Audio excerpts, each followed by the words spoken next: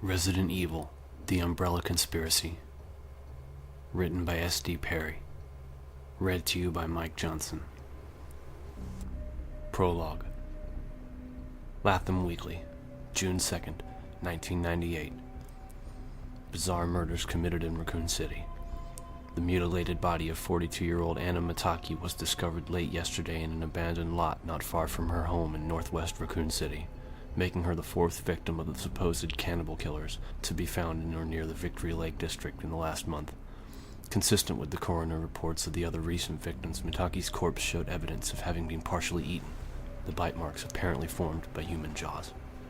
Shortly after the discovery of Miss Mataki by two joggers at approximately 9 o'clock last night, Chief Irons made a brief statement insisting that the RPD is working diligently to apprehend the perpetrators of such heinous crimes, and that he is currently consulting with city officials about more drastic protection measures for Raccoon citizens. In addition to the murderous spree of cannibal killers, 3 others have died from probable animal attacks in Raccoon Forest in the past several weeks, bringing the toll of mysterious deaths up to 7. Raccoon Times, June 22nd, 1998. Horror in Raccoon, more victims dead. The bodies of a young couple were found early Sunday morning in Victory Park, making Deanne Rouge and Christopher Smith the 8th and 9th victims in the reign of violence that has terrorized the city since mid-May of this year. Both victims, age 19, were reported as missing by concerned parents late Saturday night and were discovered by police officers on the west bank of Victory Lake at approximately 2 a.m.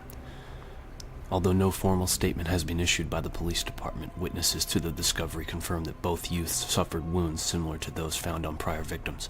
Whether or not the attackers were human or animal has yet to be announced. According to friends of the young couple, the two had talked about tracking down the rumored wild dogs recently spotted in the heavily forested park and had planned to violate the citywide curfew in order to see one of the alleged nocturnal creatures. Mayor Harris has scheduled a press conference for this afternoon and is expected to make an announcement regarding the current crisis, calling for a stricter enforcement of the curfew.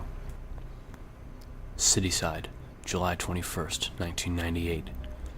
S.T.A.R.S, Special Tactics and Rescue Service sent to save Raccoon City. With the reported disappearance of 3 hikers in Raccoon Forest earlier this week, city officials have finally called for a roadblock on rural Route 6 at the foothills of the Arklay Mountains. Police Chief Brian Irons announced yesterday that the S.T.A.R.S will participate full-time in the search for the hikers, and will also be working closely with the RPD until there is an end to the rash of murders and disappearances that are destroying the community. Chief Irons, a former S.T.A.R.S member himself, said today in an exclusive Cityside telephone interview that it is high time that we employ the talents of these dedicated men and women towards the safety of this city. We've had 9 brutal murders here in less than 2 months, and at least 5 disappearances now, and all of these events have taken place in a close proximity to Raccoon Forest. This leads us to believe that the perpetrators of these crimes may be hiding somewhere in the Victory Lake district, and the S.T.A.R.S had just the kind of experience we need to find them. When asked why the S.T.A.R.S hadn't been assigned to these cases until now, Chief Irons would only say that the S.T.A.R.S had been assisting the RPD since the beginning, and that they would be a welcome addition to the task force currently working on the murders full-time. Founded in New York in 1967, the privately funded S.T.A.R.S organization was originally created as a measure against cult-affiliated terrorism by a group of retired military officials and ex-field operatives from both the CIA and FBI. Under the guidance of former NSDA National Security and Defense Agency Director Marco Palmieri, the group quickly expanded its services to include everything from hostage negotiation to code breaking to riot control. Working with local police agencies, each branch office of the S.T.A.R.S is designed to work as a complete unit in itself. The S.T.A.R.S set up its Raccoon City branch through the fundraising efforts of several local businesses in 1972 and is currently led by Captain Albert Wesker, promoted to the position less than 6 months ago.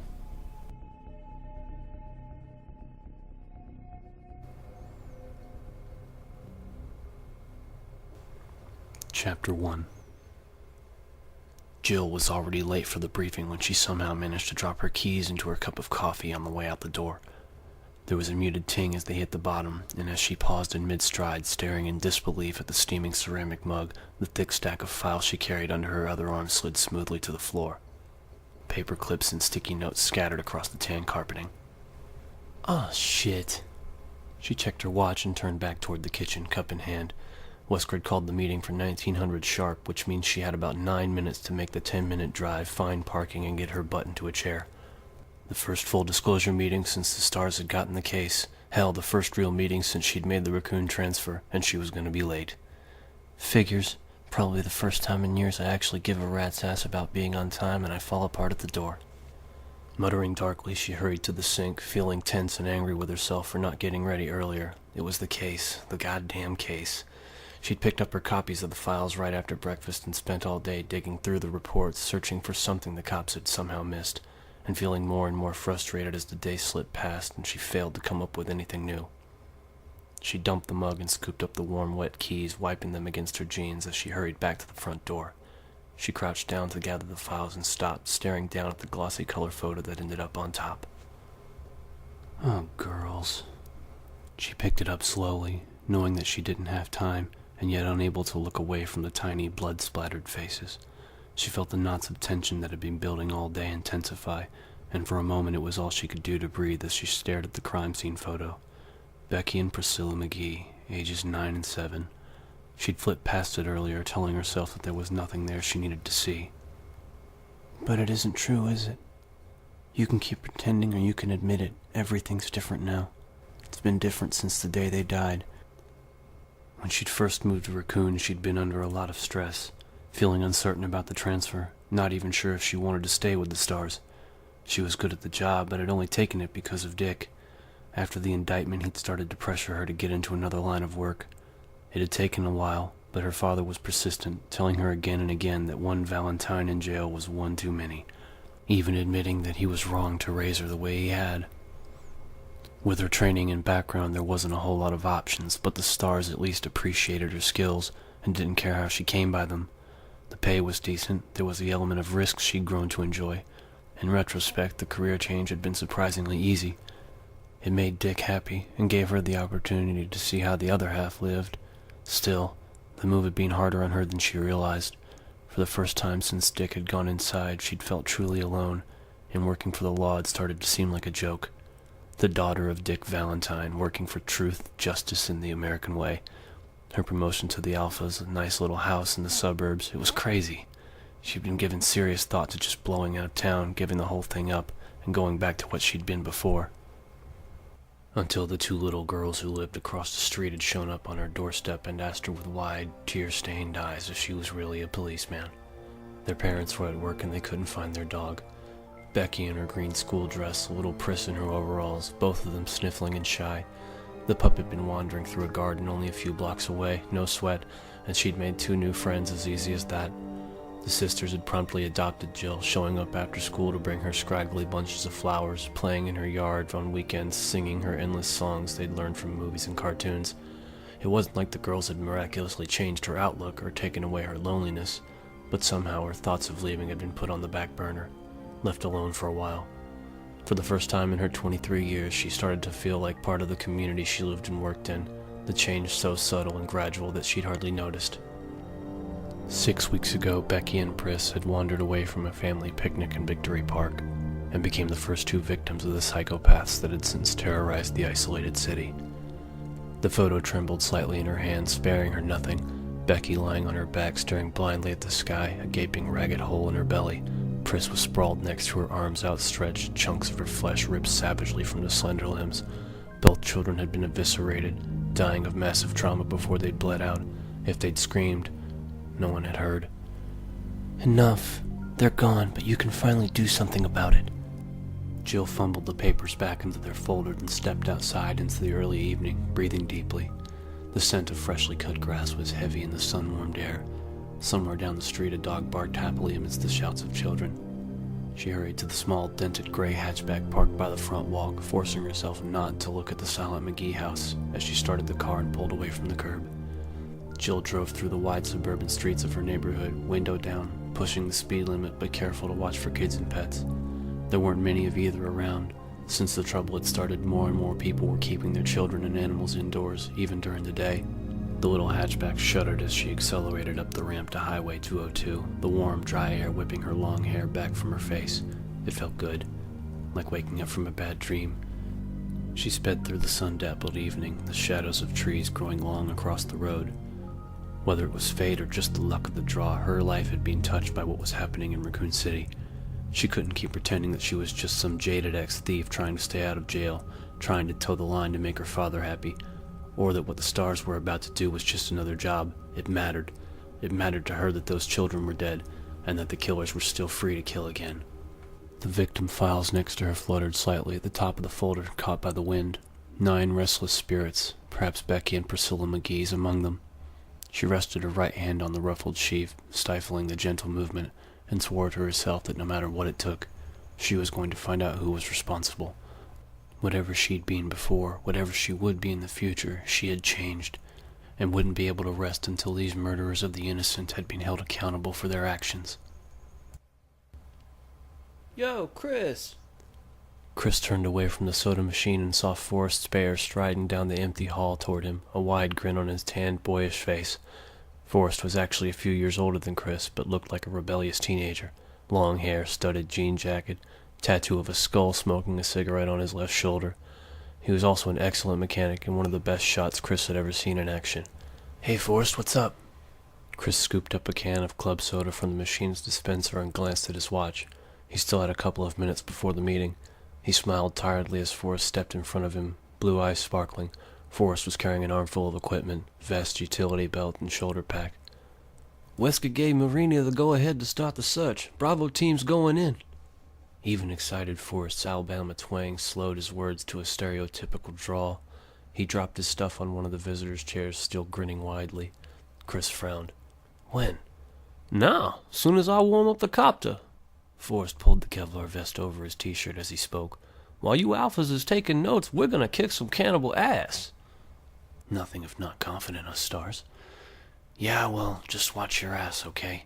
I still think there's more going on here than a couple of slobbering nut jobs hanging around in the woods." "You know it." Forrest pushed his hair back and grabbed his utility belt, obviously already focused on the mission. Chris thought about saying more, but decided against it. For all of his bravado, Forrest was a professional. He didn't need to be told to be careful. "You sure about that, Chris? You think Billy was being careful?" Sighing inwardly, Chris slapped Forrest's shoulder lightly and headed for ops through the doorway of the small upstairs waiting room and down the hall. He was surprised that Wesker was sending the teams in separately, although it was standard for the less experienced S.T.A.R.S to do the initial recon.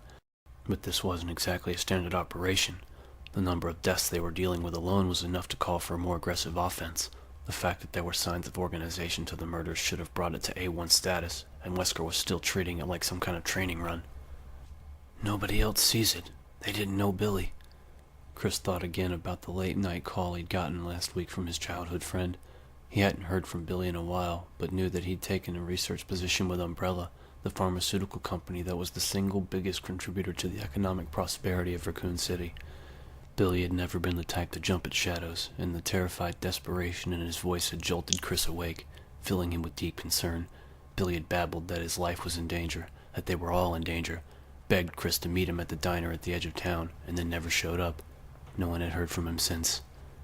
Chris had run it over and over again in his mind during the sleepless nights since Billy's disappearance, trying to convince himself that there was no connection to the attacks on Raccoon, and yet was unable to shake his growing certainty that there was more going on than met the eye, and that Billy had known what it was. The cops had checked out Billy's apartment and found nothing to indicate foul play, but Chris's instincts told him that his friend was dead, and that he had been killed by somebody who wanted to keep him from talking. "And I seem to be the only one. Irons doesn't give a shit, and the team just thinks I'm torn up over the loss of an old friend." He pushed the thoughts aside as he turned the corner, his boot heels sending muted echoes through the arched second-floor corridor. He had to focus, to keep his mind on what he could do to find out why Billy had disappeared, but he was exhausted, running on a minimum of sleep and almost constant anxiety that had plagued him since Billy's call. Maybe he was losing his perspective, his objectivity dulled by recent events. He forced himself not to think about anything at all as he neared the S.T.A.R.S office, determined to be clear-headed for the meeting. The buzzing fluorescence above seemed like overkill in the blazing evening light that filled the tight hallway. The Raccoon Police Building was a classic, if unconventional, piece of architecture, lots of inlaid tile and heavy wood, but it had too many windows designed to catch the sun.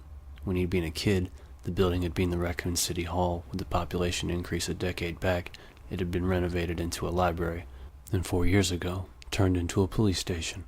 It seemed like there was always some kind of construction going on. The door to the S.T.A.R.S office stood open, the muted sounds of gruff male voices spilling out into the hall. Chris hesitated a moment, hearing Chief Irons among them. Just call me Brian. Irons was a self-centered and self-serving politician masquerading as a cop. It was no secret that he had his sweaty fingers in more than a few local pies. He'd even been implicated in the Cider District land scam back in '94, and although nothing had been proved in court, anyone who knew him personally didn't harbor any doubt. Chris shook his head, listening to Irons' greasy voice. Hard to believe he'd once led the Raccoon S.T.A.R.S, even as a paper pusher. Maybe even harder to believe that he'd probably end up as mayor someday. Of course, it doesn't help much that he hates your guts, does it, Redfield? Yeah, well, Chris didn't like to kiss ass, and Irons didn't know how to have any other kind of relationship. At least Irons wasn't a total incompetent. He had some military training. Chris pasted on a straight face and stepped into the small, cluttered office that served as the S.T.A.R.S filing cabinet and base of operations. Barry and Joseph were over by the rookie desk, going through a box of papers and talking quietly. Brad Vickers, the Alpha pilot, was drinking coffee and staring at the main computer screen a few feet away, a sour expression on his mild features. Across the room, Captain Wesker was leaning back in his chair, hands behind his head, smiling blankly at something Chief Irons was telling him. Irons' bulk was leaned against Wesker's desk, one pudgy hand brushing at his carefully groomed mustache as he spoke. So I said, you're gonna print what I tell you to print, Bertolucci, and you're gonna like it, or you'll never get another quote from this office. And he says... Chris! Wesker interrupted the chief, sitting forward. Good, you're here. Looks like we can stop wasting time. Irons scowled in his direction, but Chris kept his poker face. Wesker didn't care much for Irons either, and didn't bother trying to be any more than polite in his dealings with the man. From the glint in his eyes, it was obvious he didn't care who knew it either. Chris walked into the office and stood by the desk he shared with Ken Sullivan, one of the Bravo team. Since the teams usually worked different shifts, they didn't need much room. He sat the unopened can of soda on the battered desktop and looked at Wesker. You're sending Bravo in. The captain gazed back at him impassively, arms folded across his chest. Standard procedure, Chris. Chris sat down, frowning. Yeah, but with what we talked about last week, I thought... Irons interrupted. I gave the order, Redfield. I know you think there's some kind of cloak and dagger going on here, but I don't see any reason to deviate from policy. Sanctimonious prick. Chris forced a smile, knowing it would irritate Irons. Of course, sir. No need to explain yourself on my behalf. Irons glared at him for a moment, his piggy little eyes snapping, then apparently decided to let it drop. He turned back to Wesker. I'll expect a report when Bravo returns. Now, if you'll excuse me, Captain. Wesker nodded. Chief? Irons stalked past Chris and out of the room. He'd been gone less than a minute before Barry started in. Think the chief took a shit today? Maybe we all ought to chip in for Christmas and get him some laxatives. Joseph and Brad laughed, but Chris couldn't bring himself to join in. Irons was a joke, but his mishandling of the investigation wasn't all that funny. The S.T.A.R.S should have been called in at the beginning instead of acting as RPD backup. He looked back at Wesker, the man's perpetually composed expression hard to read. Wesker had taken over the Raccoon S.T.A.R.S only a few months ago, transferred by the Home Office in New York, and Chris still didn't have any real insight into his character. The new captain seemed to be everything he was reputed to be, smooth, professional, cool, but there was a kind of distance to him, a sense that he was often far removed from what was going on. Wesker sighed and stood up. Sorry, Chris. I know you wanted things to go different, but Irons didn't put a whole lot of stock into your misgivings. Chris nodded. Wesker could make recommendations, but Irons was the only one who could upgrade a mission status. Not your fault. Barry walked toward them, scruffing at his short reddish beard with one giant fist. Barry Burton was only 6 feet tall, but built like a truck. His only passion outside of his family and his weapons collection was weightlifting, and it showed. Don't sweat it, Chris. Marini will call us in the second he smells trouble. Irons is just pulling your chain. Chris nodded again, but he didn't like it. Hell, Enrico Marini and Forrest Speyer were the only experienced soldiers in Bravo. Ken Sullivan was a good scout and a brilliant chemist, but in spite of his S.T.A.R.S training, he couldn't shoot the broadside of a barn. Richard Aiken was a top-rate communications expert, but he also lacked field experience. Rounding out Bravo team was Rebecca Chambers, who'd only been with the S.T.A.R.S for 3 weeks, supposed to be some kind of medical genius. Chris had met her a couple of times and she seemed bright enough, but she was just a kid. It's not enough. Even with all of us, it might not be enough. He cracked open his soda but didn't drink any, wondering instead what the stars were going up against, Billy's pleading, desperate words echoing through his mind yet again. They're gonna kill me, Chris. They're gonna kill everyone who knows. Meet me at Emmy's now. I'll tell you everything. Exhausted, Chris stared off into space, alone in the knowledge that the savage murders were only the tip of the proverbial iceberg. Barry stood by Chris's desk for a minute, trying to think of something else to say, but Chris didn't look like he was in the mood for conversation. Barry shrugged inwardly and headed back to where Joseph was going through files. Chris was a good guy, but he took things too hard sometimes. He'd get over it as soon as it was their turn to step in. Man, it was hot. Seemingly endless trickles of sweat rolled down his spine, gluing his t-shirt to his broad back. The air conditioning was on the fritz as usual, and even with the door open, the tiny S.T.A.R.S office was uncomfortably warm. Any luck? Joseph looked up at him from the pile of papers, a rueful smirk on his lean face. You kidding? It's like somebody hid the damn thing on purpose. Barry sighed and scooped up a handful of files. Maybe Jill found it. She was still here when I left last night, going through the witness reports for about the 100th time. What are you two looking for anyway? Brad asked. Barry and Joseph both looked over at Brad, still sitting at the computer console, headset on. He'd be monitoring Bravo's progress throughout their flyby of the forested district, but for now, he looked bored as hell. Joseph answered him. Barry claims that there are floor plans in here somewhere on the old Spencer estate, some architectural digest that came out when the house was built. He paused, then grinned at Brad. Except that I'm thinking that old Barry's gone senile on us. They say memory's the first thing to go. Barry scowled good-naturedly. Old Barry could easily kick your ass into next week, little man. Joseph looked at him mock-seriously. Yeah, but would you remember it afterwards? Barry chuckled, shaking his head. He was only 38, but he'd been with the Raccoon S.T.A.R.S for 15 years, making him the senior member. He endured numerous old-age jokes, mostly from Joseph. Brad cocked an eyebrow. The Spencer place, why would it be in a magazine? You kids gotta learn your history, Barry said. It was designed by the one and only George Trevor, just before he disappeared. He was that hotshit architect who did all those weird skyscrapers in D.C. In fact, Trevor's disappearance may have been the reason that Spencer shut the mansion down. Rumor has it that Trevor went crazy during the construction when it was finished. He got lost and wandered the halls until he starved to death. Brad scoffed, but suddenly looked uneasy. That's bullshit. I never heard anything like that. Joseph winked at Barry. No, it's true. Now his tortured ghost roams the estate each night, pale and emaciated, and I've heard tell that sometimes you can hear him calling out, Brad Vickers. Bring me Brad Vickers. Brad flushed slightly. Yeah, ha, you're a real comedian, Frost. Barry shook his head, smiling, but wondered again how Brad had ever made it to Alpha. He was undoubtedly the best hacker working for S.T.A.R.S and a decent enough pilot, but he wasn't so hot under pressure. Joseph had taken to calling him Chicken Heart Vickers when he wasn't around, and while the S.T.A.R.S generally stuck up for one another, nobody disagreed with Joseph's assessment. So is that why Spencer shut it down? Brad addressed this to Barry, his cheeks still red. Barry shrugged. I doubt it. It was supposed to be some kind of guest house for Umbrella's top execs. Trevor did disappear right after the time of completion, but Spencer was wacko anyway. He decided to move Umbrella's headquarters to Europe. I forget where exactly. Just boarded up the mansion.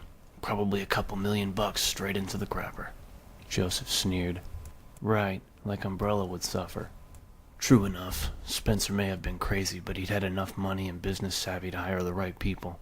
Umbrella was one of the biggest medical research and pharmaceutical companies on the planet. Even 30 years ago, the loss of a few $1,000,000 probably hadn't hurt. Anyway, Joseph went on, the Umbrella people told Irons they'd sent someone out to check the place over, and that it was secure, no break-ins. So why look for blueprints? Brad asked. It was Chris who answered, startling Barry. He'd walked back to join them, his youthful face fixed with a sudden intensity that almost bordered on obsessive. Because it's the only place in the woods that hasn't been checked out by the police, and it's practically in the middle of the crime scenes, and because you can't always trust what people say. Brad frowned. But if Umbrella sent somebody out...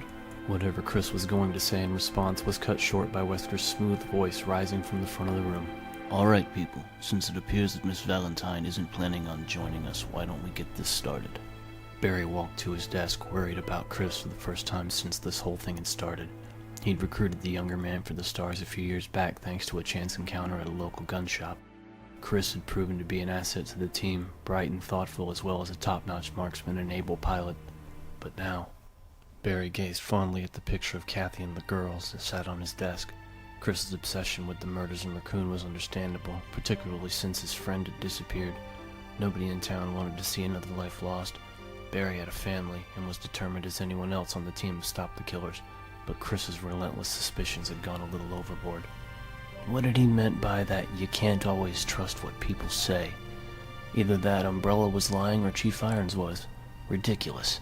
Umbrella's branch chemical plant and administrative buildings on the outskirts of town supplied 3/4 of the jobs in Raccoon City. It'd be counterproductive for them to lie. Besides, Umbrella's integrity was at least as solid as any other major corporation's, maybe some industrial espionage, but medical secret swapping was a far cry from murder. And Chief Irons, though a fat Weasley blowhard, wasn't the kind to get his hands any dirtier than they'd get accepting illegal campaign funds. The guy wanted to be mayor, for Christ's sake. Barry's gaze lingered on the picture of his family a moment longer before he turned his chair around to face Wesker's desk, and he suddenly realized that he wanted Chris to be wrong. Whatever was going on in Raccoon City, that kind of vicious brutality couldn't be planned, and that meant... Barry didn't know what that meant. He sighed and waited for the meeting to begin.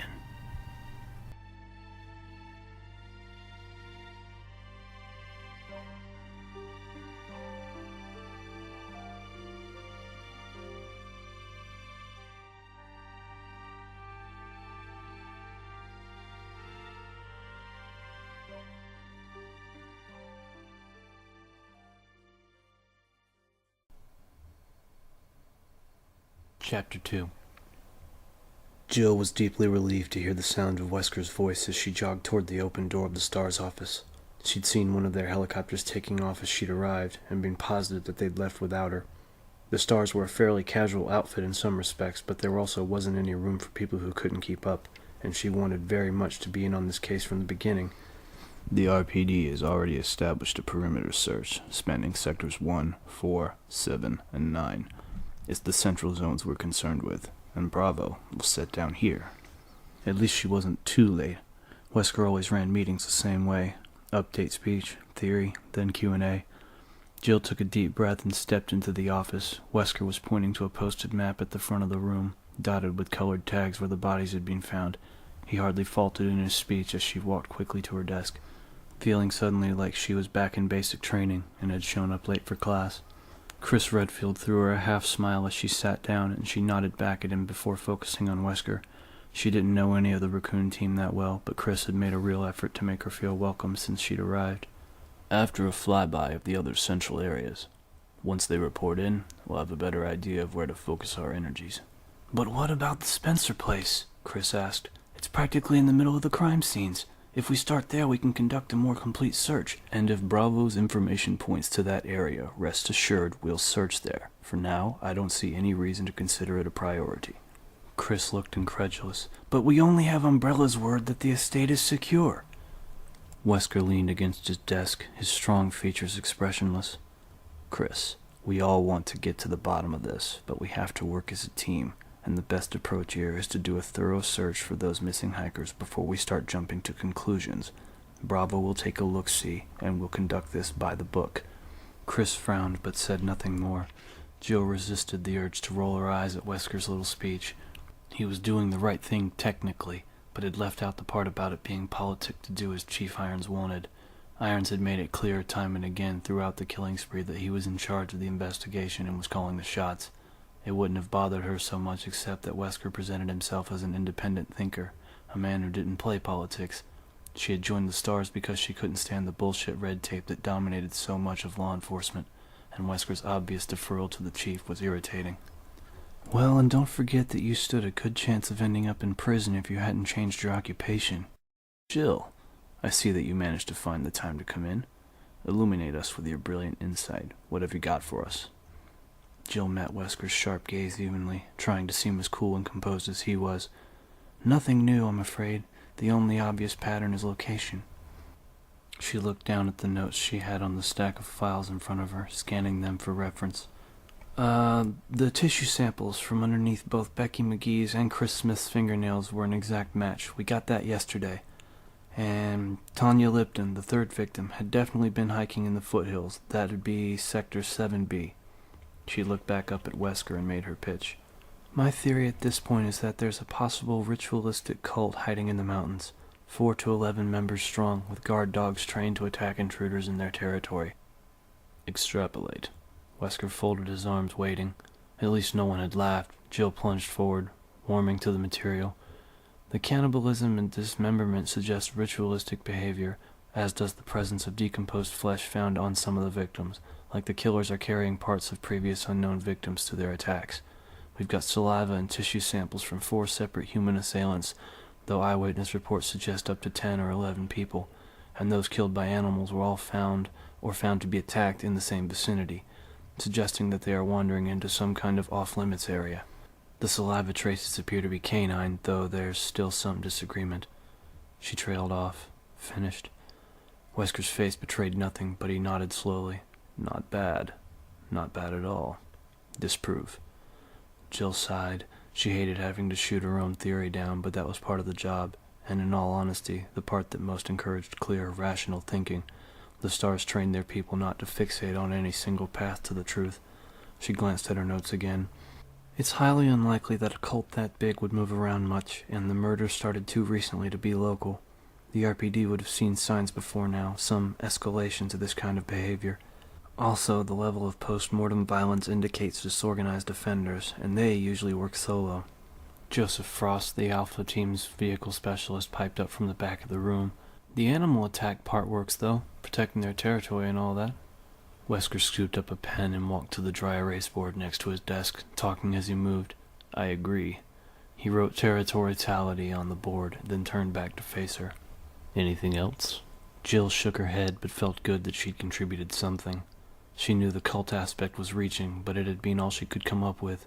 The police certainly hadn't come up with anything better. Wesker turned his attention to Brad Vickers, who suggested that it was a new strain of terrorism, that demands would be made soon. Wesker put terrorism on the board, but didn't seem enthusiastic about the idea. Neither did anyone else.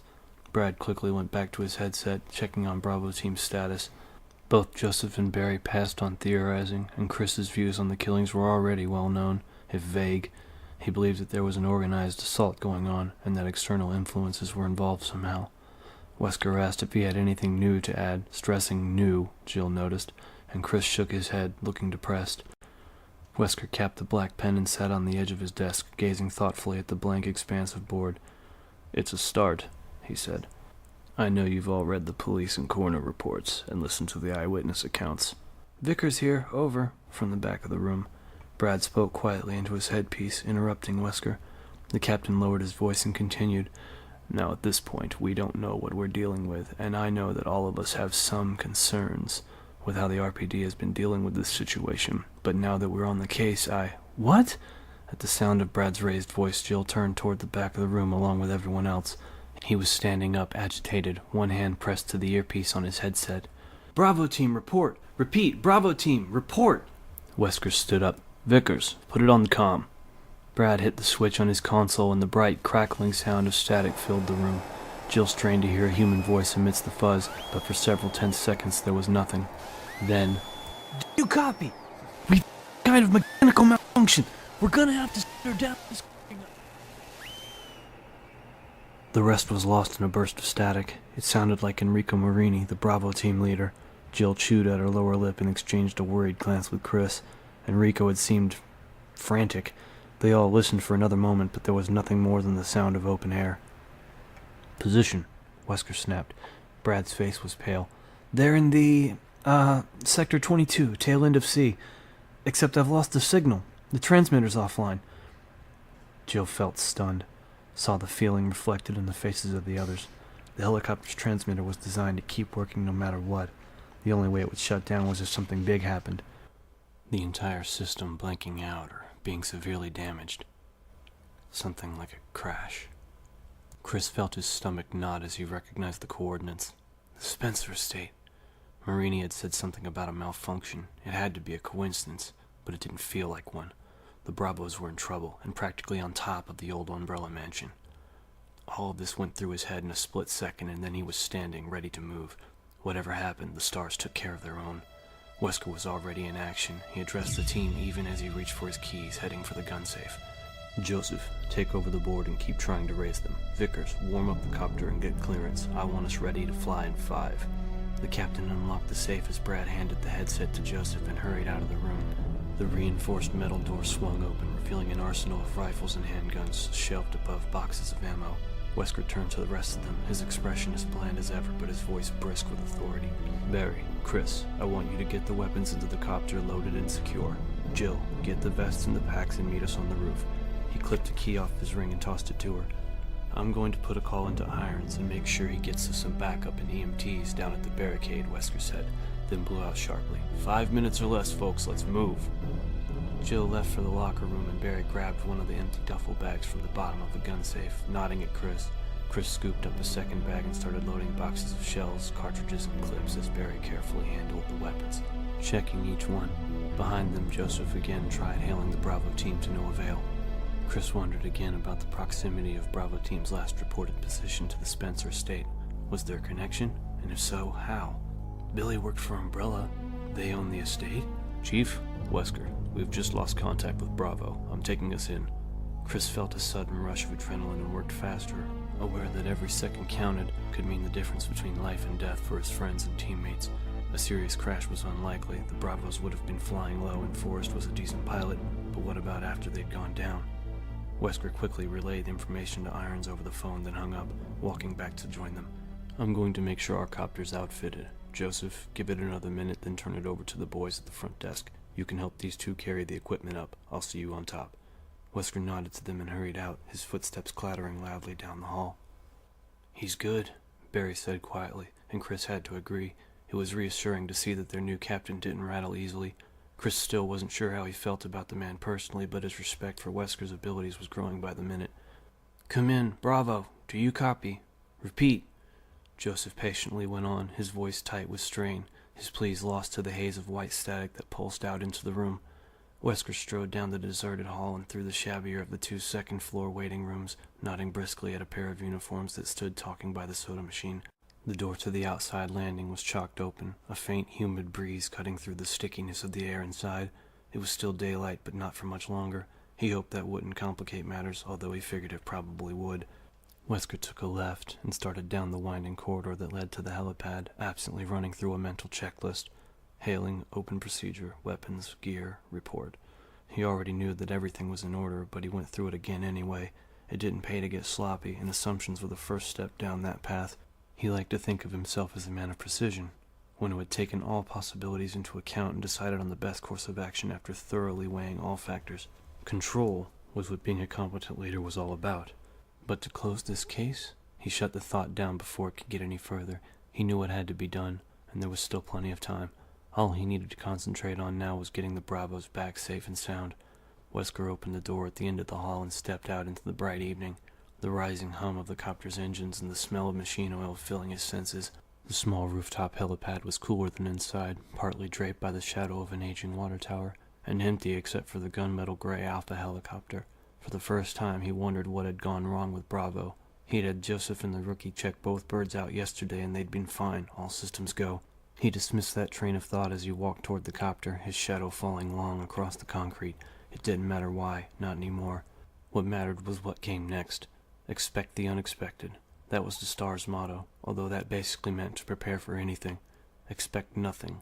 That was Albert Wesker's motto. A little less catchy maybe, but infinitely more useful. It virtually guaranteed that nothing would ever surprise him. He stepped up to the open pilot door to get a shaky thumbs up from Vickers. The man looked positively green, and Wesker briefly considered leaving him behind. Chris was licensed to fly, and Vickers had a reputation for choking under the gun. The last thing he needed was for one of his people to freeze up if there was trouble. Then he thought about the lost Bravos and decided against it. This was a rescue mission. The worst Vickers could do would be to throw up on himself if the copter had crashed badly, and Wesker could live with that. He opened the side door and crouched his way into the cabin, doing a quick inventory of the equipment that lined the walls. Emergency flares, ration kits. He popped the lid on the heavy, dented footlocker behind the benches and looked through the basic medical supplies, nodding to himself. They were as ready as they were going to be. Wesker grinned suddenly, wondering what Brian Irons was doing right now. Shitting his pants, no doubt. Wesker chuckled as he stepped back out onto the sun-baked asphalt, getting a sudden clear mental image of Irons' pudgy cheeks red with anger and crap dribbling down his leg. Irons liked to think he could control everything and everyone around him, and lost his temper when he couldn't, and that made him an idiot. Unfortunately for all of them, he was an idiot with a little bit of power. Wesker had checked him out carefully before taking the position in Raccoon City, and knew a few things about the chief that didn't paint him in a particularly positive light. He had no intention of using that information, but if Irons attempted to screw things up one more time, Wesker had no qualms about letting the information get out. Or at least telling him I have access to it. It would certainly keep him out of the way. Barry Burton stepped out onto the concrete, carrying the ammo cache, his giant biceps flexing as he shifted his hold on the heavy canvas bag and started for the copter. Chris and Joseph followed, Chris with the sidearms and Joseph lugging a satchel of RPGs, the compact grenade launcher slung over one shoulder. Wesker marveled at Burton's brute strength as the Alpha climbed in and casually set the bag down as though it didn't weigh over 100 pounds. Barry was bright enough, but in the S.T.A.R.S, muscle was a definite asset. Everyone else in his squad was in good shape, but compared to Barry, they were pencil necks. As the three of them stored the equipment, Wesker turned his attention back to the door, watching for Jill. He checked his watch and frowned. It had been just under 5 minutes since their last contact with Bravo. They'd made excellent time, so where the hell was Valentine? He hadn't interacted with her much since she'd come to Raccoon, but her file was a rave review. She'd gotten high recommendations from everyone she'd worked with, praised by her last captain as highly intelligent and unusually calm in a crisis. She'd have to be with her history. Her father was Dick Valentine, the best thief in the business a couple decades back. He'd trained her to follow in his footsteps, and word had it that she'd actually done quite well until Daddy had been incarcerated. Prodigy or no, she could stand to buy a decent watch. He silently urged Jill to get her ass into gear, and motioned for Vickers to start the blades turning. It was time to find out how bad things were out there. Chapter 3. Jill turned toward the door of the dim and silent S.T.A.R.S locker room, her arms full with 2 bulging duffel bags. She set them down and quickly pulled her hair back, tucking it into a well-worn black beret. It was really too hot, but it was her lucky hat. She glanced at her watch, hefting the bags, pleased to note that it had only taken her 3 minutes to load up. She'd gone through all of the Alpha lockers, grabbing utility belts, fingerless gloves, Kevlar vest shoulder packs, noting that the lockers reflected their users' personalities.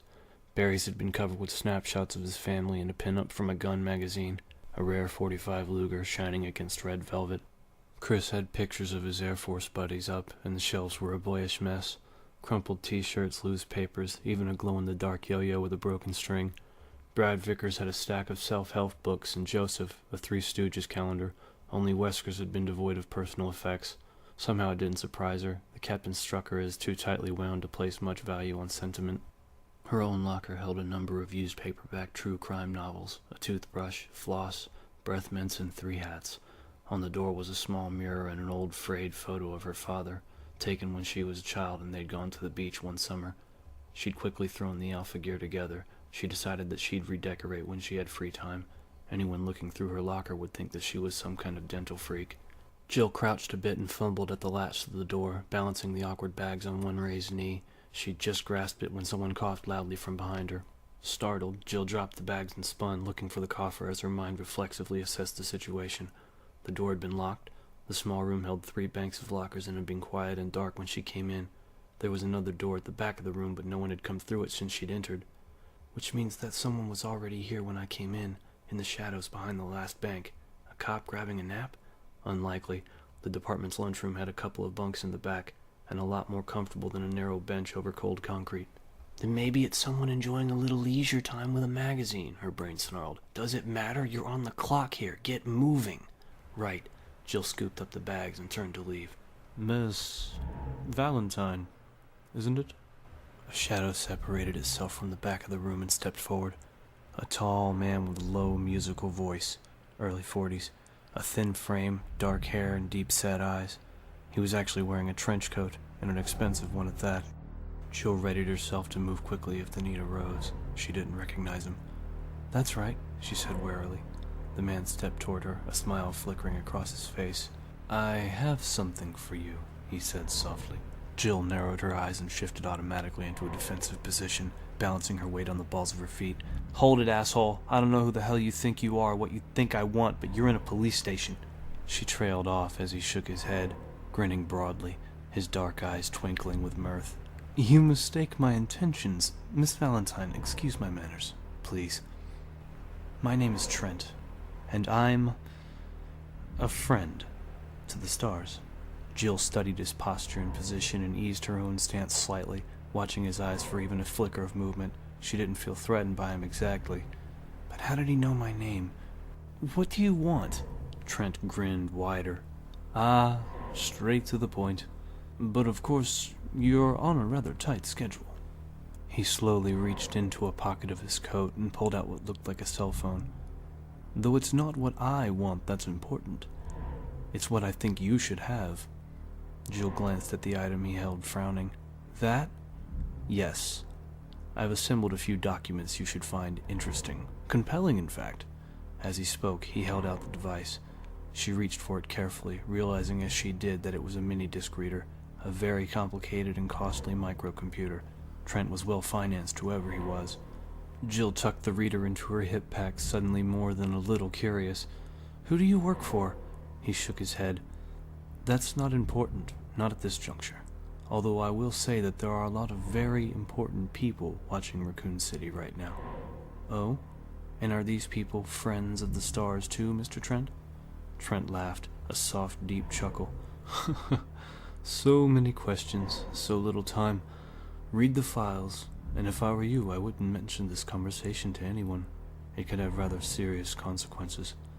He walked toward the door in the back of the room, turning to her as he reached for the knob. Trent's lined, weathered features suddenly lost all traces of humor, his gaze serious and intense. "One more thing, Miss Valentine, and this is critical. Make no mistake. Not everyone can be trusted, and not everyone is who they appear to be. Even the people you think you know. If you want to stay alive, you'll do well to remember it." Trent opened the door, and just like that, he was gone. Jill stared after him, her mind going a million directions at once. She felt like she was in some old melodramatic spy movie and had just met the mysterious stranger. It was laughable. And yet he just handed you several $1,000s worth of equipment with a straight face and told you to watch your back. You think he's kidding? She didn't know what to think, and she didn't have time to think. The Alpha team was probably assembled, waiting, wondering where the hell she was. Jill shouldered the heavy bags and hurried out the door. They'd gotten the weapons loaded and secured, and Wesker was getting impatient. Although his eyes were hidden by dark aviator sunglasses, Chris could see it in the captain's stance and in the way he kept his head cocked toward the building. The helicopter was prepped and ready, the blades whipping warm, humid air through the tight compartment. With the doors open, the sound of the engine drowned out any attempt at conversation. There was nothing to do but wait. "Come on, Jill, don't slow us up here." Even as Chris thought it, Jill emerged from the building and jogged toward them with the Alpha gear, an apologetic look on her face. Wesker jumped down to help her, taking one of the stuffed bags as she climbed aboard. Wesker followed, closing the double hatches behind them. Instantly, the roar of the turbine engine was muted to a dull thrum. "Problems, Jill?" Wesker didn't sound angry, but there was an edge to his voice that suggested he wasn't all that happy either. Jill shook her head. "One of the lockers was stuck. I had a hell of a time getting the key to work." The captain stared at her for a moment, as if deciding whether or not to give her a hard time, then shrugged. "I'll call maintenance when we get back. Go ahead and distribute the gear."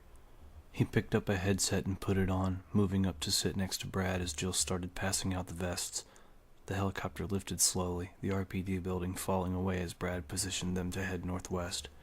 Chris crouched down next to Jill after donning his vest, helping her sort through the gloves and belts as they sped over the city toward the Arklay Mountains. The busy urban streets below quickly gave way to the suburbs. Wide streets and quiet houses set amidst the squares of browning grass and picket fences. An evening haze had settled over the sprawling but isolated community, fuzzing the edges of the picturesque view and giving it an unreal, dreamlike quality. Minutes passed in silence as the Alphas prepared themselves and belted in, each team member preoccupied with his or her own thoughts. With any luck, the Bravo team's helicopter had only suffered minor mechanical failure. Forrest would have set it down in one of the scraggly open fields that dotted the forest and was probably up to his elbows in grease by now, cursing at the engine as they waited for the Alphas to show. Without the bird in working order, Marini wouldn't start the proposed search. The alternative? Chris grimaced, not wanting to consider any alternatives. He'd once seen the aftermath of a serious copter crash back in the Air Force. Pilot error had led to the fall of a Huey carrying 11 men and women to a training mission. By the time the rescuers had arrived, there'd be nothing but charred, smoking bones amidst the fiery debris. The sweet, sickly smell of gasoline roasted flesh heavy in the blackened air. Even the ground had been burning, and that was the image that had haunted his dreams for months afterwards. The earth on fire. The chemical flames devouring the very soil beneath his feet. There was a slight dip in their altitude as Brad adjusted the rotor pitch, jolting him out of the unpleasant memory. The ragged outskirts of Raccoon Forest slipped by below, the orange markers of the police barricade standing out against the thick, muted green of the trees. Twilight was finally setting in, the forest growing heavy with shadows. "ETA 3 minutes," Brad called back, and Chris looked around the cabin, noting the silent, grim expressions of his teammates. Joseph had tied a bandana over his head and was intently relacing his boots. Barry was gently rubbing a soft cloth over his beloved Colt Python, staring out the hatch window. He turned his head to look at Jill and was surprised to find her staring back at him thoughtfully. She was sitting on the same bench as him, and she smiled briefly, almost nervously, as he caught her gaze. Abruptly she unhooked her belt and moved to sit next to him. He caught a faint scent of her skin, a clean, soapy smell. "Chris, what you've been saying about external factors in these cases." Her voice was pitched so low that he had to lean in to hear her over the throbbing of the engine. She glanced quickly around at the others as if to make sure that no one was listening, then looked into his eyes, her own carefully guarded. "I think you might be on the right track," she said softly, "and I'm starting to think that it might not be such a good idea to talk about it." Chris's throat suddenly felt dry. "Did something happen?" Jill shook her head, her finely chiseled features giving away nothing. "No. I've just been thinking that maybe you should watch what you say. Maybe not everyone listening is on the right side of this." Chris frowned, not sure what she was trying to tell him. "The only people I've talked to are on the job." Her gaze didn't falter, and he realized suddenly what she was implying. "Jesus, I thought I was paranoid. Jill, I know these people. Even if I didn't, the S.T.A.R.S have psych profiles on every member. History checks, personal references. There's no way it could happen." She sighed. "Look, forget I said anything. I just watch yourself, that's all." "All right, kids, look lively. We're coming up on Sector 22. They could be anywhere." At Wesker's interruption, Jill gave him a final sharp glance and then moved to one of the windows. Chris followed, Joseph and Barry taking the search up on the other side of the cabin. Looking out the small window, he scanned the deepening dusk on automatic, thinking about what Jill had said. He supposed he should be grateful that he wasn't the only one who suspected some kind of cover-up, but why hadn't she said anything before? And to warn him against the S.T.A.R.S. She knows something. She must. It was the only explanation that made any sense. He decided that after they picked up Bravo, he'd talk to her again, try to convince her that going to Wesker would be their best bet. With both of them pushing, the captain would have to listen. He stared out at the seemingly endless sea of trees as the helicopter skimmed lower, forcing his full attention to the search. The Spencer estate had to be close, though he couldn't see it in the fading light. Thoughts of Billy and Umbrella, and now Jill's strange warning, circled through his exhaustion, trying to break his focus, but he refused to give in. He was still worried about the Bravos, though as the trees swept by, he became more and more convinced that they weren't in any real trouble. It was probably nothing worse than a crossed wire. Forrest had just shut it down to make repairs. And then he saw it less than a mile away. Even as Joe pointed and spoke, and his concern turned to cold dread. "Look, Chris!" An oily plume of black smoke boiled up through the last remnants of daylight, staining the sky like a promise of death. Oh no. Barry clenched his jaw, staring at the stream of smoke that rose up from the trees, feeling sick. "Captain, 2 o'clock sharp!" Chris called, and then they were turning, heading for the dark smudge that could only mean a crash. Wesker moved back into the cabin, still wearing his shades. He stepped to the window and spoke quietly, his voice subdued. "Let's not assume the worst. There's a possibility that a fire broke out after they landed, or that they started the fire on purpose as a signal." Barry wished they could believe him, but even Wesker had to know better. With the copter shut down, a fire starting on its own was unlikely, and if the Bravos wanted to signal, they would have used flares. Besides which, wood doesn't make that kind of smoke. But whatever it is, we won't know till we get there. Now, if I could have your full attention, please." Barry turned away from the window and saw the others do the same. Chris, Jill, and Joseph all wore the same look as he imagined he did. Shock. S.T.A.R.S sometimes got hurt in the line of duty. It was part of the job, but accidents like this...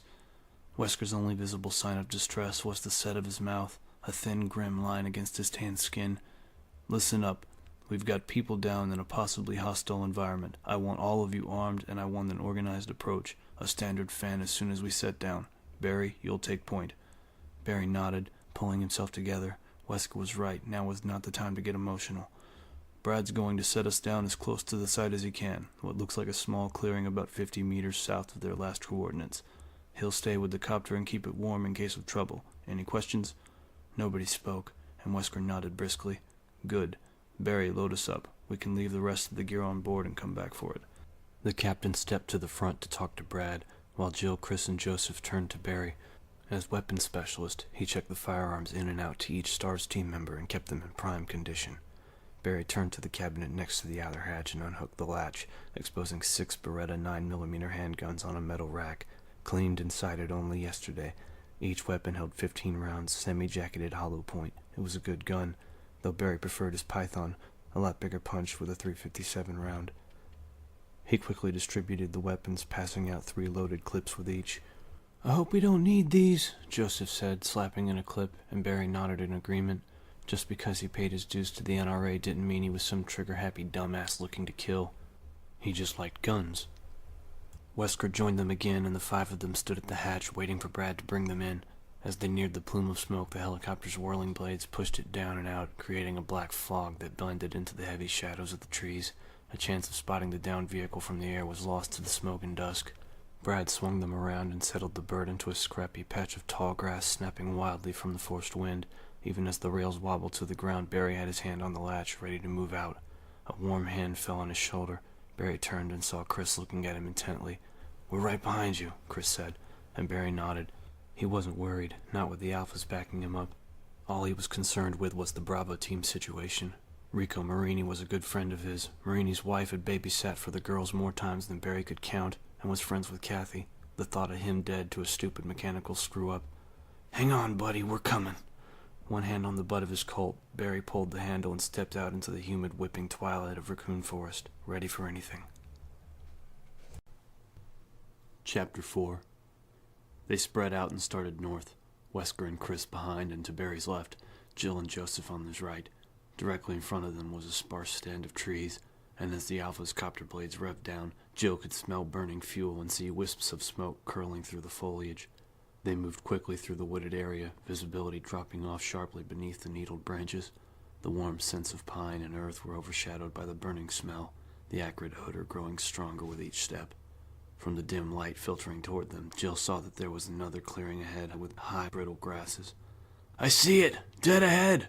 Jill felt her heart speed up at Barry's shout, and then they were all running, hurrying to catch up to their point man. She emerged from the corpse of trees, Joseph next to her. Barry was already at the downed copter, Chris and Wesker right behind. Smoke was still rising from the silent wreck, but it was thinning. If there had been a fire, it had died out. She and Joseph reached the others and stopped, staring. No one speaking as they surveyed the scene. The long, wide body of the copter was intact, not a single scratch visible. The port landing rail looked bent, but besides that and the dying haze of smoke from the rotor, there seemed to be nothing wrong with it. The hatches stood open, the beam from Wesker's pen light showing them an undamaged cabin. From what she could see, most of the Bravo's gear was still on board. So where are they? It didn't make any sense. It hadn't been 15 minutes since their last transmission. If anyone had been injured, they would have stayed. And if they decided to leave, why had they left their equipment behind? Wesker handed the light to Joseph and nodded towards the cockpit. "Check it out. The rest of you, spread out. Look for clues, tracks, shell casings, signs of a struggle. You find anything, let me know, and stay alert." Jill stood a moment longer, staring at the smoking copter, and wondering what could have happened.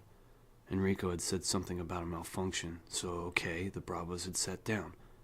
What happened next?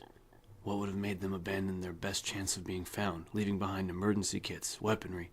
Jill saw a couple of bulletproof vests crumpled next to the hatch and shook her head, adding it to the growing list of seemingly irrational actions.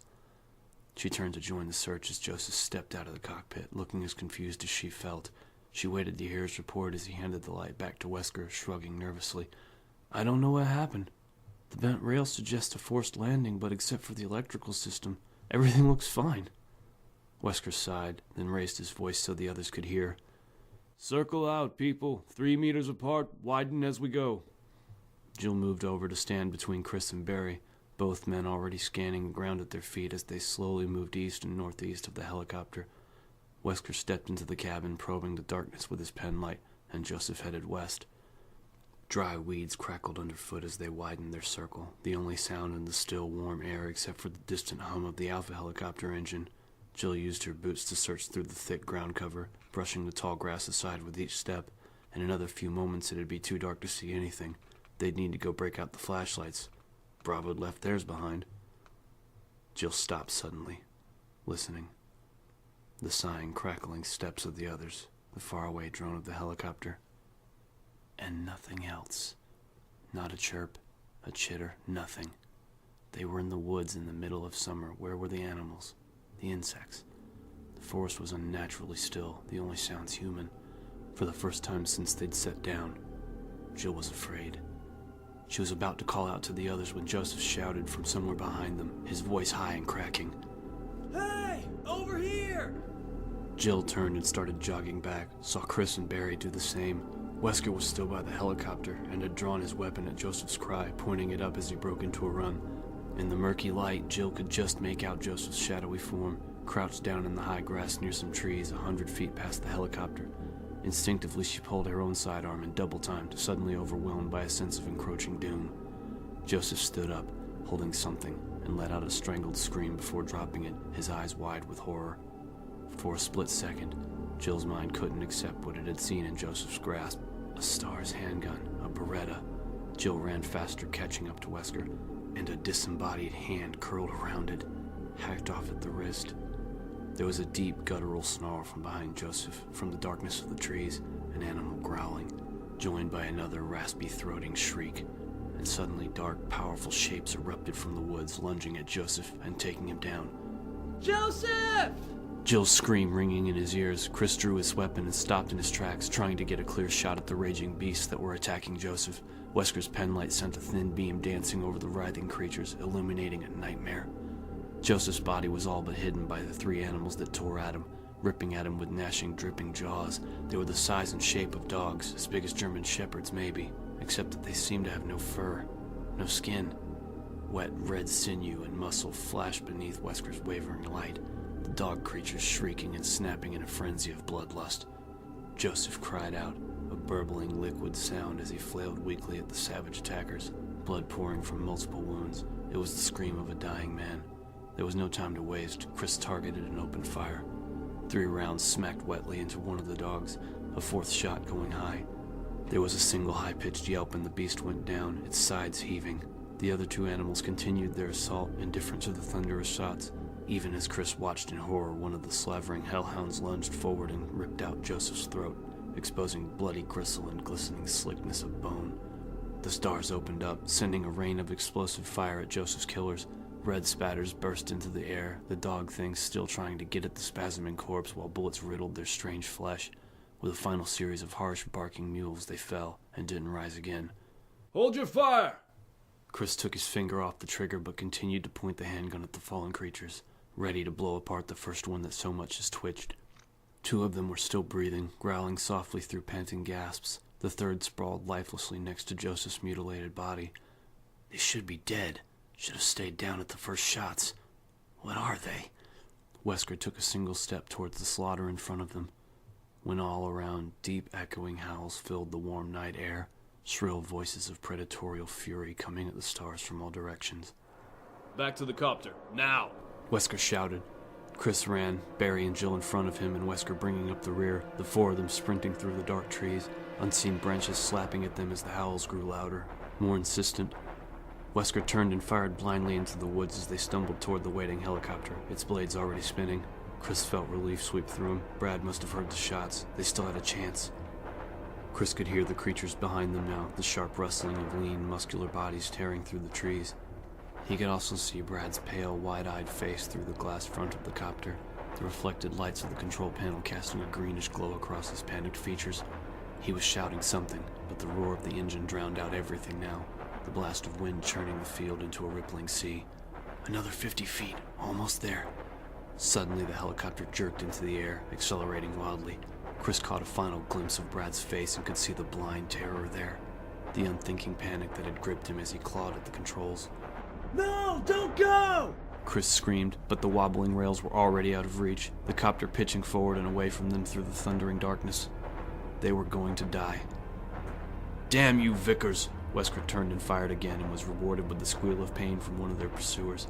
There were at least 4 more close behind, gaining on them rapidly. "Keep going!" he shouted, trying to get his bearings as they stumbled on, the piercing shrieks of the mutant dogs urging them forward. The sound of the helicopter was dying away, the cowardly Vickers taking their escape with him. Wesker fired again, the shot going wide, and saw another shadowy form join the hunt. The dogs were brutally fast. They didn't stand a chance, unless... the mansion. "Veer right, 1 o'clock!" Wesker yelled, hoping that his sense of direction was still intact. They couldn't outrun the creatures, but maybe they could keep them at bay long enough to reach cover. He spun and fired the last round in his clip. Ejecting the spent magazine, he fumbled for another one tucked in his belt as both Barry and Chris took up the defense, firing past him and into the closing pack. Wesker slapped in a fresh clip as they reached the edge of the overgrown clearing and plunged into another dark stand of trees. They stumbled and dodged through the woods, tripping on uneven ground as the killer dogs came on, lungs aching for air. Wesker imagined that he could smell the fetid, rotting meat stench of the beasts as they narrowed the distance, and he somehow found the capacity to run faster. "We should be there by now. Gotta be close." Wesker saw it first through the thinning shadows of the trees, the looming monstrosity backlit by an early moon. There, run for that house! It looked abandoned from the outside, the weathered wood and stone of the giant mansion crumbling and dark. The full size of the structure was cloaked by the shadowy, overgrown hedges that surrounded it, isolating it from the forest. A massive outset front porch presenting double doors, their only option for escape. Wesker actually heard the snap of powerful jaws behind him and fired at the sound, intuitively squeezing the trigger as he ran for the front of the mansion. A gurgling yelp and the creature fell, the howls of its siblings louder than ever, raised to a fever pitch by the thrill of the chase. Jill reached the doors first, slamming into the heavy wood with one shoulder as she snatched at the handles. Amazingly, they crashed open. Brightness spilled out across the stone steps of the porch, lighting their path. She turned and started firing, providing cover as the 3 gasping men ran for the opening in the darkness.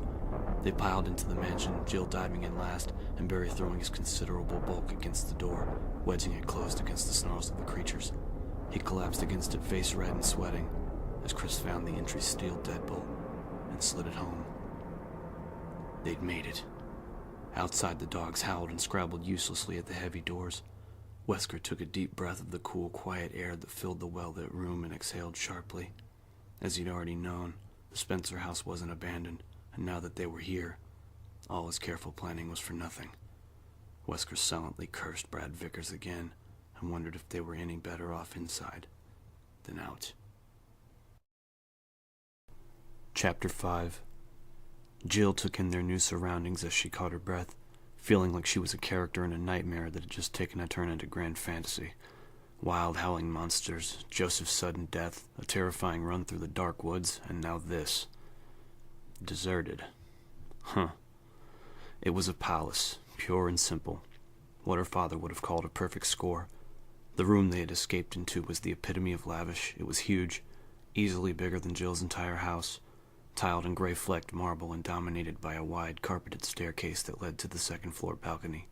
Arched marble pillars lined the ornate hall, supporting the dark, heavy wood balustrade of the upper floor. Fluted wall sconces cast funnels of light across walls of cream, trimmed in oak and offset by the deep, burnt ochre of the carpeting. In short, it was magnificent. "What is this?" Barry muttered. No one answered him. Jill took a deep breath and decided immediately that she didn't like it. There was a sense of wrongness to the vast room, an atmosphere of vague oppression. It felt haunted somehow, though by who or what she couldn't say. Beats the hell out of getting eaten by mutant dogs, though. Gotta give it that much. And on the trail of that thought, God, poor Joseph. There hadn't been time to mourn him, and there wasn't time now, but he would be missed. She walked towards the stairs, clutching her handgun, her footsteps muffled by the plush carpet that led from the front door.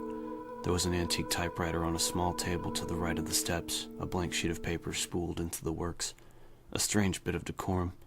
The expansive hall was otherwise empty. She turned back toward the others, wondering what their take on all of this was. Barry and Chris both looked uncertain, their faces flushed and sweaty as they surveyed the room. Wesker was crouched by the front door, examining one of the latches. He stood up, his dark shades still in place, seeming as detached as ever. The wood around this lock is splintered. Somebody broke this door open before we got here. Chris looked hopeful. Maybe the Bravos. Wesker nodded. That's what I'm thinking. Help should be on the way, assuming our friend, Mr. Vickers, bothers to call it in. His voice dripped sarcasm, and Jill felt her own anger kindling. Brad had screwed up big time, had almost cost them their lives. There was no excuse for what he'd done. Wesker continued, walking across the room toward one of the two doors on the west wall. He rattled the handle, but it didn't open. It's not safe to go back out. Until the cavalry shows up, we might as well take a look around. It's obvious that somebody's been keeping this place up, though why and for how long? He trailed off, walking back toward the group. How are we set for ammo? Jill ejected the clip from her Beretta and counted. 3 rounds left, plus the 2 loaded magazines on her belt. 33 shots.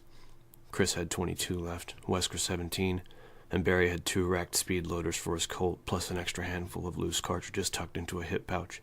19 rounds in all. Jill thought about all they'd left back on the helicopter, and felt another rush of anger toward Brad. Boxes of ammunition, flashlights, walkie-talkies, shotguns, not to mention medical supplies. That Beretta that Joseph had found out in the field, the pale, blood-spattered fingers still wrapped around it. A S.T.A.R.S team member dead or dying, and thanks to Brad, they didn't even have a Band-Aid to offer. Thump. A sound of something heavy sliding to the floor, somewhere close by. In unison, they turned toward the single door on the east wall. Jill was suddenly reminded of every horror movie she'd ever seen. A strange house, a strange noise. She shivered and decided that she was most definitely going to kick Brad's narrow ass when they got out of here. Chris, check it out and report back ASAP, Wesker said. We'll wait here in case the RPD comes knocking. You run into any trouble, fire your weapon, and we'll find you. Chris nodded and started toward the door, his boots clacking loudly against the marble floor. Jill felt that sense of foreboding wash over her again. "Chris?" His hand on the knob, he turned back and she realized that there was nothing she could tell him that made any sense. Everything was happening so fast. There was so much wrong with this situation that she didn't know where to start. And he's a trained professional, and so are you. Start acting like it. "Take care," she said finally. It wasn't what she wanted to say, but it would have to be enough. Chris gave her a lopsided grin, and then raised his Beretta and stepped through the doorway. Jill heard the ticking of a clock, and then he was gone, closing the door behind him.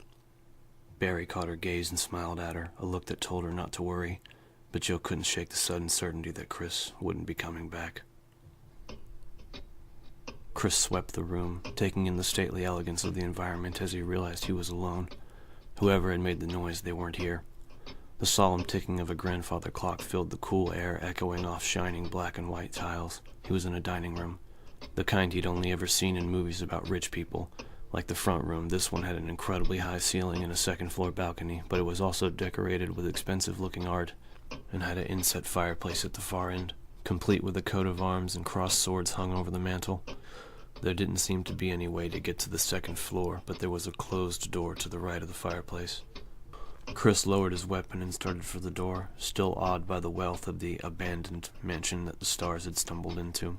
The dining room had polished red wood trim and expensive-looking art on the beige stucco walls surrounding a long wooden table that ran the length of the room. The table had to seat at least 20, though it was only set for a handful of people. Judging from the dust on the lacy placemats, nothing had been served for weeks. "Except no one is supposed to have been here for 30 years, let alone hosted a formal dinner. Spencer had this place closed down before anyone ever stayed here." Chris shook his head. Obviously someone had reopened it a long time ago. So how was it that everyone in Raccoon City believed the Spencer estate to be boarded up, a crumbling ruin out in the woods? More importantly, why had Umbrella lied to Irons about its condition? Murders, disappearances, Umbrella, Jill. It was frustrating. He felt like he had some of the answers, but wasn't sure what the questions were. He reached the door and turned the knob slowly, listening for any sound of movement on the other side. He couldn't hear anything over the ticking of the old clock. It was set against the wall, and each movement of the second hand reverberated hollowly, amplified by the cavernous room. The door opened into one side of a narrow corridor, dimly lit by antique light fixtures. Chris quickly checked both directions. To the right was maybe 10 meters of hardwood hall, a couple of doors across from him, and a door at the end of the corridor. To the left, the hallway took a sharp turn away from where he stood, widening out. He saw the edge of a patterned brown rug on the floor there. He wrinkled his nose, frowning. There was a vague odor in the air, a faint scent of something unpleasant, something familiar. He stood in the doorway another moment, trying to place the smell. One summer when he was a kid, the chain had come off his bike when he'd been out on a ride with some friends. He'd ended up in a ditch about 6 inches away from a choice bit of roadkill, the dried-up, pulpy remains of what once had been a woodchuck. Time and the summer heat had dissipated the worst of the stink, though what had remained had been bad enough. Much to the amusement of his buddies, he'd vomited his lunch all over the carcass, taken a deep breath, and then puked again. He still remembered the sun-baked scent of the drying rot. Like thickly soured milk and bile, the same smell that lingered in the corridor now, like a bad dream. Thump. A soft shuffling noise from behind the first door to his right, like a padded fist sliding across a wall. There was someone on the other side. Chris edged into the hallway and moved toward the door, careful not to turn his back to the unsecured area. As he got closer, the gentle sounds of movement stopped, and he could see the door wasn't closed all the way. No time like the present. With an easy tap, the door swung inward, into a dim hall with green-flecked wallpaper. A broad-shouldered man was standing not 20 feet away, half hidden in shadow, his back to Chris. He turned around slowly, the careful shuffling of someone drunk or injured, and the smell that Chris had noticed before came off the man in thick, noxious waves. His clothes were tattered and stained, the back of his head patchy with sparse, scraggly hair. Gotta be sick. Dying, maybe. Whatever was wrong with him, Chris didn't like it. His instincts were screaming at him to do something. He stepped into the corridor and trained his Beretta on the man's torso. Hold it! Don't move! The man completed his turn and started toward Chris, shambling forward into the light. Its face was deathly pale, except for the blood smears around its rotting lips. Flaps of dried skin hung from its sunken cheeks, and the dark wells of the creature's eye sockets glittered with hunger as it reached out with skeletal hands. Chris fired, 3 shots that smacked into the creature's upper chest in a fine spray of crimson. With a gasping moan, it crumpled to the floor, dead. Chris staggered back, his thoughts racing in time with his hammering heart. He hit the door with one shoulder, was vaguely aware that it latched closed behind him as he stared at the fallen, stinking heap. Dead. That thing is the walking goddamn dead. The cannibal attacks in Raccoon, all of them near the forest. He'd seen enough late-night movies to know what he was looking at, but he still couldn't believe it. Zombies. No way, that was fiction. But maybe some kind of disease mimicking the symptoms. He had to tell the others. He turned and grabbed at the handle, but the heavy door wouldn't move. It must have locked itself when he'd stumbled. Behind him, a wet movement. Chris spun, eyes wide as the twitching creature clawed at the wooden floor, pulling itself toward him in an eager, single-minded silence.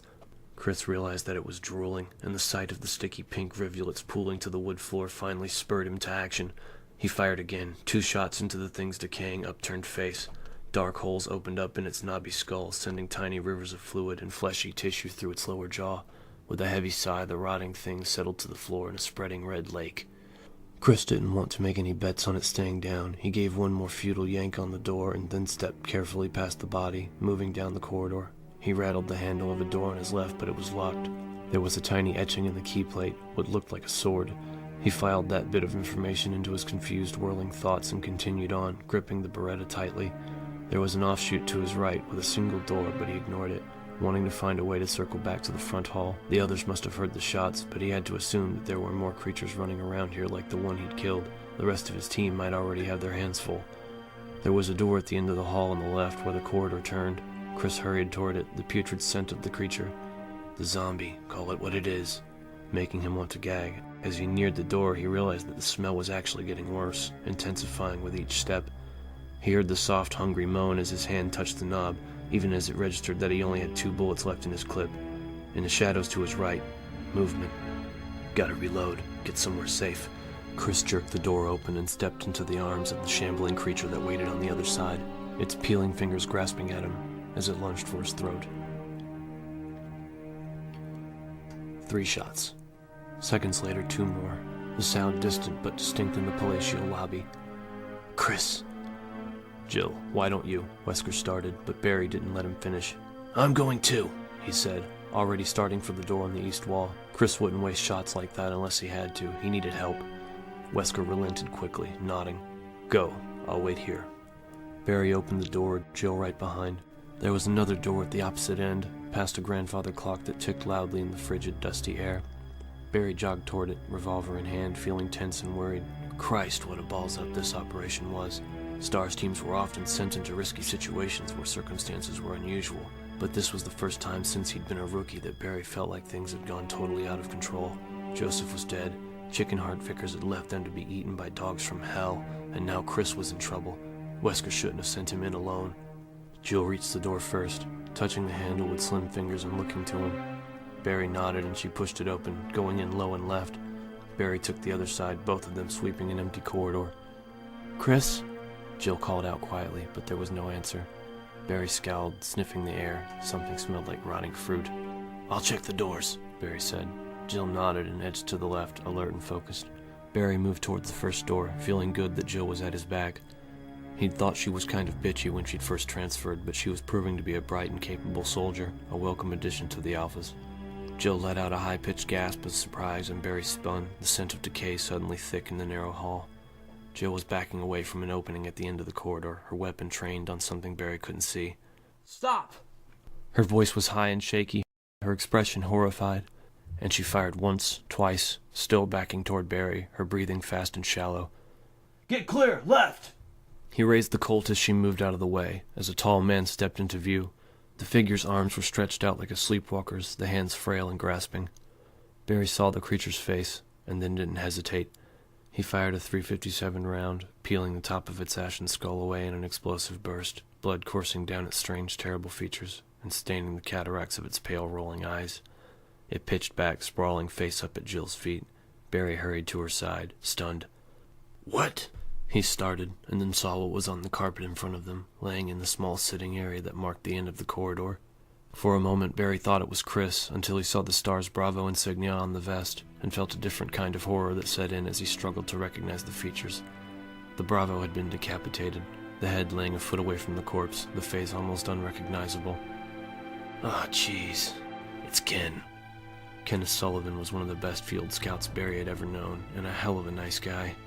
There was a gaping, ragged wound in his chest, chunks of partly eaten tissue and gut strewn around the bloody hole. His left hand was missing, and there was no weapon nearby. It must have been his gun that Joseph had found out in the woods. Barry looked away, sickened. Ken had been a quiet, decent sort, did a lot of work in chemistry. He'd had a teenage son who lived with his ex in California. Barry thought of his own girls at home, Moira and Polly, and felt a surge of helpless fear for them. He wasn't afraid of death, but the thought of them growing up without a father. Jill dropped into a crouch next to his ravaged body and rifled quickly through the belt pack. She shot an apologetic look at Barry, but he gave her a slight nod. They needed the ammo. Ken certainly didn't. She came up with 2 clips for a 9mm and tucked them into her hip pocket. Barry turned and stared down at Ken's murderer in disgust and wonder. He had no doubt that he was looking at one of the cannibal killers that had been preying upon Raccoon City. It had a crusty scum of red around its mouth and gore-encrusted nails, as well as a ragged shirt that was stiff with dried blood. What was weird was how dead it looked. Barry had once done a covert hostage rescue in Ecuador, where a group of farmers had been held for weeks by a band of insane guerrilla rebels. Several of the hostages had been killed early in the siege, and after the S.T.A.R.S managed to capture the rebels, Barry had gone with one of the survivors to record the deaths. The 4 victims had been shot, their bodies dumped behind the small wooden shack that the rebels had taken over. After 3 weeks in the South American sun, the skin on their faces had shriveled, the cracking lined flesh pulling away from sinew and bone. He still remembered those faces clearly, and saw them again now as he looked down at the fallen creatures. It wore the face of death. Besides which, it smells like a slaughterhouse on a hot day. Somebody forgot to tell this guy that dead people don't walk around. He could see the same sickened confusion on Jill's face, the same question in her eyes, but for now there weren't any answers. They had to find Chris and regroup. Together they moved back down the corridor and checked all 3 doors, rattling handles and pushing at the heavy wooden frames. All were securely locked. But Chris had to have gone through one of them. There's nowhere he could have gone. It didn't make sense, and short of breaking down the doors, there was nothing they could do about it. "We should report this to Wesker," Jill said, and Barry nodded agreement. If they'd stumbled into the hiding place of the killers, they were going to need a plan of attack. They ran back through the dining room, the stale air of relief after the corridor's reek of blood and decay. They reached the door back to the main hall and hurried through. Barry wondered what the captain would make of all this. It was downright... Barry stopped short, searching the elegant, empty hall and feeling like the butt of some practical joke that simply wasn't funny. Wesker was gone. Chapter 6. Wesker! Barry shouted, his deep voice echoing through the chilly room. Captain Wesker! He jogged toward a row of arches at the back of the hall, calling to Jill over his shoulder as he ran. Don't leave the room! Jill walked to the stairs, feeling almost dizzy. First Chris, now the captain. They hadn't been gone 5 minutes, and he'd said he was going to stay put. Why would he have left? She looked around for a sign of a struggle. A spent cartridge, a spot of blood. But there was nothing to indicate what might have happened. Barry appeared on the other side of the giant staircase, shaking his head and walking slowly to join her. Jill bit her lower lip, frowning. You think Wesker ran into one of those things? Barry sighed. I don't think the RPD showed and snuck him out. Though if he did run into trouble, we would have heard the shots. Not necessarily. He could have been ambushed, dragged away. They stood silently for a moment, thinking. Jill was still a bit shaken from the face-to-face with the walking corpse, but thought she'd accepted the facts pretty well. The woods bordering Raccoon City had become infested with zombies. After a lifetime of reading trashy novels about serial killers, is a cannibal zombie so hard to swallow? Somehow it wasn't, and neither were the murderous dogs or the secretly kept estate. There was no question that it all existed. The question was why? Did the mansion have anything to do with the murders? Or had the zombies simply overrun it like they'd overrun Raccoon Forest? And was that creature the last thing Becky and Pris saw? She rejected that thought almost violently. Thinking about the girls now would be a mistake. So do we go looking, or do we wait? Jill said finally. Go looking. Ken made it here. The rest of the Bravos could be somewhere in the house. It'd be easy enough to get lost. Chris... He half smiled, though Jill could see the worry in his eyes. Chris and Wesker got sidetracked, but we'll find them. It'd take more than a couple of walking stiffs to cause either of them any grief. He reached into a pocket in his vest and pulled out something wrapped in a handkerchief, handing it to her. She felt the thin metal objects beneath the light fabric and recognized them instantly. It's the set you gave me to practice with last month, he said. I figure you'll have better luck with them. Jill nodded, tucking the lockpicks into her hip pouch. Barry had taken an interest in her former career, and she'd given him a few pieces from her old set, several picks and torsion bars. They could come in handy. The small bundle settled on top of something hard and smooth. Trent's computer! In all the excitement, she'd totally forgotten about her strange encounter in the locker room. She opened her mouth to tell Barry, then shut it, remembering Trent's cryptic warning. I wouldn't mention this conversation to anyone. Screw that. She'd almost risked it anyway with Chris. And where is Chris now? Who's to say that Trent's dire consequences haven't already occurred? Jill realized what she was thinking and had to fight off an urge to laugh at herself. What had happened with Trent probably wasn't even relevant to their predicament, and whether or not she could trust Barry, she knew she didn't trust Trent. Still, she decided not to say anything about it, at least until she had a chance to see what the computer held. I think we should split up, Barry continued. I know it's dangerous, but we need to cover a lot of ground. We find anybody, we meet back here. Use this room as base. Rubbing at his beard, he fixed her with a serious gaze. You up for this, Jill? We could search together. No, you're right, she said. I can take the West Wing. Unlike cops, S.T.A.R.S seldom partnered. They were trained to watch their own backs in dangerous situations. Barry nodded. Okay. I'll go back and see if I can persuade one of those doors to open. Keep an eye out for a back exit, conserve ammo, and be careful. You too. Barry grinned, holding up his Colt Python. I'll be fine. There was nothing left to say. Jill headed straight for the set of doors on the west wall that Wesker hadn't tried earlier. Behind her, Barry hurried back to the dining room. She heard the door open and close, leaving her alone. Here goes nothing. The painted blue doors opened smoothly, revealing a small, shadowy room as cool and silent as the main hall, all in shades of blue. Muted track lighting illuminated framed paintings on dusky walls, and in the center of the room was a large statue of a woman holding an urn on one shoulder. Jill closed the door behind her and let her eyes adjust to the gloom, noting the two doors opposite the one she'd come through. The one on the left was open, though a small chest was pushed in front of it, blocking access. It was unlikely that Wesker had gone that way. She walked to the one on the right and tried the knob. Locked. Sighing, she reached into her pack for the picks, and then hesitated, feeling the smooth weight of the mini-disc reader. Let's see what Mr. Trent thinks is so important. She slipped it out and studied it a moment, and then tapped at a switch. A screen the size of a baseball card flickered to life, and with a few more taps, small lines of type scrolled across the monitor.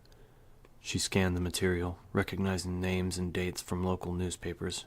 Trent had apparently compiled every article he could find about the murders and disappearances in Raccoon, plus the pieces on the stars.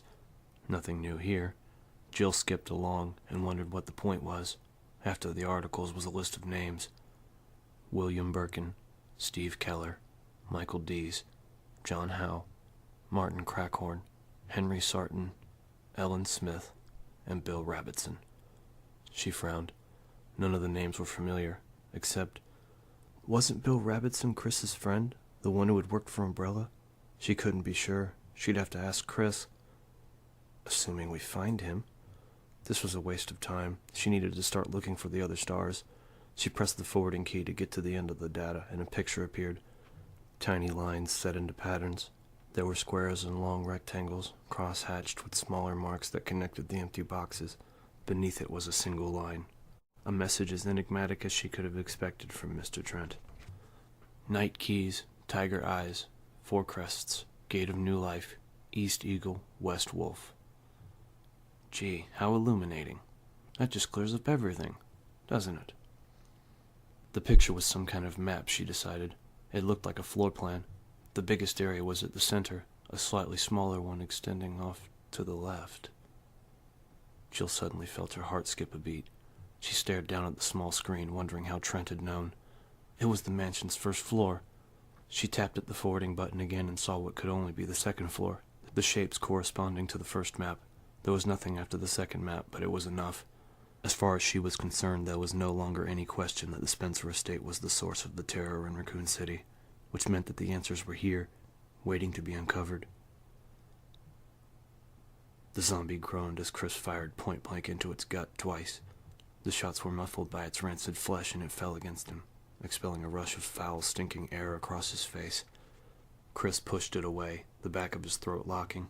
His hands on the barrel of his weapon were dripping with sticky fluid. The creature collapsed to the floor, its limbs spasming. Chris backed away, wiping the Beretta against his vest as he took deep breaths, trying desperately not to vomit. The zombie out in the hall had been a desiccated mess, shriveled and dry. This one was fresh, if that was the right word. Festering, necrotic, wet. He swallowed hard, and the urge to throw up slowly passed. He didn't have a particularly weak stomach, but that smell, God. Keep it together, could be more of them. The hall he'd entered was all dark wood and dim light. For the moment there was no sound except the pulse of blood in his ears. He looked down at the body, wondering exactly what it was, what it had been. He had felt its hot, fetid breath against his face. It wasn't a reanimated corpse, no matter what it looked like. He decided it didn't matter. For all intents and purposes, it was a zombie. It had tried to bite him, and creatures like it had already chowed down on some of Raccoon's populace. He needed to find his way back to the others, and they had to get out, get help. They didn't have the firepower to handle the situation alone. He ejected the empty clip from the gummy weapon and quickly reloaded, his chest tightening with stress. 15 rounds left.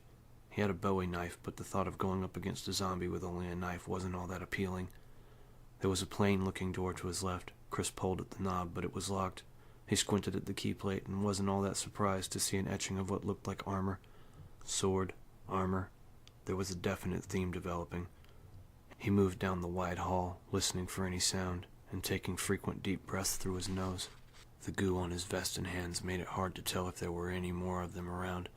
The smell was all over him, but it could be his only chance to avoid another close encounter. The hall turned to the left. He took the corner fast, sweeping the Beretta across the wide wooden expanse. There was a support pillar partially blocking his view, but he could see the back of a man just past it, the slumped shoulders and stained clothes of one of the creatures. Chris quickly edged to the right, trying to get a clear shot. The zombie was maybe 40 feet away, and he didn't want to waste his last rounds. At the sound of his boots against the hardwood floor, it turned, shuffling slowly. So slowly that Chris hesitated, watching the way it moved. This one seemed to have been dipped in a thin layer of slime, dull light reflecting off its glistening skin as it stumbled almost blindly toward Chris. It slowly raised its arms, its pale, hairless skull wobbling on its emaciated neck. Silently, it shuffled forward. Chris took a sliding step back to his left, and the zombie changed direction, veering toward him eagerly, closing the distance between them at a slow walk. Just like in the movies. Dangerous, but dumb, and easy to outrun. He had to save ammo in case he got cornered. There were stairs at the end of the hall, and Chris took a deep breath, readying himself. He stepped back, giving himself enough room to maneuver, and heard a gasping moan behind him, a fresh wave of rancid stink assaulting his senses. He spun, the realization hitting him even before he saw it. The festering zombie was only a few feet away, reaching for him. Bits of its putrid guts spilled out across its shattered abdomen. He hadn't killed it, hadn't waited long enough to make sure, and his stupidity was about to cost him. "Aw, shit!" Chris sprinted away and down the corridor, dodging both of them and cursing himself. He passed the thick support beam, almost to the stairs, and stopped cold, seeing what waited at the top. He caught only a glimpse of the ragged creature standing at the head of the stairs, and spun away, raising his weapon to face the attackers that shambled toward him hungrily. From the shadows beneath the steps came a heavy, gurgling sigh, and the scuffing of wood. Another one. He was trapped, and there was no way he could kill them all. Door! It faced the side of the stairs, the dark wood blending so well with the shadows that he almost hadn't seen it. Chris ran for it, grabbing at the handle, praying that it would open as around him the creatures closed in. If it was locked, he was dead. Rebecca Chambers had never been more afraid, not once in her 18 years. For what seemed like an eternity, she'd listened to the soft scrape of rotting flesh brushing against the door and tried desperately to think of a plan, her dread building with each passing minute. There was no lock on the door, and she'd lost her handgun on the run from the house. The small storage room, though well stocked with chemicals and stacks of paper, had offered nothing to use as a defense except a half-empty can of insect repellent. It was the can she gripped now, standing behind the door of the tiny room. If or when the monsters finally figured out how to use a doorknob, she'd planned on spraying it in their eyes and then making a run for it. Maybe they'll be laughing so hard I'll have a chance to slip past. Bug spray. Great weapon. She'd heard what could have been shots somewhere close by, but they weren't repeated. Her hope that it was one of the team faded as the seconds ticked past, and she was starting to give serious consideration to the concept that she was the only one left when the door burst open and a gasping figure hurled inside. Rebecca didn't hesitate. She leapt forward and pressed the button, releasing a cloud of chemical mist into its face, tensing herself to run past it. "Ah!" It yelled, and fell back against the door, slamming it shut. It covered its eyes, spluttering. It wasn't a monster. She'd just maced one of the alphas. Oh no. Rebecca was already reaching into her field medical kit, her immense relief at seeing another of the stars battling with the monumental embarrassment. She fumbled out a clean cloth and a tiny squeezed bottle of water, stepping toward him. "Keep your eyes closed. Don't rub at them." The alpha dropped his hands, face red, and she finally recognized him. It was Chris Redfield, only the most attractive guy in the stars, not to mention her superior. She felt herself blush and was suddenly glad that he couldn't see her. "Nice going, Rebecca. Way to make a good impression on your first operation. Lose your gun, get lost, blind a teammate." She led him over to the small cot in the corner of the room and sat him down, letting her training take over. "Lean your head back. This is going to sting a little, but it's just water, okay?" She dabbed at his eyes with the damp cloth, relieved that she hadn't sprayed him with anything worse. "What was that stuff?" he said, blinking rapidly, tears and water streaming down his face, but there didn't seem to be any damage. Bug repellent. The label's been ripped off, but the active ingredient is permethrin. It's an irritant, but the effect shouldn't last long. I lost my gun, and when you came in I thought you were one of those things, though if they haven't figured out how to use a doorknob by now, they probably won't." She realized she was babbling and shut up, finishing the crude irrigation and stepping back. Chris wiped at his face and peered up at her with bloodshot eyes. "Rebecca Chambers, right?" She nodded miserably. "Yeah, look, I'm really sorry." "Don't worry about it," he said, and smiled. "Not a bad weapon, actually." He stood up and looked around the small room, frowning. There wasn't much to see. An open trunk full of papers, a shelf lined with bottles of mostly unlabeled chemicals, a cot, and a desk. Rebecca had been through it all in her search for something to use against the creatures. "What about the rest of your team?" he asked. Rebecca shook her head. "I don't know. Something went wrong with the helicopter and we had to set down. We were attacked by animals, some kind of dogs." and Enrico told us to run for cover. She shrugged, suddenly feeling like she was about 12 years old. I got turned around in the woods and ended up at the front door of this place. I think one of the others broke it down. It was open. She trailed off, looking away from his intense gaze. The rest was probably obvious. She had no weapon. She'd gotten lost. She ended up here. All in all, a pretty poor showing. "Hey," he said softly. "There's nothing else you could have done. Enrico said run. You ran. You followed orders. Those creatures out there, the zombies, they're all over the place. I got lost too, and the rest of the alphas could be anywhere. Trust me. The fact that you made it this far." Outside, one of the monsters let out a low, plaintive wail, and Chris stopped talking, his expression grim. Rebecca shuddered. "So what do we do now?" "We look for the others and we try to find a way out," he sighed, looking down at his weapon. "Except you don't have a gun and I'm almost out of ammo." Rebecca brightened and reached into her hip pack. She pulled out 2 full magazines and handed them over, pleased that she had something to offer him. "Oh, and I found this on the desk," she said, and produced a silver key with a sword on it. She didn't know what it unlocked, but thought it might be useful. Chris stared at it thoughtfully, then slipped it into a pocket. He walked to the open trunk and looked down at the stack of papers. He rifled through them, frowning. "Your background's in biochemistry, right? Have you looked through these?" Rebecca joined him, shaking her head. "Barely. I've been kind of busy watching the door." He handed her one of the papers and she scanned it quickly. It was a list of neurotransmitters and level indicators. "Brain chemistry," she said. "But these numbers are all screwed up. The serotonin and norepinephrine are too low. But look here, the dopamine is off the chart. We're talking big-time schizo—" She noticed the incredulous look on his face and smiled a little. Being an 18-year-old college grad, she got a lot of that. The S.T.A.R.S had recruited her right after graduation, promising her a whole team of researchers in a lab of her own to study molecular biology, her real passion. Provided, of course, that she went through basic training and got some field experience. No one else had shown much interest in hiring a whiz kid. There was a soft thump at the door, and her smile faded. She was getting experience, all right. Chris fished the sword key out of his pocket and looked at her seriously. "I passed a door with a sword engraved over the keyhole. I'm gonna go check it out, see if it leads back to the main hall. I want you to stay here and go through those files. Maybe there's something we can use." Her uncertainty must have shown in her face. He smiled gently, his voice low and soothing. "I've got plenty of ammo, thanks to you, and I won't be gone long." She nodded, making a conscious effort to relax. She was scared, but letting him see it wasn't going to help matters. He was probably scared too. He walked to the door, still talking. "The RPD should be here any time, so if I don't come back right away, just wait here." He raised the weapon, putting his other hand on the knob. "Get ready. As soon as I'm out, move the trunk in front of the door. I'll give you a yell when I get back." Rebecca nodded again, and with a final quick smile, Chris opened the door and looked both ways before moving out into the hall. She closed the door and leaned against it, listening. After a long seconds of silence, she heard the rattle of gunfire not far away. 5 or 6 shots, then nothing. After a few minutes, she moved the trunk to block part of the door, edging it in front of the hinges so she could push it out of the way easily. She knelt in front of it, trying to clear her thoughts as she started looking through the papers, trying not to feel as young and unsure as she actually felt. Sighing, she pulled out a handful of papers and started to read.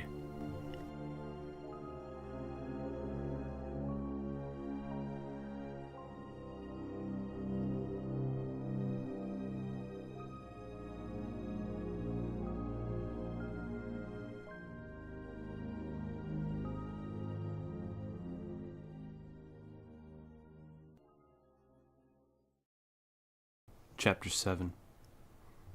The lock was a piece of cake, 3 flat tumblers in a single row. Jill could have opened it with a couple of paper clips.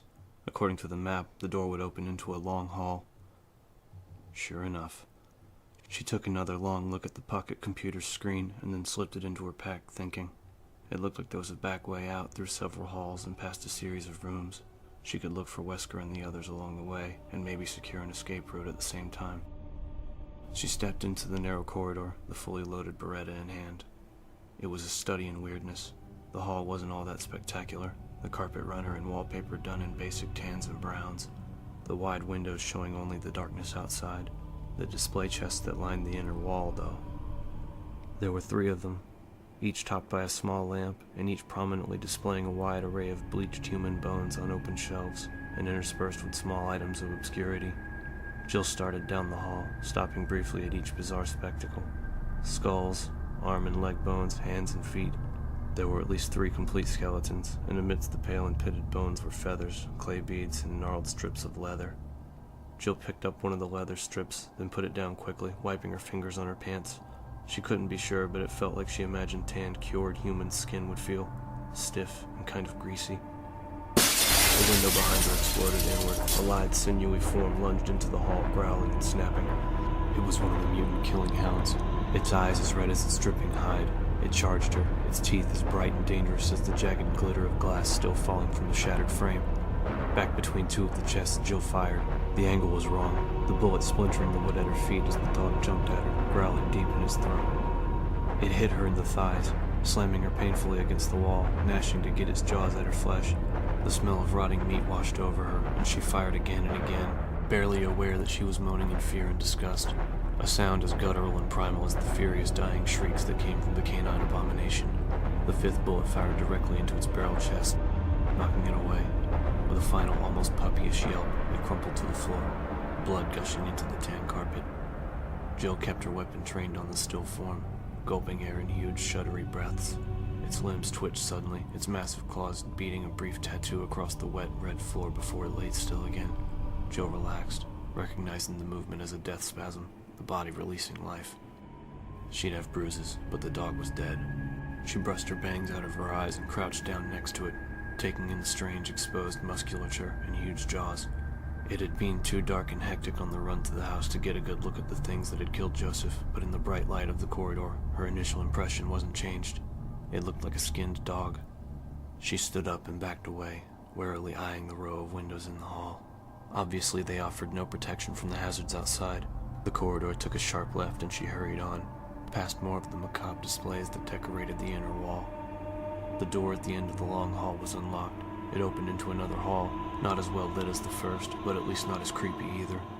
The muted gray-green wallpaper sported paintings of generic scenery and gentle landscapes, not a bone or fetish in sight. The first door on the right was locked, a carving of armor on the key plate. Jill remembered the list on the computer, something about night keys, but decided not to bother with it for now. According to Trent's map, there was a room on the other side that didn't lead anywhere. Besides, if Wesker had come this way, she didn't imagine that he was locking doors behind him. Right, just like it was unlikely that Chris would disappear. Don't assume anything about this place. The next door she tried opened into a small bathroom with an antique feel, complete with a ceiling fan and an old-fashioned 4-footed tub. There was no sign of recent use. She stood for a moment in the stale tiny room, breathing deeply, feeling the aftermath of the adrenaline rush she'd had in the corridor. Growing up, she'd learned how to enjoy the thrill of danger, of sneaking in and out of strange places with only a handful of tools and her own wits to keep her safe. Since joining the S.T.A.R.S, that youthful excitement had faded away, lost to the realities of backup and handguns, but here it was again, unexpected and not unwelcome. She couldn't lie to herself about the simple joy that often followed facing death and walking away. She felt good. Alive. Let's not have a party just yet, Her mind whispered sarcastically. Or have you forgotten that stars are being eaten alive in this hellhole? Jill stepped back into the silent hallway and edged around another corner, wondering if Barry had found Chris and if either of them had run across any of the Bravos. She felt like she had an advantage with the maps and decided that once she'd checked out the possible escape, she'd go back to the main hall and wait for Barry. With the information on Trent's computer, they could search more quickly and thoroughly. The corridor ended with 2 doors facing each other. The one on the right was the one she wanted. She tried the handle and was rewarded with a soft snick of the bolt retracting. She stepped into a dark hall and saw one of the zombies, a hulking pale shadow standing next to a door maybe 10 feet away. As she raised her weapon, the creature started toward her, emitting a soft hunger sound from its decaying lips. One of its arms hung limply at its side, and although Jill could see jagged bone protruding from the shoulder, it still clenched and unclenched its rotting fist eagerly as it reached out with its other arm. The head! Aim for the head! The shots were incredibly loud in the chilly gloom, the first blowing off its left ear, the second and third punching holes into its skull just above its pallid brow. Dark fluid streamed down the peeling face, and it fell to its knees, its flat, lifeless eyes rolling back into its head. There was shuffling movement in the shadows at the back of the hall to the right, exactly where she meant to go. Jill trained the gun on the darkness and waited for it to move closer, her entire body wired with tension. How many of these things are there? As soon as the zombie cleared the corner, she fired, the Beretta jumping lightly in her sweating hands. The second shot punctured its right eye, and it immediately collapsed to the dark, polished wood of the floor. The sticky, viscous material of the blown eyeball flecked across its skeletal face. Jill waited, but other than the spreading pools of blood around the dead creatures, nothing moved. Breathing through her mouth to avoid the worst of the stench, she hurried to the back of the hall and turned right down a short, tight passage that dead-ended at a rusting metal door. It creaked open, and fresh air flooded past her, warm and clean after the morgue-like chill of the house. Jill grinned, hearing the drone of cicadas and crickets on the night air. She reached the final leg of her little excursion, and although she wasn't outside yet, the sounds and smells of the forest renewed her sense of accomplishment. Got a secure path now, straight to the back of this place. We can head north, hit one of the logging roads, and hike down to the barricade. Jill stepped out onto a covered walkway, a mosaic of green stone surrounded by high concrete walls.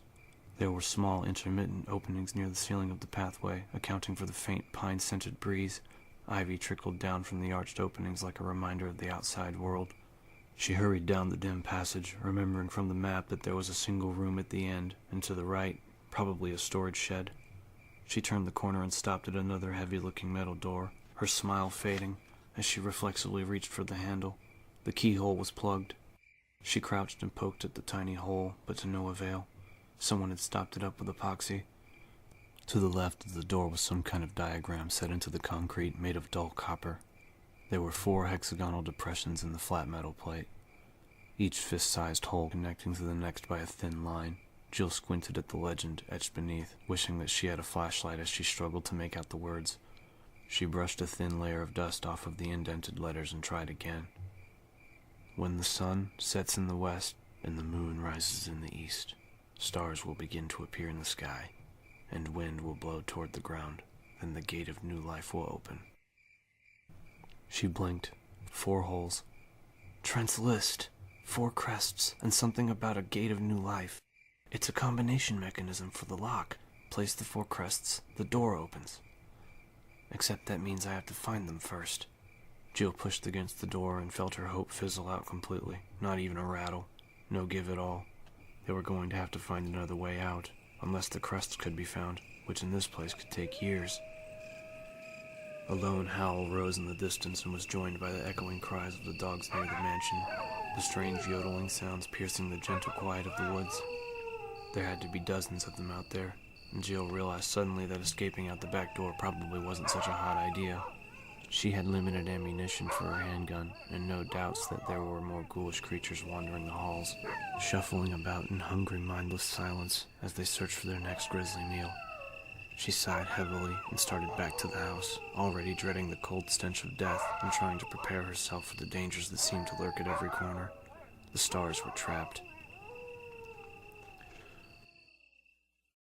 Chris knew he had to make the ammo count, so when he left Rebecca, he took off through the dim corridor at a full run, his boots pounding at the wood floor. There were still only 3 of them, all grouped near the stairs. He dodged past them easily and sprinted down the hall and around the corner. As soon as he got to the door that led back to the other hall, he turned and assumed a classic shooter's stance, supporting his gun hand at the wrist, his finger on the trigger. One by one, the zombies reeled around the corner, groaning and stumbling. Chris took careful aim, breathing evenly, keeping his focus. He squeezed the trigger, sending 2 bullets through the gangrenous nose of the first. Without pausing, he sent a 3rd shot into the center of the next zombie's forehead. Fluid and soft matter sprayed the walls behind them as the bullets slapped into the wood. Even as they crumpled to the floor, he found his mark on the 3rd creature. 2 more muted explosions and the zombie's brow caved inward, dropping it like the bag of bones that it was. Chris lowered the Beretta, feeling a flush of pride. He was a high-ranked marksman, even had a couple of awards to show for it, but it was still good to see what he could do when given enough time to aim. His quick draw wasn't nearly as strong. That was Barry's forte. He reached for the door handle, urged into action by the thought of all that was at stake. He figured the Alphas could take care of themselves. They had as much of a chance as he did, but this was Rebecca's first operation, and she didn't even have a gun. He needed to get her out. He stepped back into the soft light of the hall with green wallpaper, quickly checking both directions. Straight ahead, the corridor was in heavier shadow, no way to tell if it was clear. To his right was the door with the sword on the key plate, and the first zombie he'd shot still sprawled lifelessly across the floor. Chris was gratified to see that it hadn't moved. Apparently headshots were the best way to kill a zombie. Just like in the movies.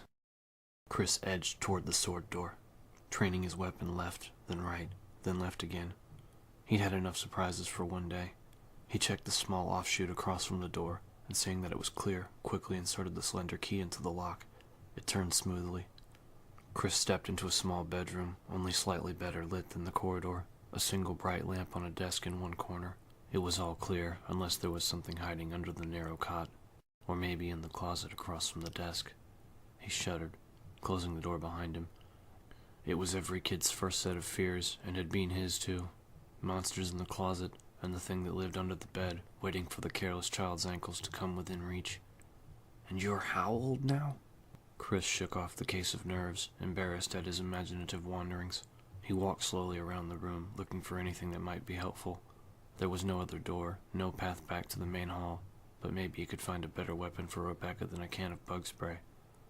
Besides an oak table and a bookshelf, there was a small, unmade bed and a study desk in the room. Nothing more. He quickly rifled through the books, then moved around to the foot of the bed to the desk. There was a slim volume next to the desk lamp, the fabric cover untitled, a journal. And although the desktop was coated in dust, the diary had been moved recently. Intrigued, Chris picked it up and flipped to the last few pages. Maybe there was a clue as to what the hell was going on. He sat on the edge of the cot and started to read.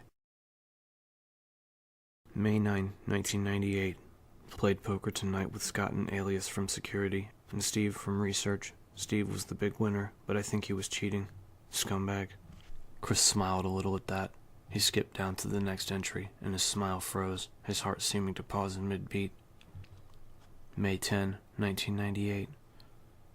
One of the higher-ups assigned me to take care of a new experiment. It looked like a skinned gorilla. Feeding instructions were to give it live animals. When I threw in a pig, the creature seemed to be playing with it, tearing off the pig's legs and pulling out the guts before it actually started eating. Experiment? Could the writer be talking about the zombies? Chris read on, excited by the find. The diary obviously belonged to someone who worked here. Had to be. Meaning that the cover-up was even bigger than he'd suspected. May 11, 1998. At around 5 a.m., Scott woke me up, scared the shit out of me too. He was wearing a protective garment that looked like a spacesuit. He handed me another one and told me to put it on. Said there'd been an accident in the basement lab. I just knew something like this would happen. Those assholes in research never rest, even at night. May 12, 1998. I've been wearing the damn spacesuit since yesterday. My skin's getting grimy and feels itchy all over. The goddamn dogs have been looking at me funny, so I decided not to feed them today. Screw them. May 13, 1998. Went to the infirmary because my back is all swollen and itchy. They put a big bandage on it and told me I didn't need to wear the suit anymore. All I want to do is sleep.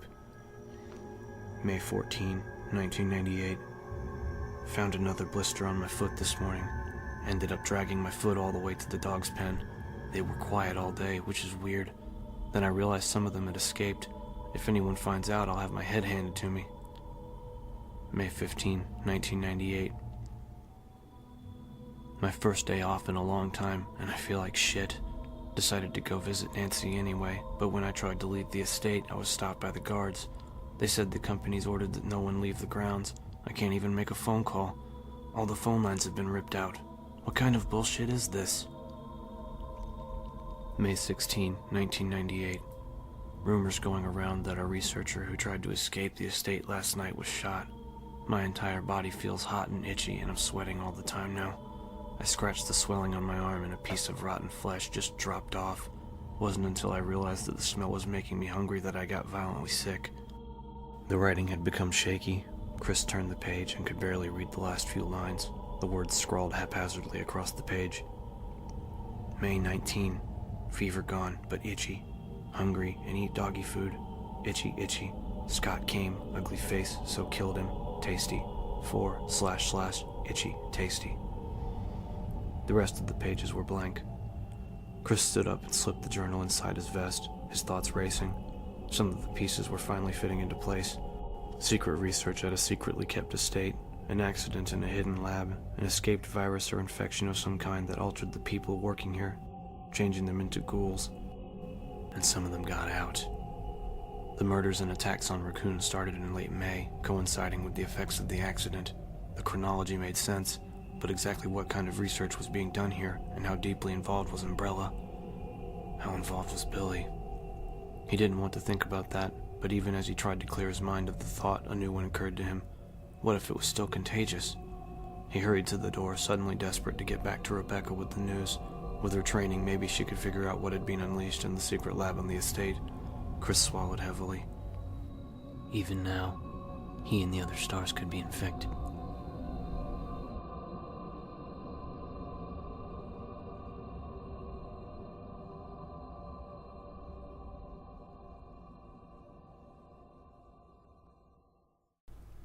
Chapter 8. After Jill and Barry went their separate ways, Wesker stayed crouched on the balcony in the main hall, thinking. He knew that time was of the essence, but he wanted to outline a few possible scenarios before he acted. He'd already made mistakes, and didn't want to make any more of them. The Raccoon Alphas were a bright group, making his margin for error very slim. He'd received his orders a couple of days ago, but hadn't expected to be in a position to carry them out so soon. The Bravo team's copter going down had been a fluke, as had Brad Vickers' sudden display of cowardice. Still, he should have been more prepared. Being caught with his pants down like this went against his grain. It was so unprofessional. He sighed, putting the thoughts aside. There'd be time for self-reclamation later. He hadn't expected to end up here, but here he was, and kicking himself for the lack of foresight wasn't going to change anything. Besides, there was too much to do. He knew the grounds of the estate fairly well, and the labs like the back of his hand, but he'd only been inside the mansion a few times, and not at all since he'd been officially transferred to Raccoon City. The place was a maze, designed by a genius architect at the bidding of a madman. Spencer was bats, no two ways about it, and he'd had the house built with all kinds of tricky little mechanisms. A lot of that silly spy crap that had been so popular in the late 60s. Spy crap. That's going to make this job twice as hard as it needs to be. Hidden keys, secret tunnels. It's like I'm trapped in an espionage thriller, complete with mad scientists and a ticking clock. His original plan had been to lead both the Alpha and Bravo teams to the estate and clear the area before he proceeded to the lower labs and wrap things up. He had the master keys and codes, of course. They had been sent along with his orders, and would open most of the doors on the estate. The problem was there was no key to the door that led to the garden. It had a puzzle lock, and was currently the only way to get to the labs outside of walking through the woods. Which isn't going to happen. The dogs would be on me before I could take 2 steps, and if the 121s got out. Wesker shuddered, remembering the incident with the rookie guard who'd gotten too close to one of the cages a year or so back. The kid had been dead before he could even open his mouth to call for help. Wesker had no intention of going back outside without an army to back him up. The last contact with the estate had been over 6 weeks ago, an hysterical call from Michael Dees to one of the suits in the White Office. The doctor had sealed the mansion, hiding the 4 pieces of the puzzle lock in a fruitless effort to keep any more of the virus carriers from reaching the house. By then they were all infected and suffering from a kind of paranoid mania, one of the more charming side effects of the virus. God only knew what tricks and traps the researchers down in the labs had screwed with as they slowly lost their minds. Dees had been no exception, although he had managed to hold out longer than most of the others. Something to do with individual metabolism, or so Wesker had been told. The company had already decided to call a complete wipe, though the babbling scientist had been assured that help was on the way. Wesker had enjoyed a good laugh over that one. There was no way the White Boys would risk further infection. They'd sat on their hands for almost 2 months while Raccoon suffered the consequences, letting the incompetent RPD investigate while the virus gradually lost its punch, and then sent him in to clean up the mess, which by now was considerable. The captain absently ran his fingers across the plush carpet, trying to remember details of the briefing about T's call. Whether he liked it or not, everything had to be taken care of tonight.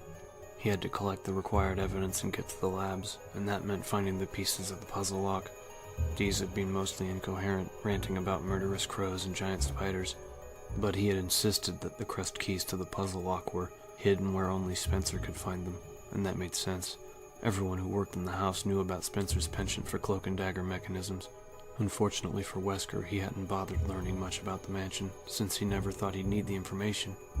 He remembered a few of the more colorful hiding places, The statue of the tiger with the mismatched eyes came to mind, as did the armored display room with the gas and the secret room in the library. But I don't have time to go through all of them. Not by myself. Wesker grinned suddenly and stood up, amazed that he hadn't thought of it already. Who said he had to be by himself? He'd ditched the stars to map out a new plan and search for the crests, but there was no reason that he had to do everything. Chris wasn't viable, he was too gung-ho, and Jill was still an unknown quantity. Barry, though.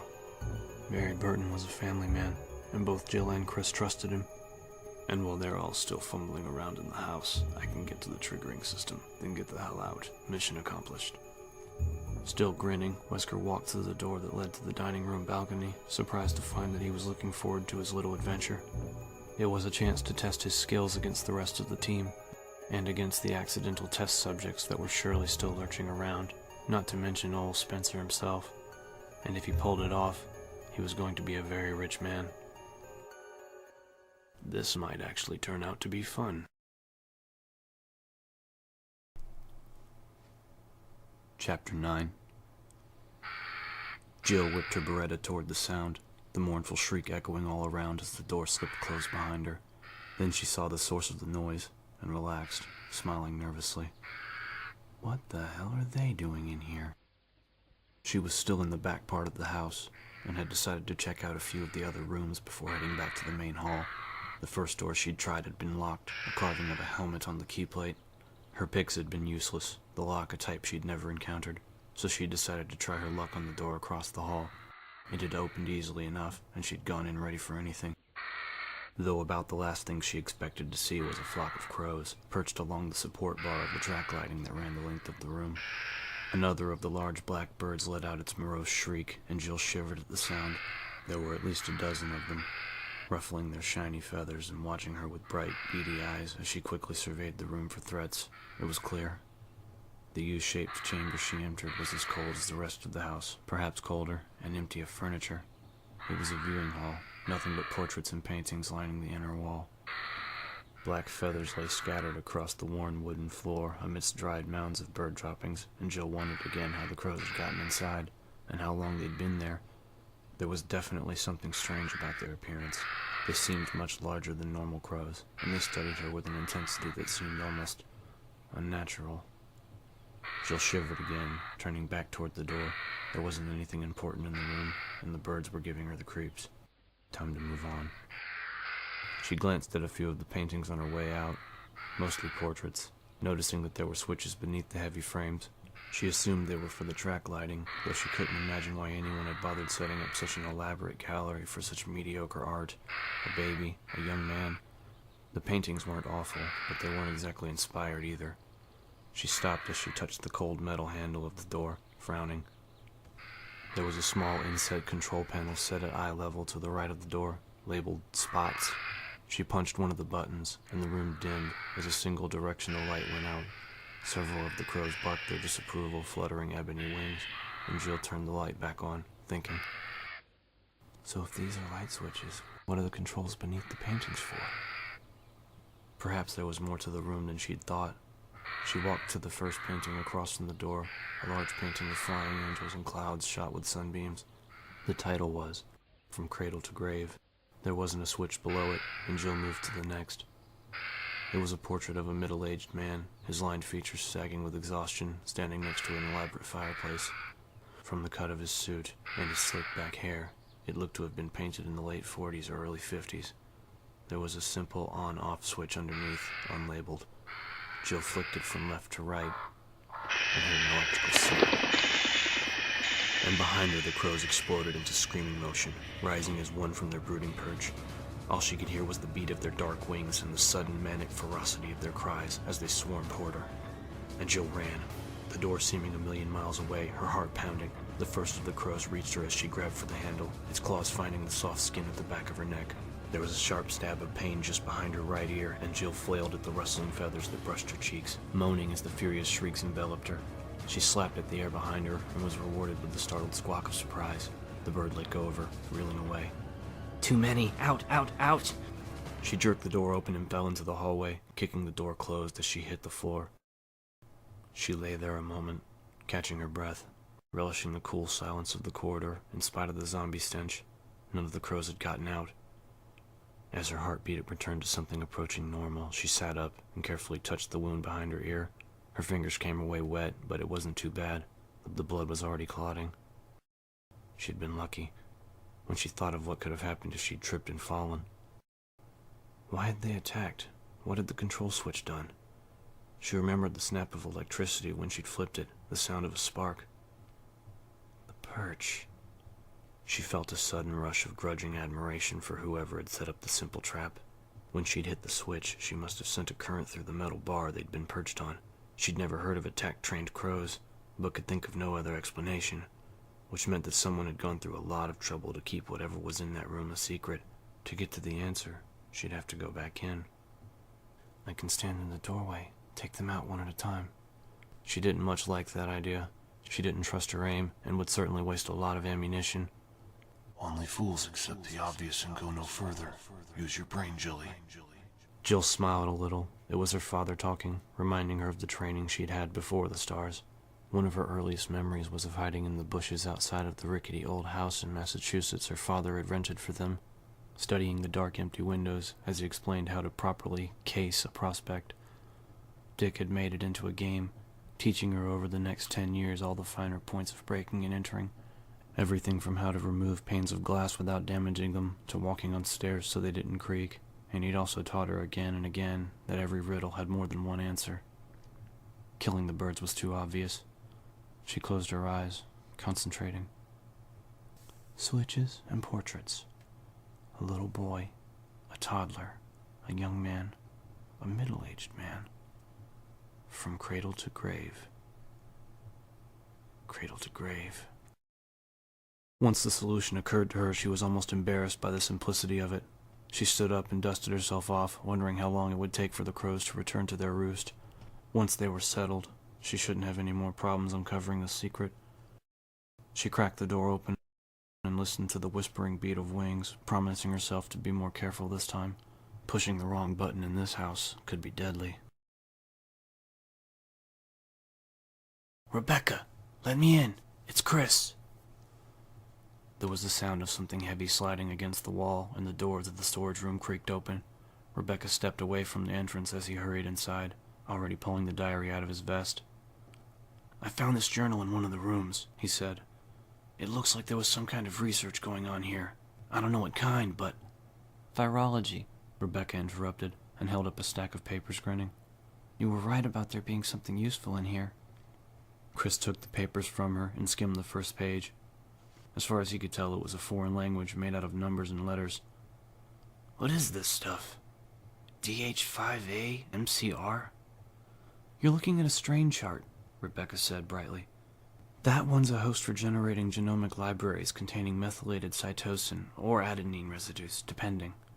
Chris cocked an eyebrow at her. Let's pretend that I have no idea what you're talking about, and try again. What did you find? Rebecca flushed slightly and took the pages back from him. Sorry.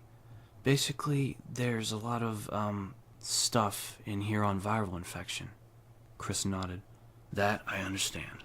A virus. He quickly flipped through the journal, counting the dates from the first report of the accident in the lab. On May 11th, there was some kind of spill or outbreak in the laboratory on this estate. Within 8 or 9 days, whoever wrote this had turned into one of those creatures out there. Rebecca's eyes widened. Does it say when the first symptoms appeared? Looks like within 24 hours, he or she was complaining of itchy skin, swelling and blisters within 48 hours. Rebecca paled. That's... wow. Chris nodded. Yeah, my thoughts exactly. Is there any way to tell if we could be infected? Not without more information. All of that, Rebecca motioned at the trunk full of papers, is pretty old, 10 years plus, and there's nothing specific about application, though an airborne with that kind of speed and toxicity. If it was still viable, all of Raccoon City would probably be infected by now. I can't be positive, but I doubt it's still contagious. Chris was relieved for himself and the rest of the team, but the fact that the zombies were all victims of a disease. It was depressing, whether it was a disaster of their own making or not. We have to find the others, he said. If one of them should stumble across the lab without knowing what's there. Rebecca looked stricken at the thought, but nodded gamely and moved quickly toward the door. Chris decided that with a little experience, she'd make a first-rate S.T.A.R.S member. She obviously knew her chemistry, and even without a gun, she was willing to leave the relative safety of the storage room in order to help the rest of the team. Together they hurried through the dark, wooded hallway, Rebecca sticking close to his side. When they reached the door back to the first hallway, Chris checked his Beretta, and then turned to Rebecca. "Stay close. The door we want is to the right and at the end of the hall. I'll probably have to shoot the lock, and I'm pretty sure there's a zombie or two wandering around, so I'll need you to watch my back." "Yes, sir," she said quietly, and Chris grinned in spite of the situation. Technically, he was her superior. Still, it was weird to have it pointed out. He opened the door and stepped through, training his gun on the shadows straight ahead, and then down the hall to the right. Nothing moved. "Go," he whispered, and they jogged down the corridor, quickly stepping over the fallen creature that blocked their path. Rebecca turned to face the open stretch behind them as Chris rattled the doorknob, hoping vainly that it had unlocked itself. No such luck. He backed away from the door and took careful aim. Firing at a locked door wasn't as easy or safe as it looked in the movies. A ricochet off of metal at such close range could kill the shooter. "Chris!" He glanced over his shoulder and saw a shambling figure at the other end of the hall moving slowly toward them. Even in the dim light, Chris could see that one of its arms was missing. The distinctive odor of decay wafted toward them as the zombie moaned thickly, stumbling forward. Chris turned back to the door and fired, twice. The frame splintered. The inset metal square of the lock revealed in a spray of wood chips. He jerked at the knob and the lock gave way, the door swinging open. He turned and grabbed at Rebecca's arm, hustling her through the doorway as he pointed the Beretta back down the hall. The creature had made it halfway, but was stopped at the lifeless body of the zombie that Chris had killed earlier. Even as Chris watched in horror and disgust, the one-armed zombie dropped to its knees and plunged its remaining hand into the other's crushed skull. It moaned again, a wet, phlegmy sound, and brought a handful of slushy gray matter to its eager lips. "Oh, man." Chris shuddered involuntarily and hurriedly stepped through to join Rebecca, closing the door on the gruesome scene. Rebecca was pale but seemed composed, and again Chris admired her courage. She was young but tough, tougher than he'd been at 18. He took in the hall at a glance, immediately noticing the changes. To their right, about 20 feet away, was a corpse of one of the creatures, the top of its head blown away. It lay face up, the deep sockets of its eyes filled with blood. To their left were the two doors that Chris hadn't tried when he'd first come to investigate. The one at the very end of the hall was standing open, revealing deep shadows. "At least one of the stars came this way, probably looking for me." "Follow me," he said softly, and moved toward the open door, holding the Beretta tightly. He wanted to get back to the main hall with Rebecca, but the fact that one of his team must have gone through the opening deserved a quick look. As they passed the closed door on the right, Rebecca hesitated. "There's a picture of a sword next to the lock," she whispered. He kept his attention on the darkness just past the open door, but realized as she spoke that there were too many ways for them to get sidetracked. He didn't think the rest of the team was still waiting for him, but his original orders had been to report back to the lobby. He shouldn't be leading an unarmed rookie into unknown territory without at least checking. Chris sighed, lowering his weapon. "Let's get back to the main hall," he said. "We can come back and check it out later." Rebecca nodded, and together they walked back toward the dining room, Chris hoping against hope that someone would be there to meet them. Barry pointed his Colt toward the crawling ghoul and fired, the heavy round splattering the thing's mushy skull into liquid even as it reached for his boot. Tiny drops of wetness splashed his face as the zombie spasmed and died. Scowling, Barry wiped at his skin with the back of his hand. The tiny white tiles of the kitchen wall got it much worse, rivulets of red coursing down the grouted tracks and pooling to the faded brown linoleum. Still, it was pretty disgusting. Barry lowered the revolver, feeling the ache in his left shoulder. The door upstairs had been solidly locked. He had the bruises to prove it, and staring down at the zombie hash in front of him, he realized that he was going to have to go back up and break down another one. If he hadn't been certain before, he was now. Chris hadn't come this way. If he had, the crawling creature would have already been history. "So where the hell are you, Chris?" Of the 3 locked doors, Barry had picked the one at the end of the hall on pure instinct. He'd ended up in a dark, silent hall that led past an empty elevator shaft and down a narrow set of stairs. The bare white kitchen at the bottom had seemed deserted, the counters thick with dust and corrosion stains on the walls. No sign of recent use, no sign of Chris, and the single door across from the sink had been locked. He'd been about to leave when he'd noticed the trails of disturbed dust on the floor and followed them. Sighing heavily, Barry stepped over the stinking monster, a final check before he headed back up for door number 2. There were some stacked crates and the same old-fashioned elevator shaft, also empty. He didn't bother with the call button since the one upstairs hadn't worked. Besides, judging from the rust on the metal grate, no one had used it in quite a while. He turned back the way he'd come, wondering how Jill was making out. The sooner they could get away, the better. Barry had never disliked any place as much as he did this mansion. It was cold, it was dangerous, and it smelled like a meat locker that had been unplugged for a week. He generally wasn't the type to frighten easily or let his imagination get out of hand, but he half expected to see some white-sheeted spook rattling chains every time he turned around. There was a distant echoing clatter behind him. Barry spun, a knot of dread in his gut as he pointed his weapon randomly at the empty air, his eyes wide and mouth dry. There was another metallic clatter followed by a low, throbbing hum of machinery. Barry took a deep breath and blew it out slowly, getting a hold of himself. Not a disembodied spirit after all. Someone was using the elevator. Who? Chris and Wesker are missing, and Jill's in the other wing. He stayed where he was, lowering the Colt slightly as he waited. He didn't think the ghouls were smart enough to work the buttons, let alone open the gate, but he didn't want to take any chances. He was a good 20 feet from where the booth would open, assuming it stopped in the basement, and would have a clear shot at whoever stepped around the corner. A glimmer of hope sparked through his confusion. Maybe it was one of the Bravos, or someone who lived here and could tell him what had happened. With a dull clang, the elevator stopped in the kitchen. There was a squeal of dry metal hinges and footsteps. And Captain Wesker stepped into view, his perpetual sunglasses propped on his tanned brow.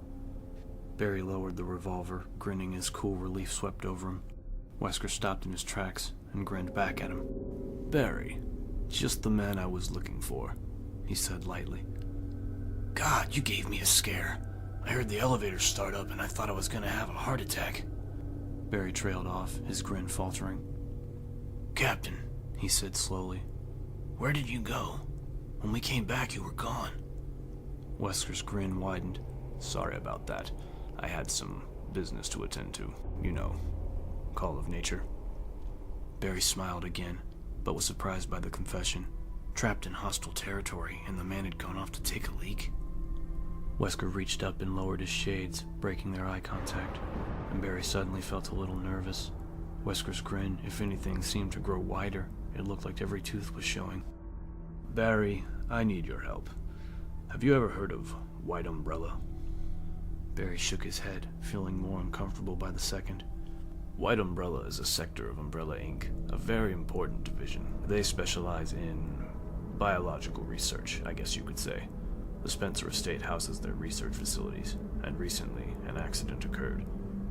Wesker brushed off a section of the kitchen's center island and casually leaned against it, his tone almost conversational. "This division of Umbrella has a few ties to the S.T.A.R.S organization, and not long ago I was asked to assist in their handling of this situation. It's a very delicate situation, mind you, very hush-hush. White Umbrella doesn't want a whisper of their involvement getting out. Now what I'm supposed to do is to get to the laboratories on the grounds here and put an end to some rather incriminating evidence. Proof that White Umbrella is responsible for the accident that's caused so much trouble in Raccoon as of late. Problem is, I don't have the key to get to those labs. Keys, actually, and that's where you come in. I need you to help me find those keys." Barry stared at him for a moment, speechless, his mind churning. An accident, a secret lab doing biological research, and murderous dogs and zombies loose in the woods. He raised his revolver and pointed it at Wesker's smiling face, stunned and angry. "Are you insane? You think I'm gonna help you destroy evidence, you crazy son of a bitch?" Wesker shook his head slowly, acting as if Barry were a child. "Ah, Barry, you don't understand. You don't have a choice in the matter. See, a few of my friends from White Umbrella are currently standing outside of your house, watching your wife and daughters sleep. If you don't help me, your family is going to die." Barry could actually feel the blood drain from his face. He cocked the hammer back on the Colt, feeling a sudden vicious hatred for Wesker infusing every fiber of his being. "Before you pull the trigger, I should mention that if I don't report back to my friends fairly soon, their orders are to go ahead and do the deed anyway." The words cut through the red haze that had flooded Barry's mind, turning his hands clammy with terror. Kathy, the babies. You're bluffing, he whispered, and Wesker's grin finally disappeared, his expression slipping back into the unreadable mask that he usually wore. I'm not, he said coldly. Try me. You can apologize to their headstones later. For a moment neither of them moved, the silence a palpable thing in the chill air. Then Barry slowly eased the hammer back down and lowered the weapon, his shoulders slumped. He wouldn't risk it. His family was everything. Wesker nodded and reached into one of his pockets, producing a ring of keys, his manner suddenly brisk and businesslike. There are 4 copper plates somewhere in this house. Each one is about the size of a teacup, and has a picture engraved on one side. Sun, moon, stars, and wind. There's a back door on the other side of the mansion where the 4 of them belong. He unlocked a key from the ring and set it on the table, sliding it across to Barry. This should open all the doors in the other wing, or at least the important ones, 1st and 2nd floor. Find those pieces for me, and your wife and children will be fine. Barry reached for the key with numb fingers, feeling weak and more afraid than he'd ever been in his life. Chris and Jill will undoubtedly want to help you search. If you see either of them, tell them that the back door you've discovered could be the way out. I'm sure they'll be more than happy to work with their trusted friend, good old Barry. In fact, you should unlock every door you can, in order to promote a more thorough job. Wesker smiled again, a friendly half-grin that belied his words. Of course, you tell them you've seen me. That could complicate matters. If I run into trouble, say, get shot in the back, well, enough said. Let's just keep this to ourselves. The key was etched with a little picture, a chest plate for a suit of armor. Barry slipped it into his pocket. Where will you be? Oh, I'll be around. Don't worry. I'll contact you when the time is right. Barry looked at Wesker pleadingly, helpless to keep the wavering fear out of his voice. You'll tell them that I'm helping you, right? You won't forget to report. Wesker turned and walked toward the elevator, calling out over his shoulder. Trust me, Barry. Do what I tell you, and there's nothing to worry about. There was the rattle of the elevator's gate opening and closing, and Wesker was gone. Barry stood a moment longer, staring into the empty space where Wesker had been, trying to find a way out of the threat. There wasn't one. There was no contest between his honor and his family. He could live without honor. He set his jaw and walked back toward the stairs, determined to do what he had to do to save Kathy and the girls. Though when this was over, when he could be sure they were safe, there won't be any place for you to hide, Captain. Barry clenched his giant fists, knuckles whitening, and promised himself that Wesker would pay for what he was doing, with interest.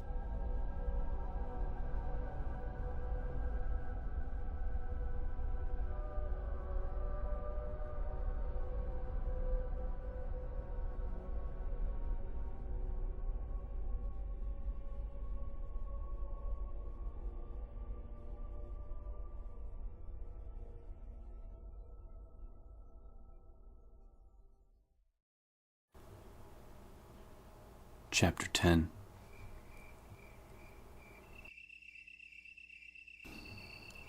Jill slid the heavy copper crest with the engraved star into its position on the diagram above the other 3 openings.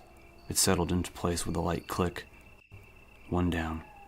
She stepped back from the puzzle lock, smiling triumphantly. The crows had watched her walk through the hall of paintings without moving from their perch, crying out occasionally as she solved the simple puzzle. There had been 6 portraits in all, cradle to grave. From a newborn baby to a rather stern-looking old man. She'd assumed they were all of Lord Spencer, though she'd never seen a photo. The final painting had been a death scene, a pale man laying in state, surrounded by mourners. When she'd flipped the switch on that one, the painting had actually fallen off the wall, pushed out by tiny metal pegs at each corner. Behind it had been a small, velvet-lined opening that held the copper crest. She'd left the hall without any more trouble. If the birds had been disappointed, she couldn't say.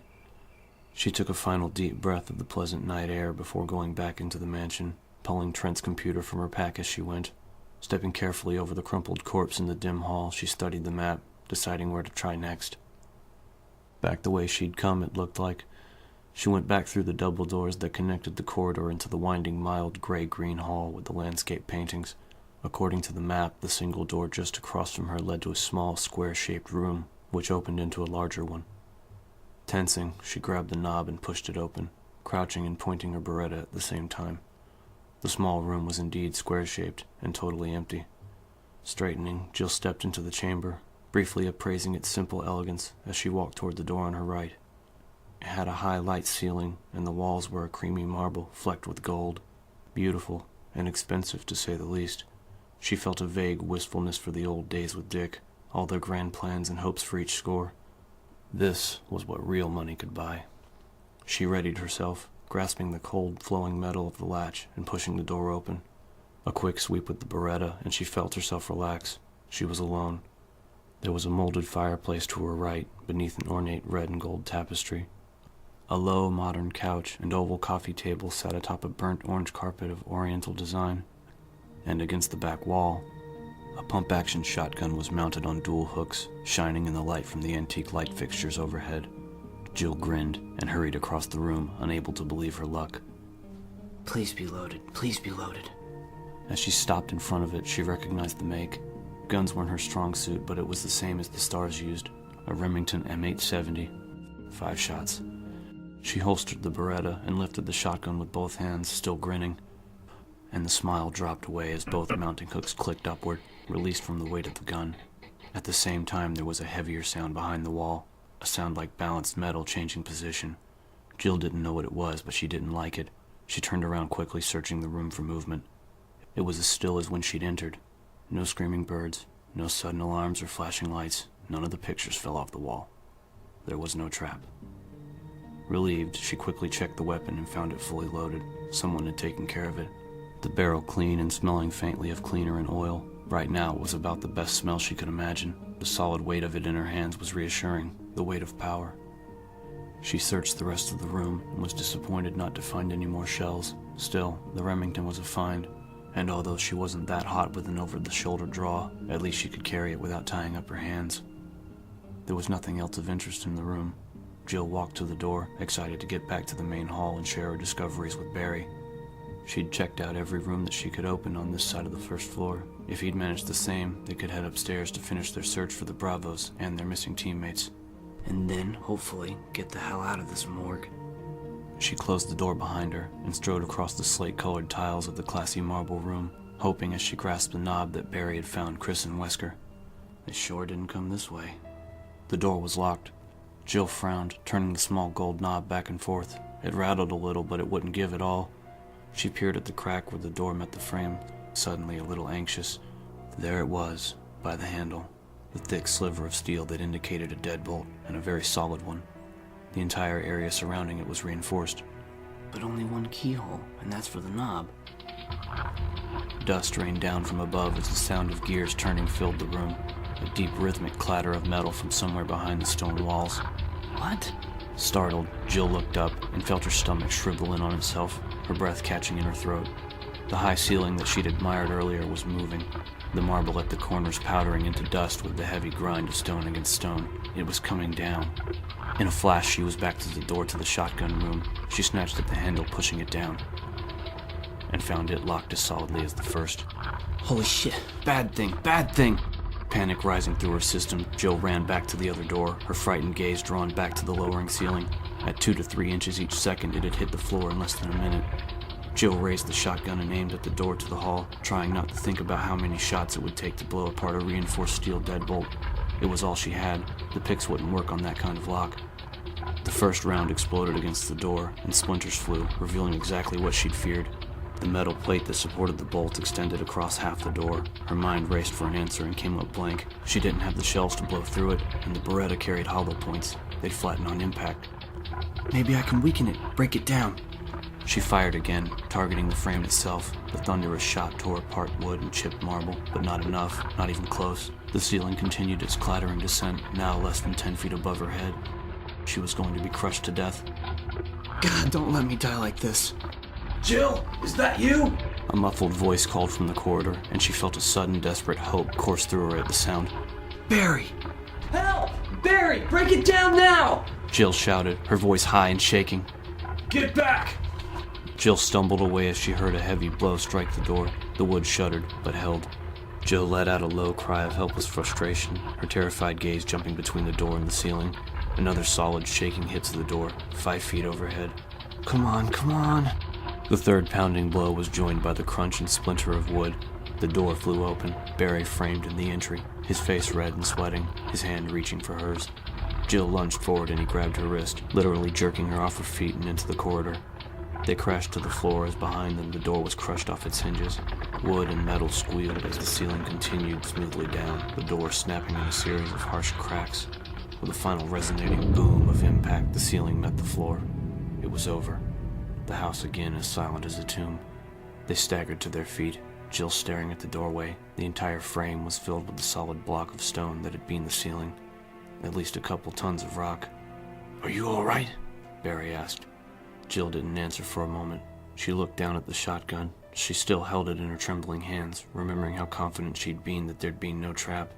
And for the first time, she wondered how they were ever going to make it out of this hellish place. They stood in the empty front hall, Chris pacing the carpet in front of the stairs, Rebecca standing nervously by the banister. The massive lobby was as cold and ominous as when Chris had first seen it, the mute walls giving away none of their secrets. The stars were gone, and there were no clues as to where or why. From somewhere deep in the mansion there was a heavy rumbling sound, like a giant door being slammed. They both cocked their heads listening, but it wasn't repeated. Chris couldn't even tell from what direction it had come from. "Terrific. That's just great. Zombies, mad scientists, and now things that go bump in the night. Priceless." He smiled at Rebecca, hoping that he looked less rattled than he felt. "Well, no forwarding message. I guess that moves us to Plan B." "What's Plan B?" Chris sighed. "Hell if I know. But we can start by checking out that room with the sword key. Maybe we can dig up some more information while we wait for the team to reassemble. A map or something." Rebecca nodded, and they headed back through the dining room, Chris leading the way. He didn't like the idea of exposing her to further danger, but he didn't want to leave her alone either, at least not in the main hall. It didn't feel safe. As they passed the ticking grandfather clock, something small and hard cracked beneath Chris's boot. He crouched down and scooped up a dark gray chunk of plaster. There were 2 or 3 other fragments nearby. "Did you notice these when we came through before?" he asked.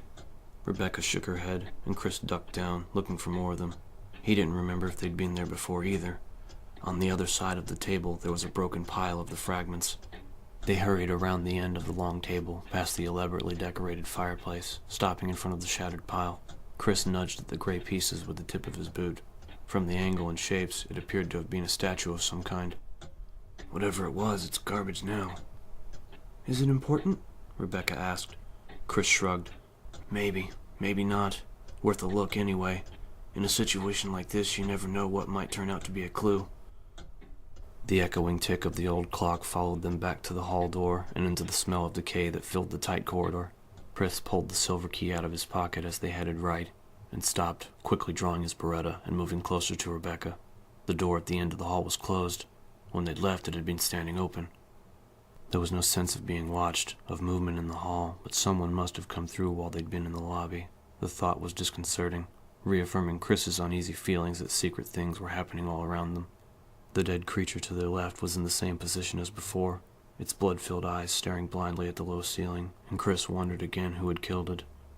He knew he should examine the corpse and the unsecured area beyond it, but didn't want to go off on his own until he got Rebecca somewhere safe. "Come on," he whispered, and they edged to the locked door, Chris handing the key to Rebecca so that he could watch the hall for attackers. With a soft click, the intricately paneled door was unlocked, and Rebecca gently pushed it open. Chris could feel that the room was okay, even as he did a quick check and motioned for Rebecca to step inside. It was set up like a piano bar, a baby grand dominating the floor across from a built-in counter, complete with stools bolted along its length. Perhaps it was the soft lighting or the muted colors that gave it such an atmosphere of calm stillness. Whatever it was, Chris decided that it was the nicest room he'd encountered so far. "And maybe a good place for Rebecca to stay while I try to find the others." Rebecca perched herself on the edge of the dusty black piano bench while Chris did a more thorough search of the room. There were a couple of potted plants, a small table, and an alcove behind the wall where the piano was situated. A couple of wood bookshelves pushed him back. The only entrance was the one they'd come through. It was an ideal spot for Rebecca to hide.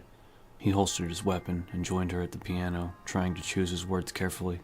He didn't want to scare her with the suggestion that she stay behind. She smiled up at him hesitantly, looking even younger than she was, her spiky red bangs adding to the impression that she was only a child. A child who got through college in less time than it took you to get your pilot's license. Don't patronize her. She's probably a lot smarter than you are. Chris sighed inwardly and smiled back at her. How would you feel about staying here while I take a look around the house? Her smile faltered a little, but she met his gaze evenly. Makes sense, she said. I don't have a gun, and if you ran into trouble, I'd just slow you down. She grinned wider and added, though if you get your ass kicked by a mathematical theorem, don't come crying to me. Chris laughed, as much at his own faulty assumptions as at her joke. She wasn't to be underestimated. He walked to the door, pausing as his hand touched the knob. I'll be back as soon as I can, he said.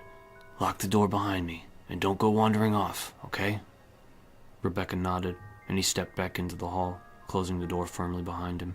He waited until he heard the bolt drawn and drew his Beretta, the last trace of a smile falling away as he started briskly down the corridor. The closer he got to the rotting creature, the worse the smell. He took shallow sips of air as he reached the body, stepping past it to see if the hall continued on before he examined it for bullet holes. And he stopped cold, staring at the second corpse stretched out in the alcove, headless and covered in blood. Chris studied the slack, lifeless features of the face that lay a foot away, recognizing them as Kenneth Sullivan's, and felt a surge of anger and renewed determination sweep through him at the sight of the dead Bravo. This is wrong. All wrong. Joseph, Ken, probably Billy. How many others have died? How many more have to suffer because of a stupid accident?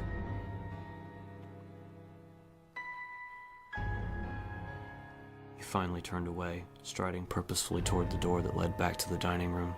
He'd start from the main hall, checking every possible path that the S.T.A.R.S could have taken and killing every creature that got in the way of his search. His teammates weren't going to have died for nothing. Chris would see to it if it was the last thing he ever did. Rebecca locked the door after Chris left, silently wishing him good luck before walking back to the dusty piano and sitting down. She knew that he felt responsible for her and wondered again how she could have been so stupid, dropping her gun.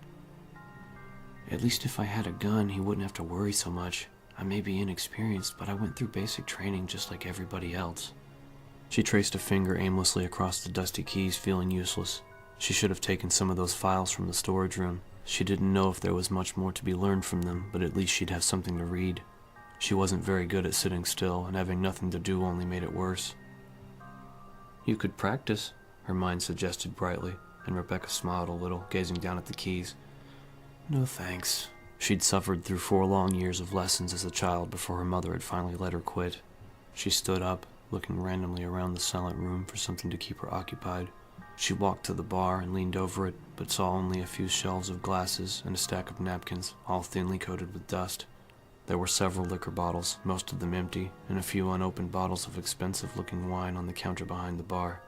Rebecca dismissed the thought even as it occurred to her. She wasn't much of a drinker, and now wasn't exactly the best time to tie one on. Sighing, she turned and surveyed the rest of the room. Besides the piano, there wasn't much to see. There was a single small painting of a woman on the wall to her left, a bland portrait in a dark frame, a slowly dying plant on the floor next to the piano, the leafy kind she always saw in nice restaurants, a table that extended out from the wall with an overturned martini glass on top. Considering what she had to work with, the piano was starting to look pretty interesting. She walked past the baby grand and peered into the small opening to her right. There were 2 empty bookshelves pushed to one side. Nothing interesting. Frowning, she stepped closer to the shelves. The smaller one on the outside was empty, but the one behind it. She placed her hand on either side of the end piece and pushed, sliding the outer shelf forward. It wasn't heavy and moved easily, leaving a track in the dust on the wood floor. Rebecca scanned the hidden shelves, feeling disappointed. A dented old bugle, a dusty glass candy dish, a couple of knick-knack vases, and some piano sheet music propped up on a tiny holder. She peered down at the title and felt a sudden rush of warm nostalgia for when she used to play. It was Moonlight Sonata, one of her favorite pieces.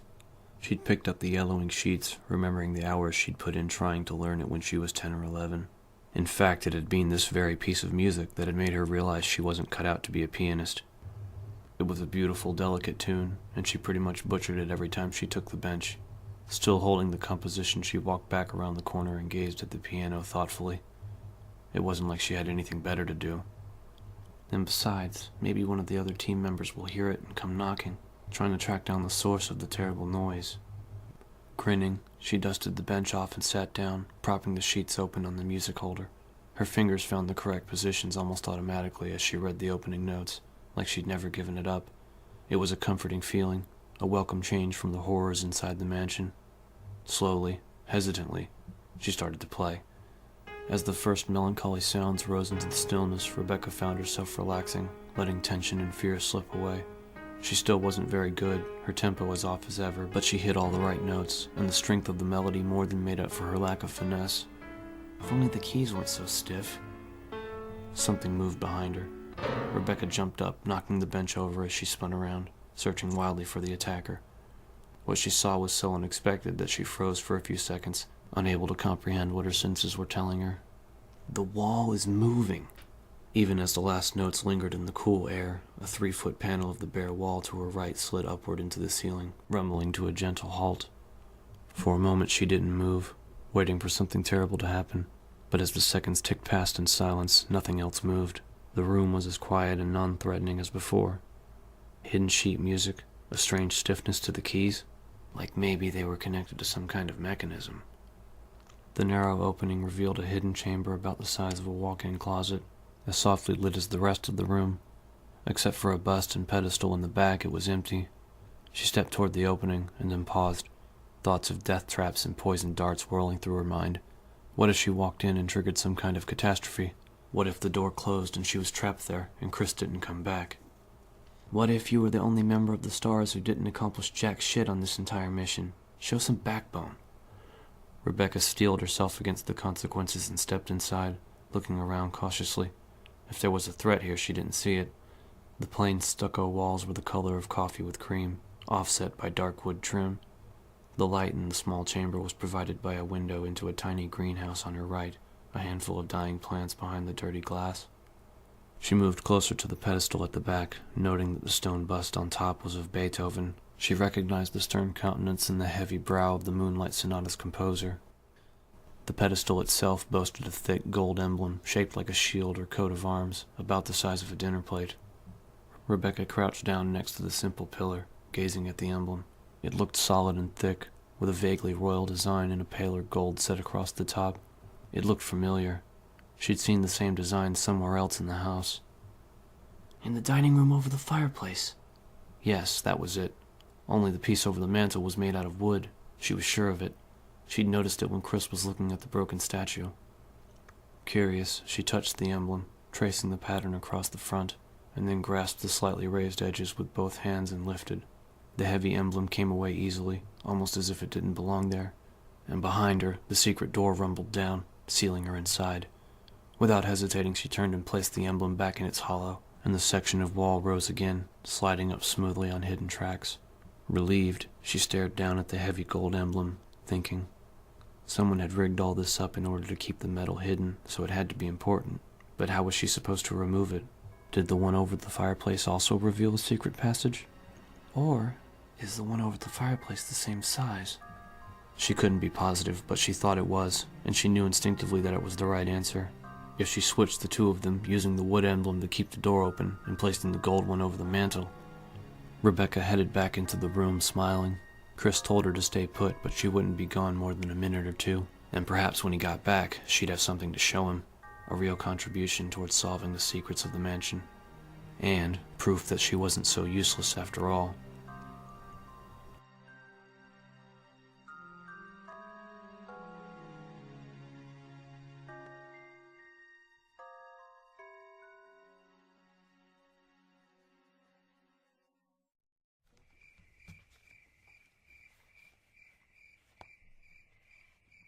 Chapter 11.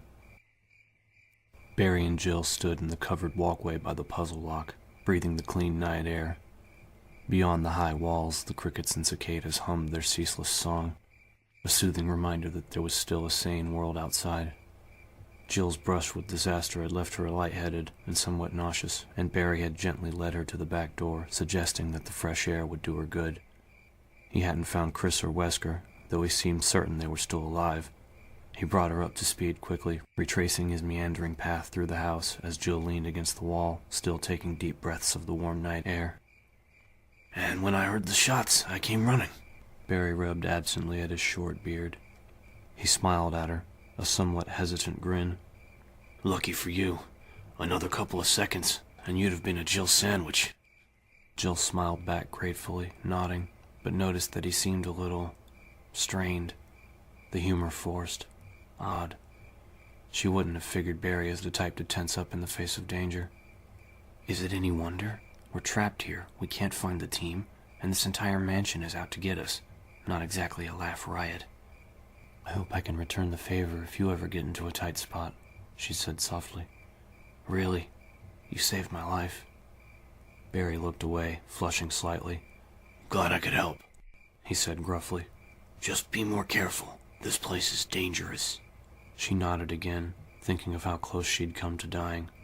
She shivered slightly, then forced the thoughts away. They needed to be concentrating on Chris and Wesker. So you think they're still alive? Yeah.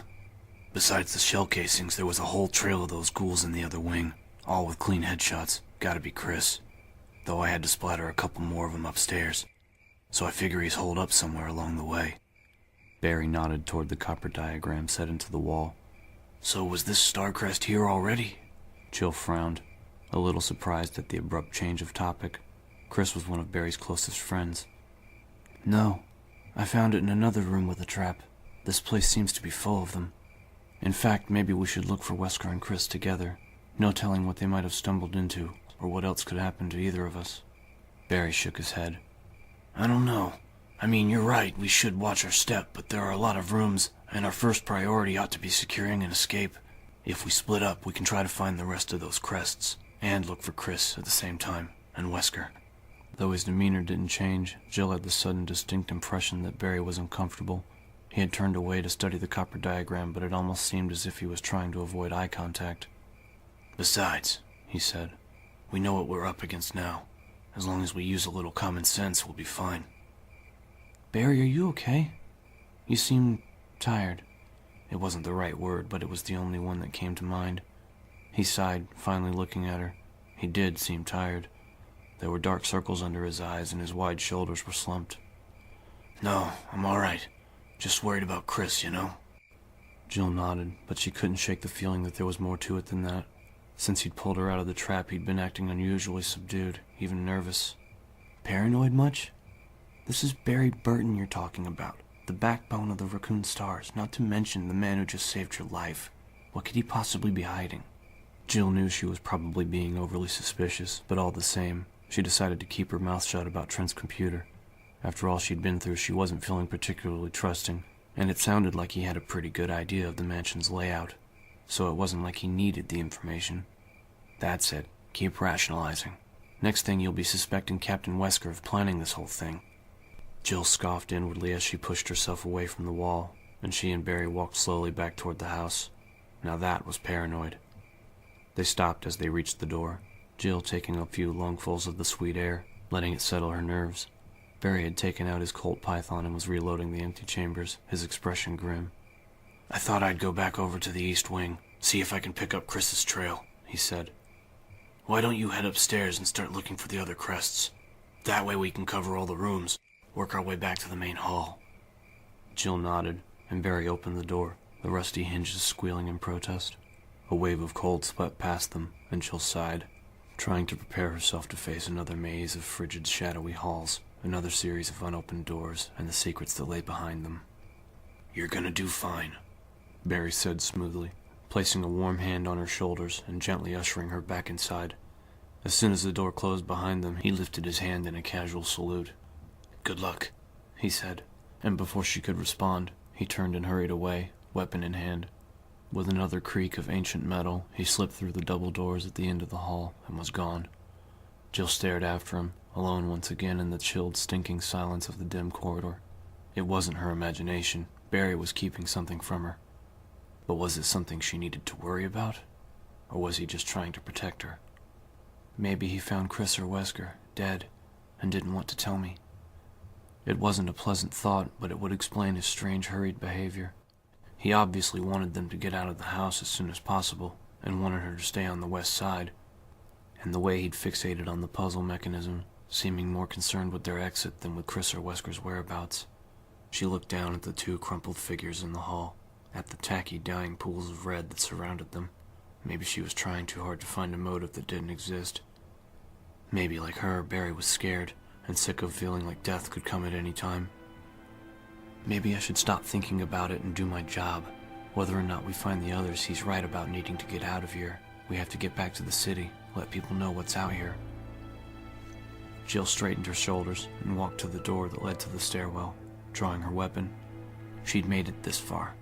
She could make it a little further, try to unravel the mystery that had taken the lives of so many. Or die trying, her mind whispered softly.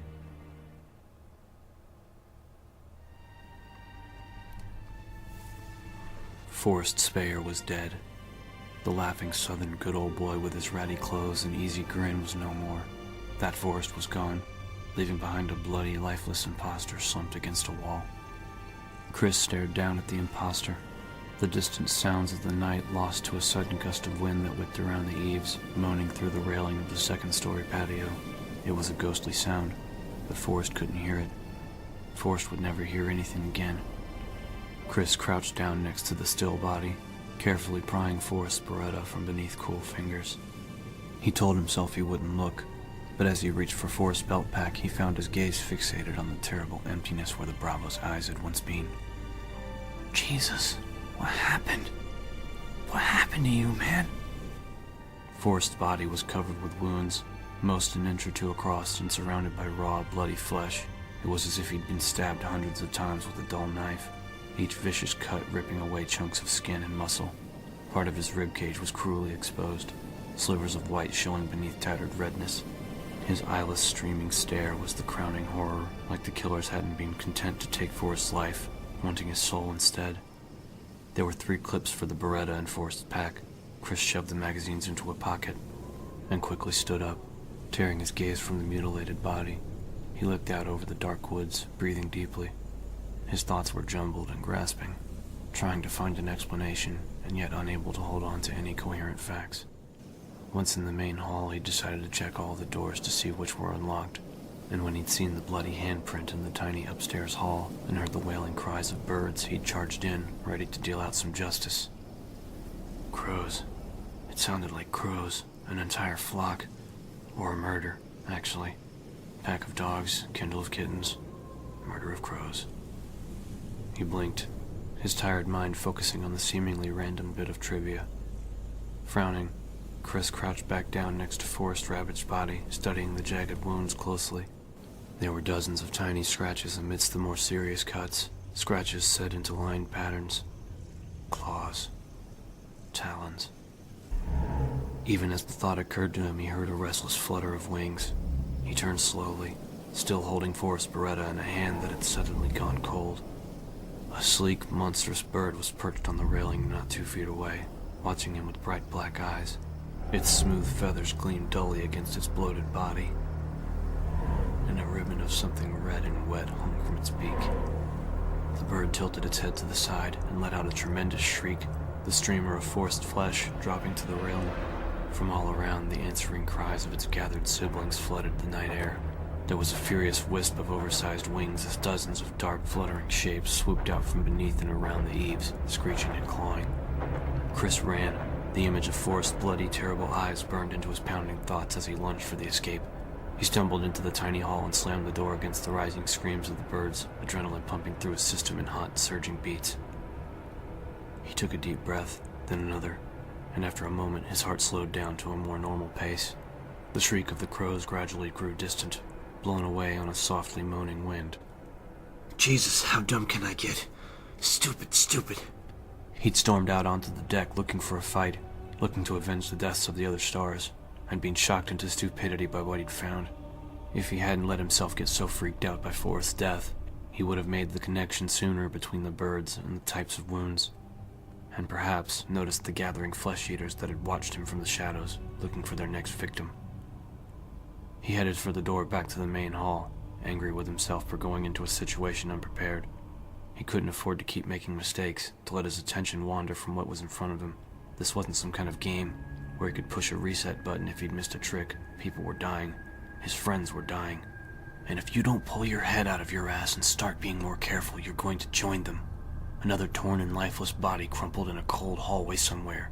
Another victim to the insanity of this house. Chris silenced the nagging whisper, taking a deep breath as he stepped back into the high gallery of the lobby and closed the door behind him. Beating himself up was no more useful than charging blindly around in a strange and dangerous environment, looking for revenge. He had to concentrate on what was important, the lost alphas, and Rebecca. He walked toward the stairs, tucking Forrest's weapon into his waistband. At least Rebecca would be able to defend herself. Chris! Startled, he looked down to see the young S.T.A.R.S member at the base of the wide stairs, grinning up at him. He jogged down the stairs, glad to see her in spite of himself. What happened? Is everything all right? Rebecca held up a silver key as he reached her, still smiling widely. I found something I thought you could use. He took the key, noting that the handle was etched with a tiny shield, before slipping it inside his vest. Rebecca was beaming, her eyes flashing with excitement. After you left, I played the piano and the secret door opened up in the wall. There was this gold emblem inside like a shield, and I switched it with the one in the dining room. And the grandfather clock moved, and that key was behind it. She broke off suddenly, her smile faltering as she studied his face. I'm sorry. I know I shouldn't have left, but I thought I could catch you before you got too far. It's okay, he said, forcing a smile. I'm just surprised to see you. Here, I found you something a little better than a can of insect repellent. He handed her the Beretta, pulling out a couple of clips to go with it. Rebecca took the gun, staring down at it thoughtfully. When she looked up at him again, her gaze was serious and intense. Who was it? Chris thought about lying, but saw that she wasn't going to buy it, and realized suddenly what it was about her that made him feel so protective, that made him want to shield her from the sad and sickening truth. Claire. That was it. Rebecca reminded him of his little sister, from her tomboy sarcasm and quick wit to the way she wore her hair. Listen, she said quietly, I know you feel responsible for me, and I admit that I'm pretty new at this, but I'm a member of this team, and sheltering me from the facts could get me killed. So who was it? Chris stared at her for a moment, and then sighed. She was right. Forrest. I found him outside. He'd been pecked to death by crows. Kenneth's dead too. A sudden anguish passed across her eyes, but she nodded firmly, keeping her gaze on his. Okay. So what do we do now? Chris couldn't help the slightest of smiles, trying to remember if he'd ever been so young. He motioned up the stairs, hoping that he wasn't about to make another mistake. I guess we try another door. Wesker didn't catch much of the conversation between Barry and Jill, but after a muffled good luck from Mr. Burton, he heard a door open and close somewhere nearby, and a moment later, the hollow thumps of bootsteps against wood, followed by another closing door. The hall outside was clear, his team off on their mission to find the rest of the Copper Crests. Looks like I picked the right room to wait in. He'd used the helmet key to lock himself into a small study by the back door, the perfect place from which to monitor the team's progress. Not only could he hear them coming and going, but he'd be able to get a head start to the labs. He held the heavy wind crest up to the light of the desk lamp, grinning. It had been too easy, really. He'd happened across the plaster statue on his way back from talking to Barry, and remembered that it had a secret compartment somewhere. Rather than waste valuable time searching, he'd simply pushed the hideous thing off the dining room balcony. It hadn't been hiding one of the crests, but the sparkle of the blue jewel amidst the rubble had been almost as good. There was a room just off the dining room that held a statue of a tiger with one red eye and one blue, one of the few mechanisms he'd remembered from an earlier visit. A quick visit to the statue had confirmed his suspicions. Both eyes had been missing, and when he'd placed the gaudy blue jewel into the proper socket, the tiger had turned to one side and presented him with the crest. Just like that, he was one step closer to completing his mission. When the other three are in place, I'll wait until they're off looking for the final piece, and then slip right out the door. He'd considered going to check the diagram, but decided against it. The house was big, but not that big, and there was no need to expose himself to further risk of being seen. Besides, They probably hadn't managed to find any of the other crests yet. He'd already had a close call when he'd gone downstairs to retrieve the jewel, almost stepping directly into Chris Redfield's path. Chris had found the rookie, and the two of them were blundering around, probably looking for clues. Besides, this room is comfortable. Maybe I'll take a nap while I wait for the rest of them to catch up. He leaned back in the desk chair, pleased with himself for all he'd accomplished so far. What could have been a disaster was turning out quite nicely, thanks to some quick thinking on his part. He had already found one of the crests, he had Barry and Jill working for him, and he'd had the good fortune to run into Ellen Smith while he'd been in the library. Oops, scratch that. It's Dr. Ellen Smith, thank you very much. After fetching the wind crest, he'd gone to the library to check the small side room that overlooked the estate's heliport, the entrance concealed behind a bookcase. A quick search had revealed nothing useful, and he'd been about to check the back room when Dr. Smith had shambled out to greet him. He'd tried to get a date with her ever since he'd moved to Raccoon, drawn in by her long legs and platinum blonde hair. He'd always been partial to blondes, particularly smart ones. Not only had she repeatedly turned him down, she hadn't even tried to be nice about it. When he'd called her Ellen, she'd coolly informed him that she was his superior, and a doctor, and would be addressed as such. Ice Queen through and through. If she hadn't been so damn good-looking, he never would have bothered in the first place. But my, how your beauty has faded, Dr. Ellen. Wesker closed his eyes, smiling, reliving the experience. It had been the ratty strings of blonde hair that had given her away as she'd shuffled out from behind a shelf, moaning and reaching for him. Her legs were still long, but they'd lost a lot of their appeal, not to mention a fair amount of skin. "What lovely perfume you're wearing, Dr. Smith," he'd said. Then 2 shots to the head and she'd gone down in a spray of blood and bone. Wesker didn't like to think of himself as a shallow man, but pulling the trigger on that high-riding bitch had been wonderful. No, deeply gratifying. Like icing on the cake. A little bonus perk for taking matters in hand. Maybe if I'm lucky, I'll run into that prick Sarton down in the labs. After a few moments, Wesker stood up and stretched, turning to scan some of the titles on the bookshelf behind him. He was eager to get moving, but it might take the S.T.A.R.S a while to find the rest of the puzzle pieces, and there was really nothing he could do to hurry the process. He might as well keep busy. He frowned, struggling to make sense of the technical titles. One of the books was called Phagemids, Alpha Complementation Vectors. The next one was cDNA Libraries and Electrophoresis Conditions. Biochemistry text and medical journals. Terrific. Maybe he'd get that nap in after all. Just reading the titles was making him sleepy. His gaze fell across a heavy-looking tome sitting by itself on one of the lower shelves, bound in fine red leather.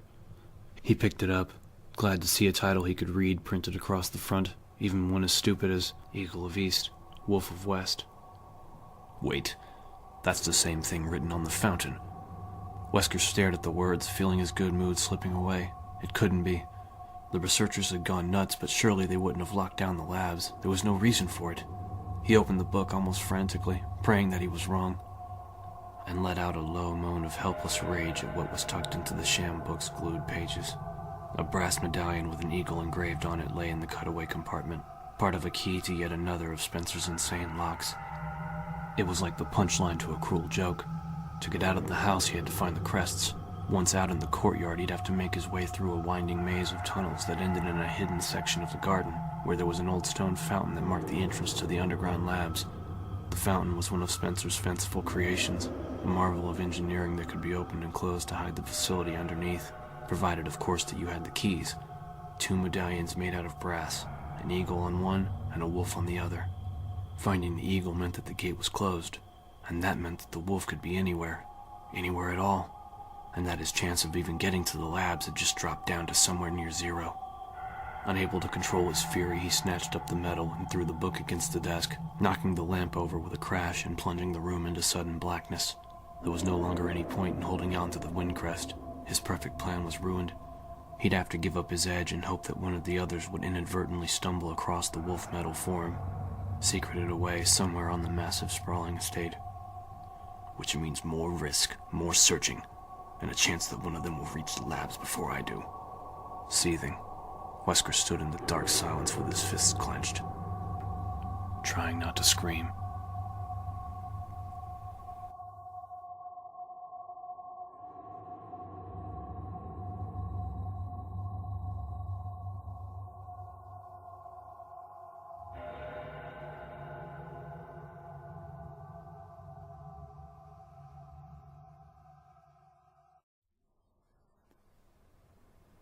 Chapter 12.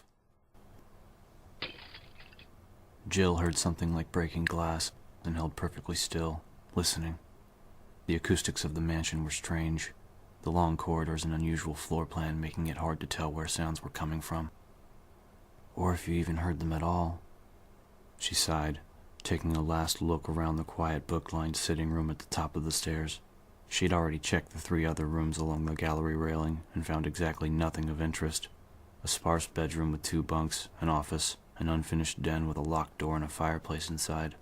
The only switches she'd found were light switches, though she had gotten excited over a rather sinister-looking black button on the wall of the office until she'd pushed it, and found that she'd managed to discover the drainage control for an empty fish tank in the corner. She'd found some ammo for the Remington. She supposed she should be grateful for that. A dozen shells in a metal box underneath one of the bunks in the bedroom, but if there'd been any hidden crests, she'd missed them. Jill took out Trent's computer and checked the map, finding her position at the top of the stairs. Just past the sitting room's second door was a wide U-shaped corridor that angled back around to the front hall balcony. The corridor also connected to 2 rooms, one a dead end and the other leading through several more. She put the computer away and drew her Beretta, taking a moment to clear her mind before stepping into the corridor. It wasn't easy. Between trying to figure out what had happened in the house to create monsters and her concerns for and about her team, her thoughts were distinctly messy. Should have looked closer at those papers. The office had been simple, a desk, a bookshelf, but there was a rack of lab coats by the door, and the papers strewn across the desk had mostly been lists of numbers and letters. She knew just enough chemistry to know that she was looking at chemistry, so she didn't bother trying to read them. But since finding the papers, she had begun to think of the zombies as the results of a research accident. The mansion was too well maintained to have come from private money, and the fact that it had been kept a secret for so long suggested a cover-up. She'd guessed that there was a couple of months' worth of dust on almost everything, which coincided with the first attacks in Raccoon. If the people in the house had been conducting some kind of experiment, and something had gone wrong, something that transformed them into flesh-eating ghouls, that's a bit far-fetched. But it made more sense than anything else she could come up with, although she'd keep her mind open to other possibilities. As to her concerns about the team, Barry was acting weird, and Chris and Wesker were still missing. No new developments there. And there won't be any if you don't get going. Right. Jill put her musings on hold and stepped out into the hall. She noticed the smell before she actually saw the zombie further down the corridor, crumpled to the floor. The small wall sconces cast an uneven glow over the body, reflecting off of dark red trim and tinting everything in the corridor a smoky crimson. She trained her weapon on the still body, and heard a door closing somewhere close by. Barry? He'd said he was going to be in the mansion's other wing, but maybe he'd found something and had come looking for her, or maybe she was finally going to meet up with someone else from the team. Smiling at the thought, she hurried down the gloomy hall, eager to see another familiar face. As she neared the corner, a fresh wave of decay washed over her, and the fallen creature at her feet grabbed at her boot, clutching her ankle with surprising strength. Startled, Jill flailed her arms to keep her balance, crying out in disgust as the slobbering zombie inched its rotting face toward her boot. Its peeling skeletal fingers scrabbled weakly at the thick leather, seeking a firmer grip, and Jill instinctively brought her other boot down on the back of its head, the heavy treads sliding across the skull with a sickening wet sound. A wide piece of flaking scalp tore away, revealing glistening bone. The creature kept clawing at her, oblivious to the pain.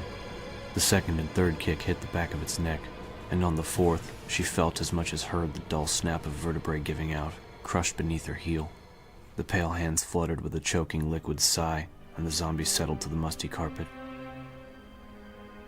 Jill stepped over the limp body and ran around the corner, swallowing back bile.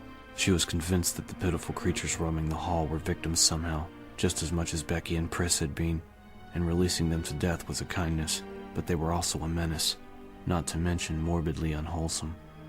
She had to be more cautious. There was a door to her right, heavy wood overlaid with twining metal designs. There was a picture of armor over the key plate, but like the other doors she'd come across upstairs, it was unlocked. There was no one inside the well-lit room, but she hesitated, suddenly reluctant to continue her search for whoever was wandering the area. 2 walls of the large chamber were lined with full suits of armor, 8 to a side, and there was a small display case at the back. not to mention a large red switch set into the middle of the gray tiled floor. Another trap? Or a puzzle? Intrigued, she walked into the room and headed for the glass-fronted display, the silent, lifeless guards seeming to watch her every move. There were a couple of mysterious, grated holes in the floor, one on either side of the red switch, for ventilation perhaps, and she felt her heart speed up a little, suddenly sure that she'd found another one of the mansion's traps. A quick inspection of the dusty display case decided it for her. There wasn't any way that she could see to open it, the glass front a single thick piece, and something in one shadowy niche at the bottom glinted like dull copper. I'm supposed to push that button, thinking that it will open the case.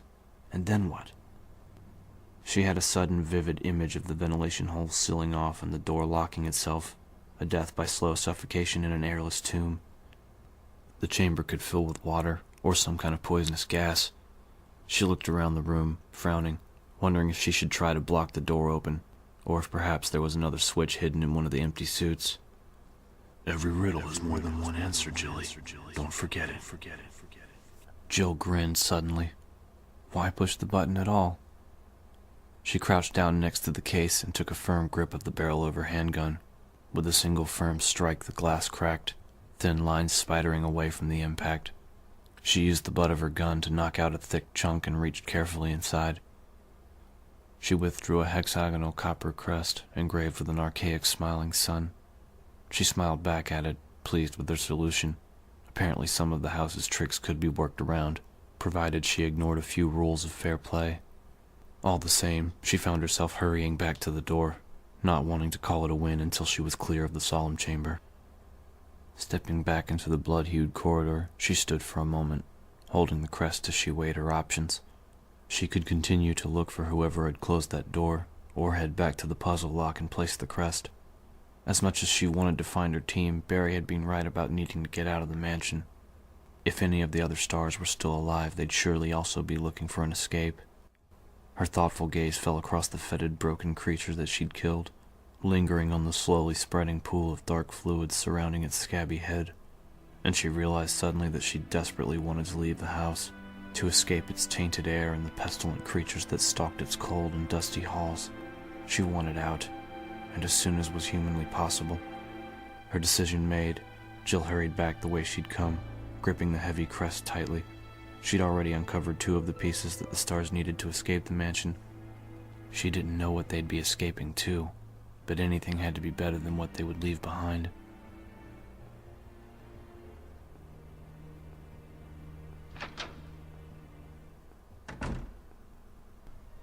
Richard. Rebecca immediately dropped to her knees next to the Bravo, feeling his throat for a pulse with one trembling hand.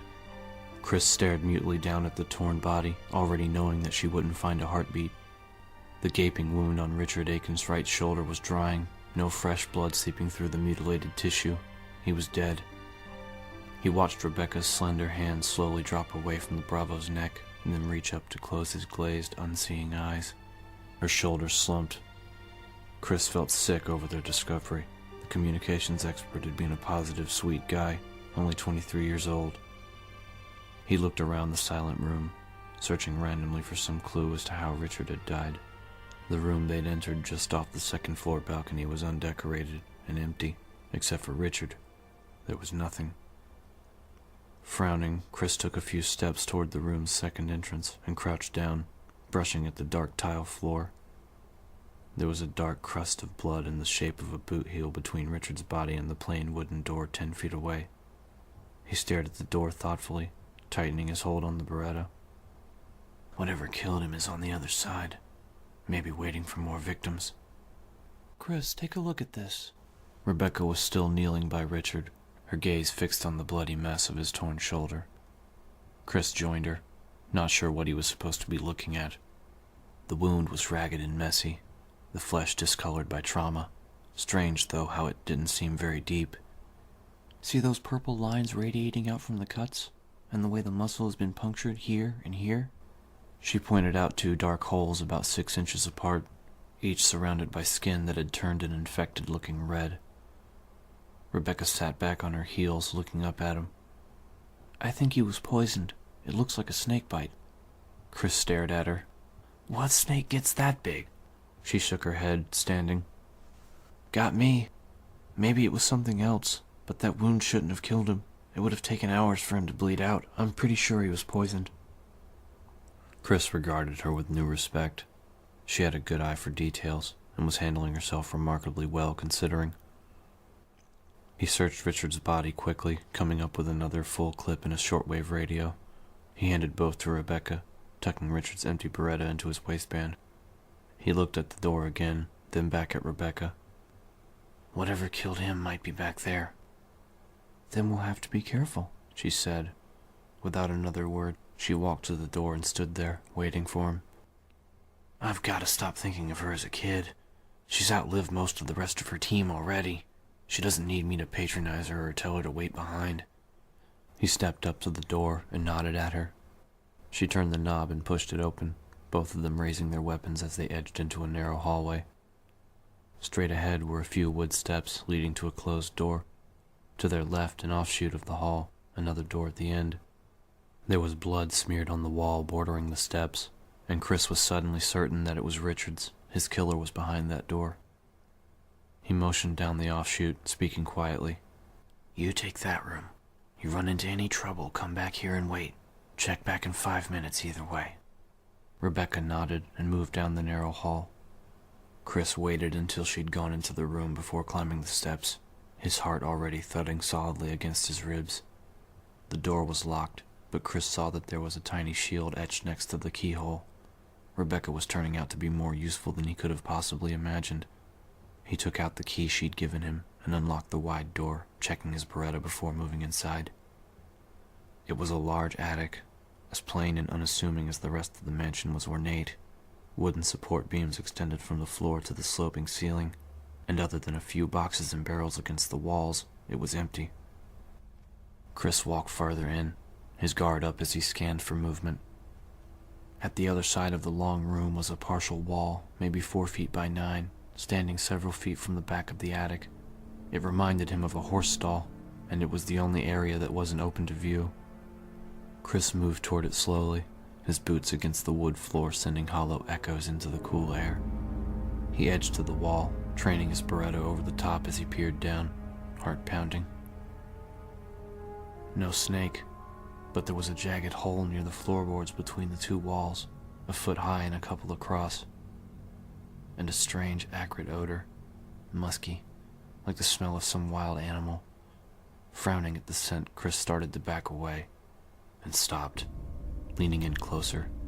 There was a rounded piece of metal next to the hole, like a penny the size of a small fist. There was something engraved on it, a crescent shape. Chris walked around the side and into the stall, keeping a wary eye on the hole as he crouched down and picked up the metal piece. It was a 6-sided disc of copper with a moon on it, a nice bit of craftsmanship. Inside the hole, a soft sliding sound. Chris jumped back, targeting the opening as he moved. He backed up quickly until his shoulders brushed the attic wall, then started to edge away. And a dark cylinder shot out from the opening, lightning fast. It was as big around as a dinner plate, and it hit the wall inches from his right leg, wood crunching from the impact. Oh, shit! Chris stumbled away as the giant reptile reared back, pulling more of its long, dusky body out of the wall. Hissing, it raised up, lifting its head as high as Chris's chest and exposing dripping fangs. Chris ran halfway across the room and spun, firing at the massive diamond-shaped head. The snake let out a strange hissing cry as a shot tore through one side of its gaping mouth, punching a hole through the tightly stretched skin. It dropped back to the floor and whipped itself toward him with a single waving push of its muscular body, at least 20 feet long. Chris fired again, and a chunk of scaly flesh erupted from the snake's back, dark blood spewing out from the wound.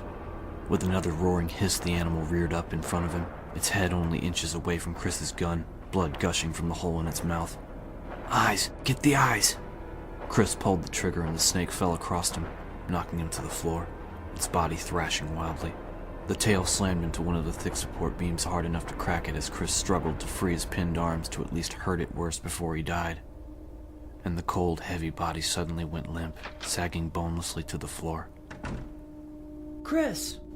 Rebecca rushed into the room and stopped cold, staring at the monstrous reptile. Whoa. His boot found one of the wooden supports, and with a tremendous shove, Chris managed to wiggle out from beneath the thick body. Rebecca reached down to help him up, her eyes wide with awe. They stared down at the wound that had killed the creature, the black liquid hole where its right eye had been obliterated by a 9mm slug. "Are you okay?" she asked softly. Chris nodded. A few bruised ribs maybe, but so what? He'd literally been inches from certain death, and all because he'd stopped to... He held up the copper crest, having to pry his clenched fingers from around the thick metal. He'd held onto it throughout the attack without even realizing it, and looked at it now. He had a gut feeling that it was important somehow. "Maybe because you were almost snake food for picking it up?"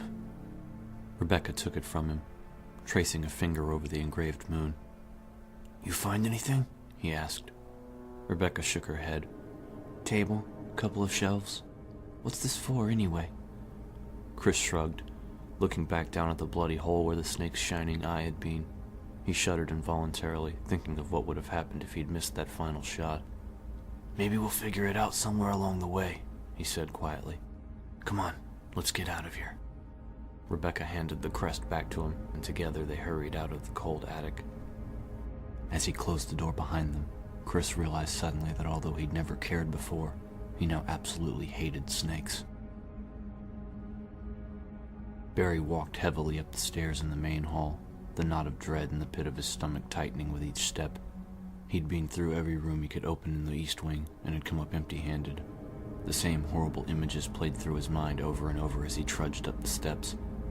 Kathy and Moira and Pollyann, terrified and suffering at the hands of strangers in their own home. Kathy knew the combination to the gun safe in the basement, but the chances of her making it down the stairs before someone could get in. Barry reached the first landing and took a deep, shaky breath. Kathy wouldn't even think to run for the weapons if she heard someone breaking through one of the windows or doors. Her first priority would be to get to the girls, to make sure they were okay. "If I don't turn up those crests soon, nothing will be okay." He hadn't seen a phone or radio anywhere in the house. If Wesker couldn't get to that laboratory, how would he be able to contact the people at White Umbrella and call off the killers? Barry reached the door on the upper landing that led into the West Wing. His only hope was that either Jill or Wesker had managed to find the 3 missing pieces. He didn't know where Wesker was, although he had no doubts that the rat bastard would turn up soon enough. But Jill would probably still be searching upstairs. They could split up the rooms she hadn't checked, and at least rule out the least likely areas. If they couldn't uncover any more of the crests, he'd have to go back through the East Wing and start ripping apart furniture. He opened the door that led into the red hallway, lost in thought, and very nearly ran into Chris Redfield and Rebecca Chambers as they stepped out of the doorway on his right. Chris's face lit up with a broad, beaming grin. "Barry." The younger man stepped forward and embraced him roughly, then backed up, still grinning. "Jesus, it's good to see you. I was starting to think that me and Rebecca were the last ones alive. Where are Jill and Wesker?" Barry pasted a smile on as he fumbled for an acceptable answer, feeling almost sick with guilt. Lying to Jill hadn't been easy, but he'd known Chris for years. "Kathy and the girls. Dead. Jill and I came after you, but all the doors in that hall were locked, and when we got back to the lobby, the captain was gone. Since then, we've been looking for you two and trying to find a way out." Barry smiled more naturally. "It's good to see you too, both of you." At least that much is true. "So Wesker just disappeared?" Chris asked. Barry nodded, uncomfortable. "Yeah, and we found Ken. One of those ghouls got to him." Chris sighed. "I saw. Forrest and Richard are dead too." Barry felt a wave of sadness and swallowed thickly, suddenly hating Wesker even more. The people Wesker worked for had done this, and now they wanted to cover it all up, avoiding responsibility for their actions. "And like it or not, I'm going to help them do it." Barry took a deep breath and fixed an image of his wife and daughters in his mind's eye. "Jill found a back door, and we think it could be a way out, except it's got this trick lock, like a puzzle. We have to get all the pieces together to open it. There are these 4 metal crests made out of copper. Jill got one already, and we think the rest are hidden throughout the mansion." He trailed off at Chris's sudden grin as Chris reached into his vest. "Something like this?" Barry stared at the crest that Chris had produced, feeling his heart speed up. "Yeah, that's one of them. Where'd you find it? Rebecca spoke up, smiling shyly. He had to fight a big snake for it. A really big snake. I think it may have been affected by the accident, though a cross-genus virus, those are pretty rare. Barry reached for the crest as casually as he could manage, frowning. Accident? Chris nodded. We found some information that suggests there's some kind of secret research facility here on the estate, and that something they were working on got loose. A virus. One that can affect mammals and reptiles, Rebecca added. Not just different species, different families. It certainly infected mine, Barry thought bleakly. He let his frown deepen, feigning thoughtfulness as he struggled to come up with an excuse to get away. The captain wouldn't approach him unless he was alone, and he was desperate to get the copper piece into place, to prove that he was still on board, cooperating, and that he'd convinced the rest of the team to help him look. He could feel the seconds ticking away, the metal growing warm beneath his sweating fingers. We need to get the feds in on this, he said finally. A full investigation, military support, quarantine the area. Chris and Rebecca were both nodding, and again Barry felt nearly overwhelmed by guilt. God, if only they weren't so trusting. But to do that, we have to find all these crests. Jill might have turned up another one by now, maybe both of them. I can only pray. Do you know where she is? Chris asked. Barry nodded, thinking fast. I'm pretty sure, but this place is kind of a maze. Why don't you wait in the main hall while I go get her? That way we can organize our search, do a more thorough job. He smiled, hoping it looked more convincing than it felt.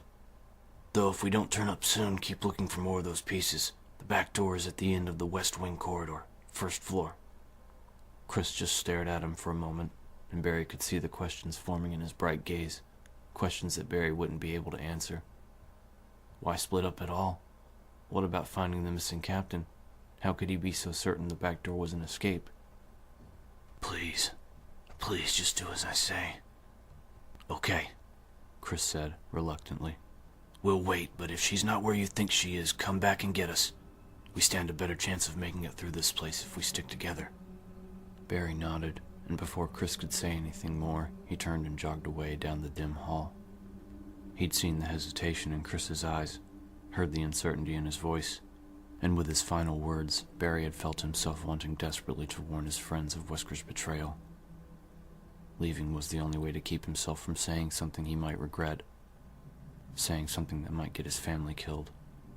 As soon as he heard the door back to the balcony close, he picked up speed, taking the corners at a full run. There was a dead zombie near the door that led to the stairs, and Barry leapt over it, the stench falling away as he ducked through the connecting passage. He took the back stairs 3 at a time as his conscience yammered mercilessly away at him, reminding him of his treachery. You're a liar, Barry. Using your friends the way Wesker's using you, playing on their trust.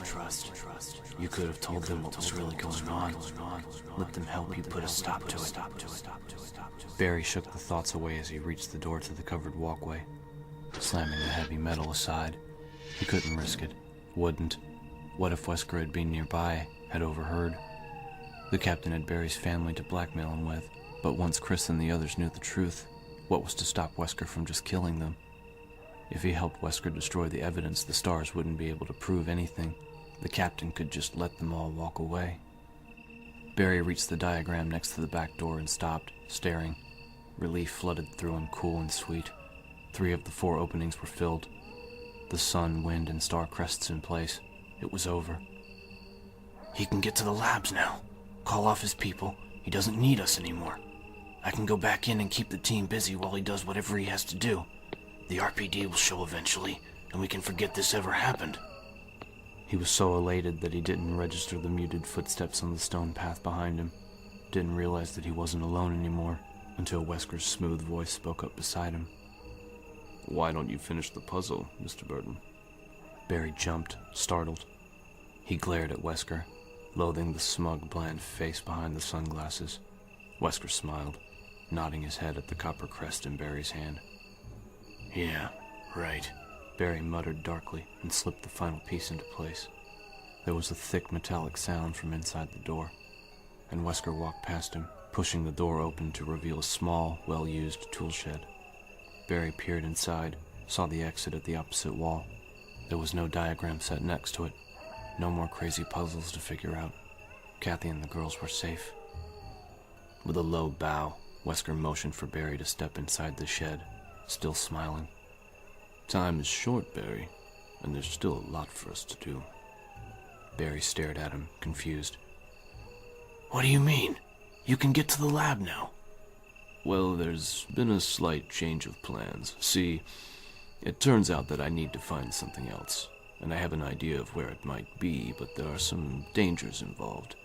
And you've done such a good job so far, I wanted you to come along. Wesker's smile transformed into a shark-like grin, a cold, pitiless reminder of what was at stake. In fact, I'm afraid I'm going to have to insist on it.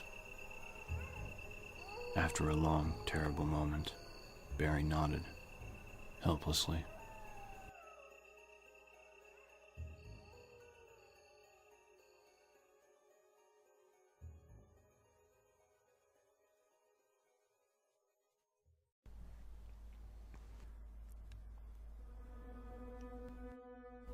Chapter 13. My dearest Alma, I sit here, trying to think of where to begin, of how to explain in a few simple words all that has happened in my life since we last spoke, and already I fail. I hope this letter finds you well and whole, and that you will forgive the tangents of my pen. This isn't easy for me. Even as I write, I can feel the simplest of concepts slipping away, lost to feelings of despair and confusion. But I have to tell you what's in my heart before I can rest. Be patient and accept that what I tell you is the truth. The entire story would take hours for me to tell you, and time is short, so accept these things as fact. Last month, there was an accident in the lab, and the virus we were studying escaped. All my colleagues who were infected are dead or dying, and the nature of the disease is such that those still living have lost their senses. This virus robs its victims of their humanity, forcing them in their sickness to seek out and destroy life. Even as I write these words, I can hear them, pressing against my locked door like mindless, hungry animals, crying out like lost souls. There aren't words true enough, deep enough to describe the sorrow and shame that I feel, knowing that I had a hand in their creation. I believe that they feel nothing now, no fear, no pain, but that they can't experience the horror of what they've become doesn't free me of my terrible burden. I am in part responsible for this nightmare that surrounds me, in spite of the guilt that is burned into my very being, that will haunt my every breath. I might have tried to survive, if only to see you again. But my best efforts only delayed the inevitable. I am infected, and there is no cure for what will follow, except to end my life before I lose the only thing that separates me from them. My love for you. Please understand. Please know that I am sorry. Martin Crackhorn. Jill sighed, laying the crumpled paper gently on the desk. The creatures were victims of their own research.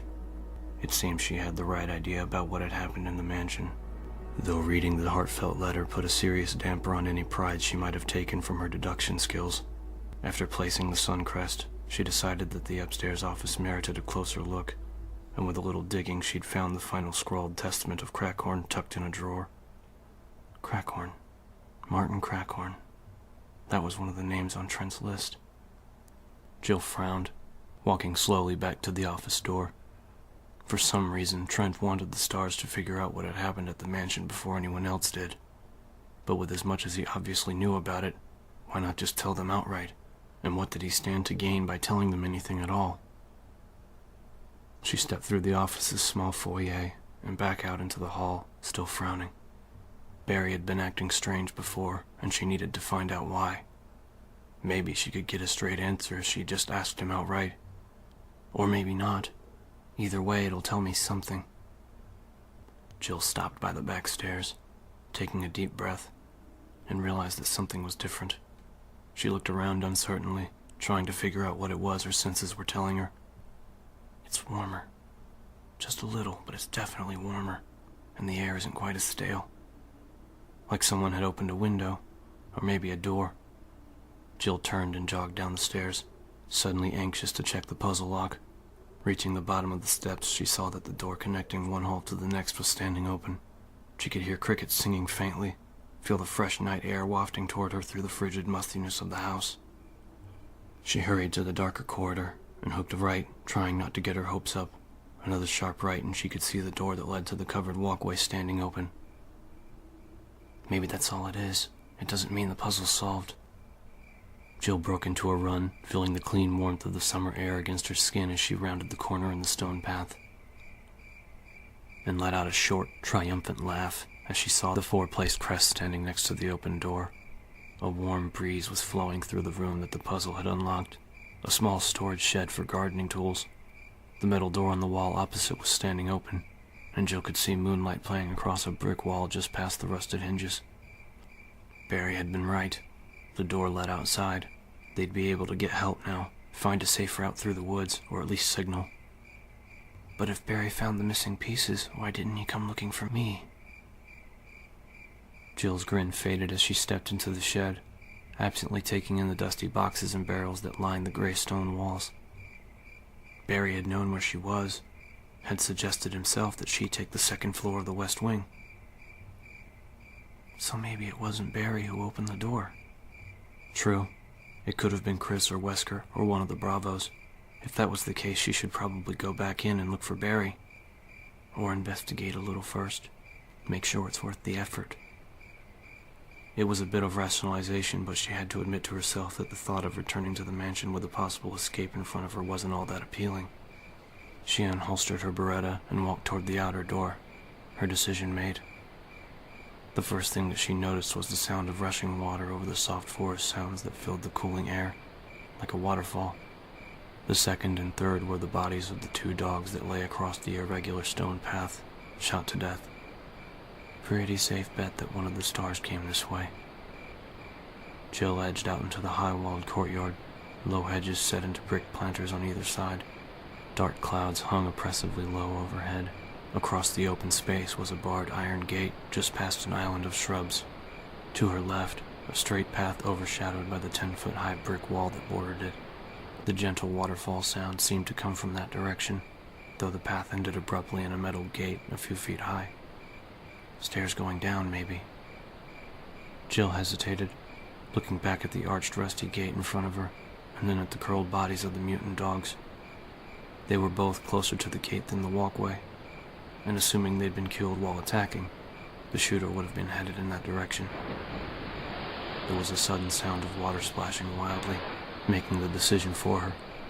Jill turned and ran down the moonlit walk, hoping to catch a glimpse of whatever was making the noise. She reached the end of the stone path and leaned over the gate, then drew back a little, surprised by the sudden drop-off. There were no stairs. The gate opened to a tiny platform elevator in a huge open courtyard 20 feet below. The splashing was off to the right, and Jill looked down and across the wide yard just in time to see a shadowy figure walk through the waterfall she'd heard, disappearing behind the curtain of water that cascaded down the west wall. What the hell? She stared at the small waterfall, blinking, not sure if her eyes were playing tricks on her. The splashing had stopped as soon as the person disappeared, and she was fairly certain that she wasn't hearing things, which meant that the rushing water concealed a secret passage. Great. That's just what this place needs. Lord knows I didn't get enough of that inside. The controls for the one-man lift were on a metal bar next to the rusting gate, the platform itself down in the courtyard. Jill toggled the power switch, but nothing happened. She'd have to get down another way, wasting time while the mysterious splasher got farther away. Unless... Jill looked down the narrow elevator shaft, an inset square only 3 feet across and opened on the side facing the yard. Coming up would be a bitch, but descending? Cake. She could crouch her way down in a minute or less, using her back and legs to support her weight.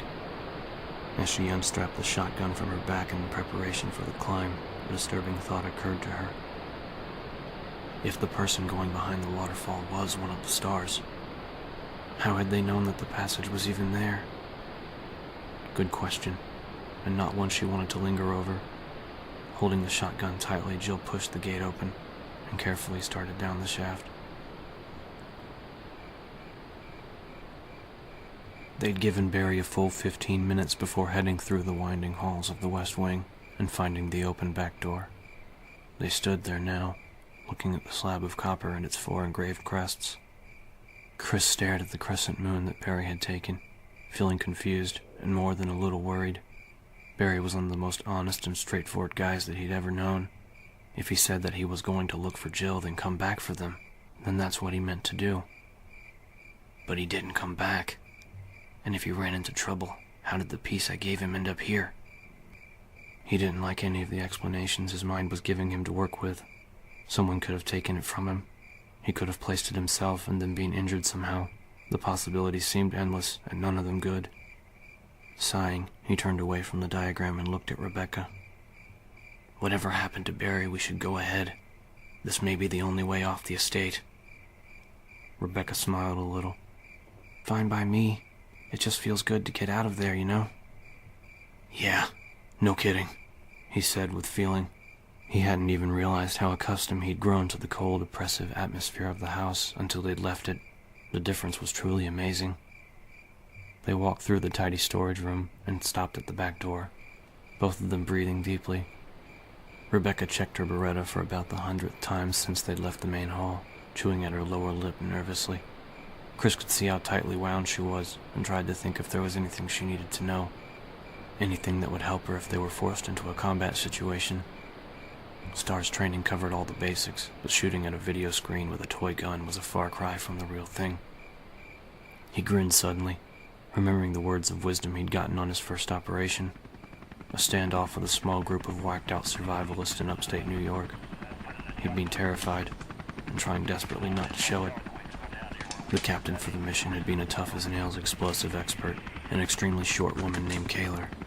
She'd pulled him aside just before they went in, looking him up and down, and given him the single best piece of advice he'd ever received.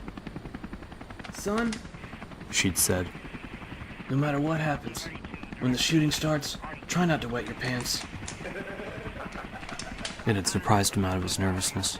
The statement so totally weird that he'd literally been forced to let go of the worst of his fears to make room for it.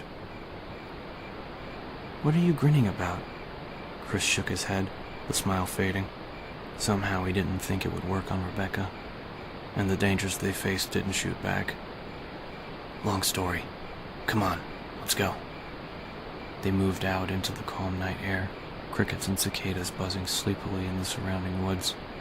They were in a kind of courtyard, high brick walls on either side, an offshoot walkway to their left. Chris could hear rushing water nearby, and the mournful cry of a dog or coyote in the distance, a lonely faraway sound. Speaking of dogs, there were a couple of them sprawled out across the stones, soft moonlight glistening against their wet, sinewy bodies.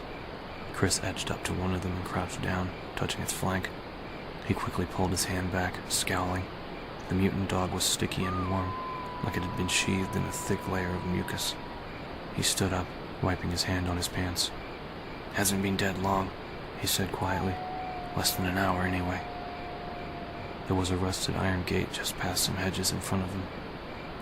Chris nodded at Rebecca, and as they walked toward it, the sound of rushing water increased to a dull roar.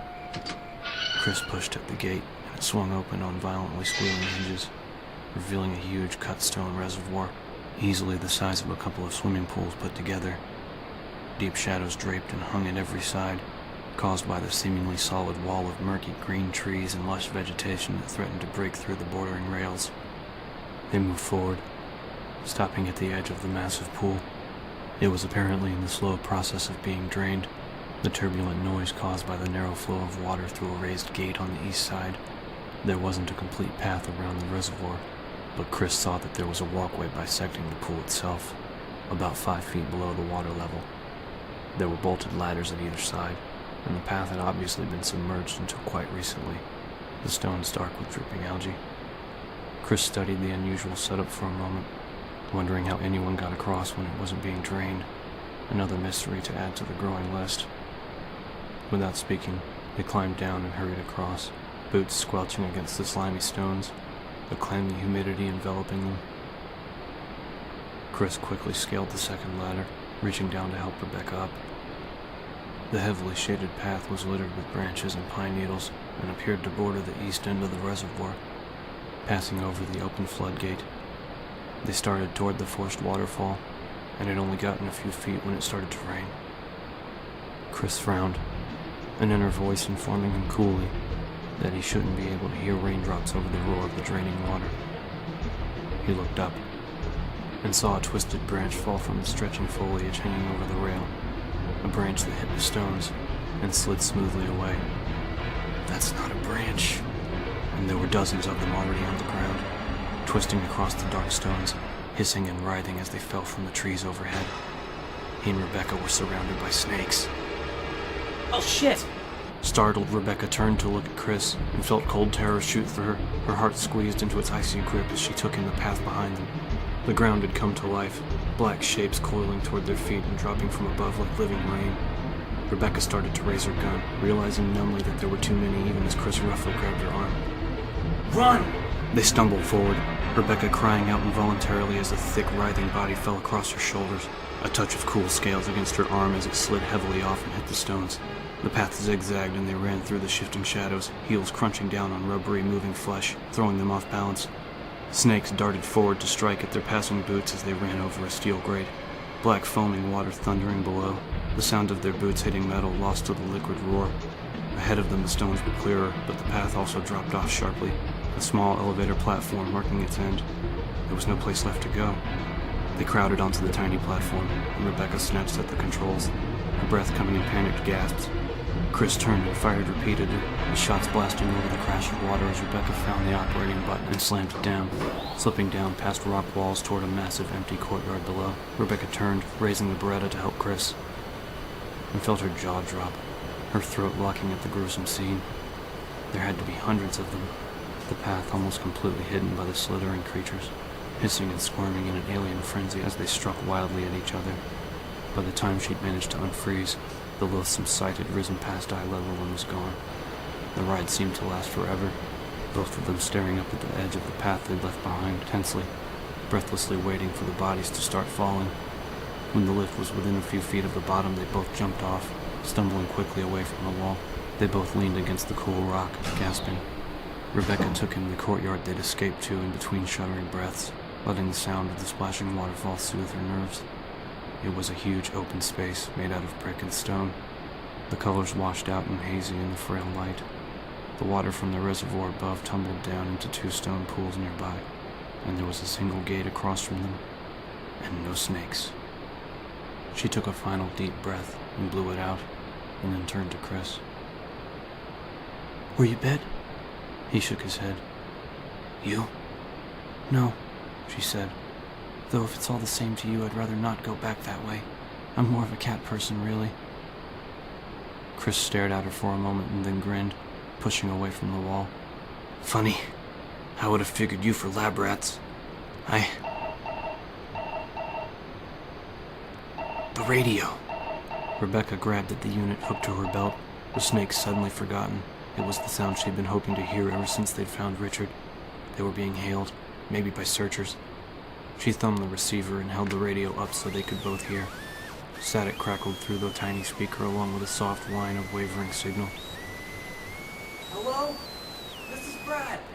Alpha Team. Can anyone read? If you can hear this... His voice disappeared into a burst of static. Rebecca hit the transmit button and spoke quickly. Brad? Brad, come in. The signal was gone. They both listened for a moment longer, but nothing else came through. He must have gotten out of range, Chris said. He sighed, walking farther out into the open yard and gazing up at the dark, overcast sky. Rebecca clipped the silent radio back to her belt, still feeling more hopeful than she had all night. The pilot was out there somewhere, circling around and looking for them. Now that they were clear of the mansion, they'd be able to hear him signal. Assuming he comes back. Rebecca ignored the thought and walked over to join Chris, who had found another tiny elevator platform tucked in the corner across from the waterfall. A quick check showed it to be without power. Chris turned toward the gate, slapping a fresh clip into his Beretta. Shall we see what's behind door number 1? It was a rhetorical question. Unless they wanted to go back through the snakes, it was their only option. Just the same, Rebecca smiled and nodded, wanting to make sure he knew she was ready, and hoping desperately that if anything else happened, she would be.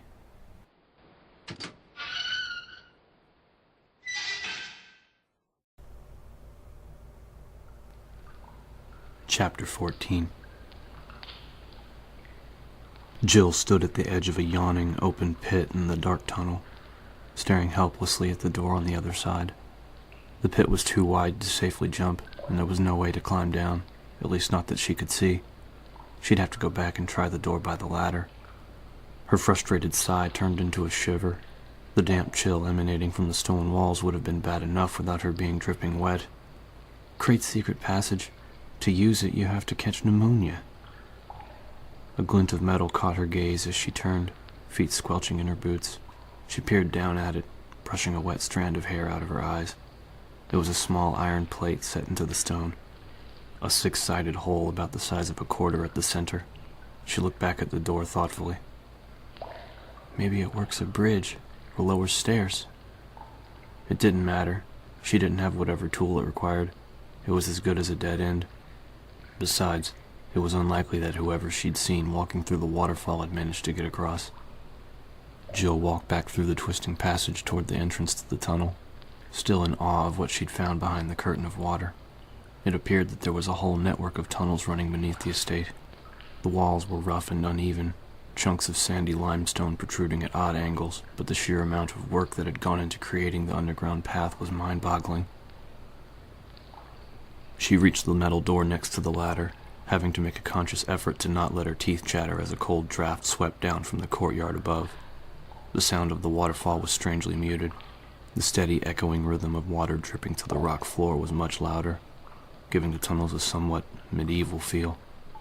She pulled the door open and froze, feeling a rush of mixed emotions as Barry whirled around to face her, revolver in hand. Surprise won. Barry? He quickly lowered his weapon, looking as shocked as she felt, and just about as wet, too. His t-shirt clung to his broad shoulders, and his short hair was plastered to his skull. Jill, how did you get down here? Same way you did, apparently. But how did you know? He held up his hand, shushing her. Listen. They stood in the tense silence, Jill looking up and down the stone corridor and failing to hear whatever Barry had heard. There were metal doors at either end, cast in shadow by the dim utility lights overhead. I thought I heard something, he said finally. Voices. Before she could ask any questions, he turned and faced her, smiling uneasily. Look, I'm sorry I didn't wait for you, but I heard somebody walking out in the garden and had to take a look. I found this place by accident, kinda tripped and fell in. Anyway, I'm glad you're here. Let's check around and see what we can dig up. Jill nodded, but decided to keep a close eye on Barry for a while. Maybe she was paranoid, but in spite of his words, he didn't seem all that happy to see her. Watch and wait, her mind whispered. For now, there was nothing else she could do. Barry led them toward the door to the right, holding his Colt up. He pulled the handle, revealing another gloomy tunnel. A few steps into the right was another metal door, and across from it, the passage veered sharply into almost complete darkness. Barry motioned at the door, and Jill nodded. He pushed it open, and the two of them moved into another silent corridor. Jill sighed inwardly as she studied the bare, rocky walls, wishing she had a piece of chalk with her. The tunnel they were in now looked pretty much like all the rest of them, turning left up ahead. She already felt lost, and hoped there weren't too many more twists and turns. Hello? Who's there? A deep, familiar voice shouted from somewhere ahead of them, the words echoing through the passage. Enrico? Jill, is that you? Excited, Jill ran the last few steps to the corner and around, Barry right behind her. The Bravo team leader was still alive, and had somehow ended up down here. Jill rounded the next corner and saw him sitting against the wall, the tunnel widening out and ending in a shadowy alcove. Hold it! Stop right there! She froze, staring at the Beretta he had pointed at her. He was injured, blood seeping from his leg and puddling on the floor. Are you with anyone, Jill? His dark eyes were narrowed with suspicion, the black bore of his semi-automatic unwavering. Barry's here too. Enrico, what happened? What's this about? As Barry stepped out from behind the corner, Enrico stared at them both for a long moment, his gaze darting back and forth nervously, and then he sagged, lowering his gun as he fell back against the stones. Barry and Jill hurried over, crouching down next to the wounded Bravo. I'm sorry, he said weakly. I had to make sure. It was as though defending himself had taken his last bit of strength. Jill took his hand gently, alarmed at how pale he was. Blood oozed from his thigh, his pants soaked with it. This whole thing was a setup, he breathed, turning his watering gaze toward her. I got lost. I climbed the fence. I saw the tunnels. Found the paper. Umbrella knew all along. Barry looked stricken, his face almost as white as Enrico's. Hang on, Rico. We'll get you out of here. You just have to lie still. Enrico shook his head, still looking at Jill. There's a traitor in the S.T.A.R.S, he whispered. He told me. Enrico's body jumped as 2 holes suddenly appeared in his chest, blood pulsing out of them in violent spurts. Through the resounding echo of the shots, running footsteps clattered away down the corridor behind them. Barry launched to his feet and sprinted around the corner as Jill helplessly squeezed Enrico's twitching hand, her heart pounding and sick. He slumped over, dead before he touched the cold stone floor. Her mind flooded with questions as Barry's pursuing footsteps faded away, silence settling once again over the deep shadows. What paper had the Bravo found? When Enrico had said traitor, she'd immediately thought of Barry, acting so strangely. But he'd been right beside her when the shots had been fired. So who did this? Who was Trent talking about? Who did Enrico see? Feeling lost and alone, Jill held his cooling hand and waited for Barry to come back.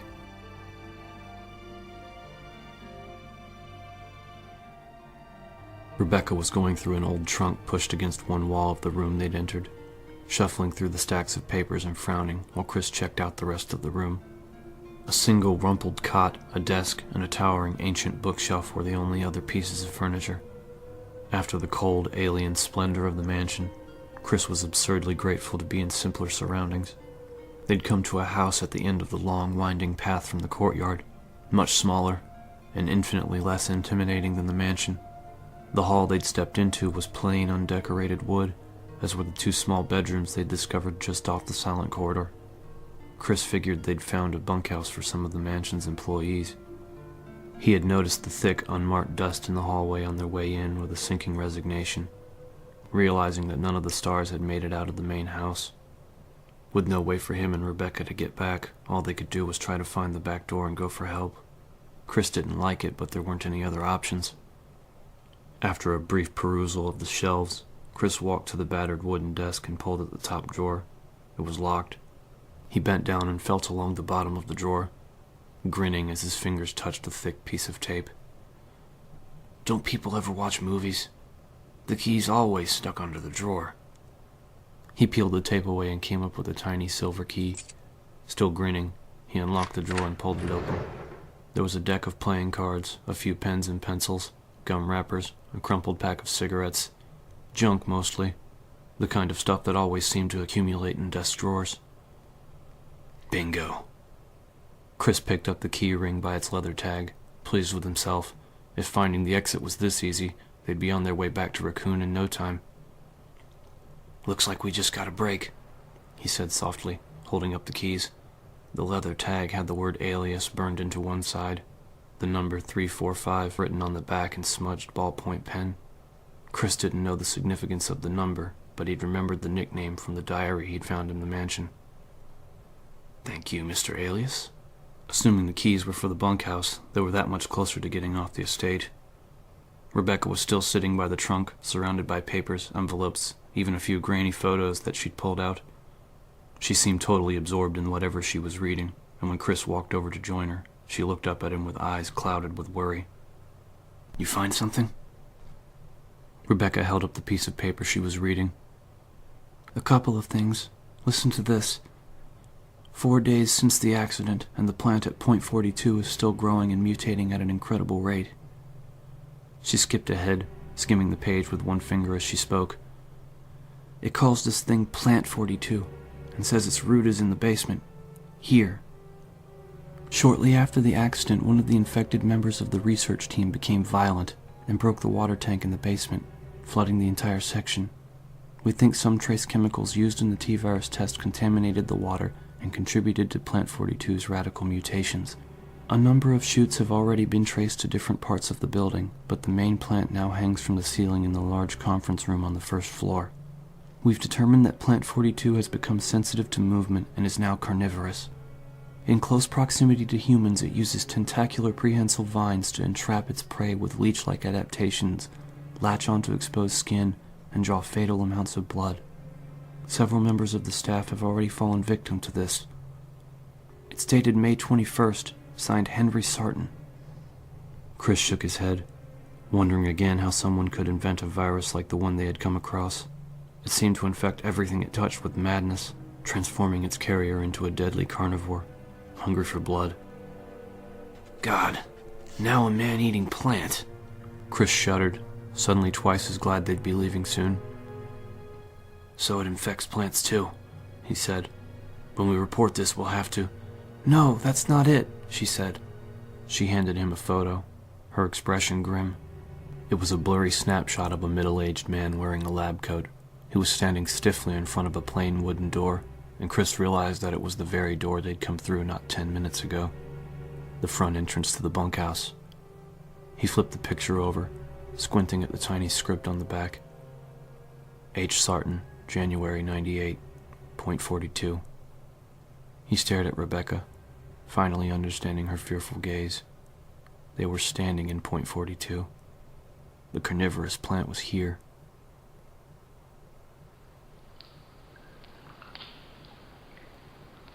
Wesker stood in the darkness of the unlit tunnel, his irritation growing as he listened to Barry stumble through the echoing corridors. Jill wouldn't wait forever, and the raging Mr. Burton couldn't seem to grasp that Enrico's killer had simply slid into the shadows just around the corner, the most obvious place there was. Come on. Since they'd left the house, he'd finally started to feel like things were going in his favor. He'd remembered the underground room near the entrance to the labs, and was almost certain that the wolf metal would be there, and the tunnels were clear. He had expected the 121s to be out, but apparently no one had messed with the passage mechanism since the accident. They'd split up to search for the lever that worked the passage, and it had been in plain sight, propped up next to the very mechanism that it controlled. Everything would have been perfect, except goddamn Enrico Marini had wandered along, happening across a very important paper that Wesker had accidentally dropped. His orders, straight from the head of White Umbrella. And then to complicate matters, Jill had blundered into the tunnel before Wesker could finish taking care of the problem. Wesker sighed inwardly. If it wasn't one thing, it was another. In truth, this whole affair had been a massive headache from the beginning. At least the underground security hadn't been activated, though he'd had no way of knowing that until they'd reached the tunnels, and having dragged Barry along his insurance, he now had to deal with the consequences. If the money wasn't so good. He grinned. Who was he kidding? The money was great. After what felt like years, Barry huffed into the dark room, blindly waving his revolver around. Wesker tensed, waiting for him to walk past the generator's alcove. This part could be tricky. Barry and Enrico had been close. As Barry stormed past the small chamber, Wesker stepped out behind him and jammed the muzzle of his Beretta into Barry's lower back, hard. At the same time, he started talking, low and fast. I know you want to kill me, Barry, but I want you to think about what you're doing. I die, your family dies, and right now it looks like Jill may have to die too. But you can stop it. You can put a stop to all the killing.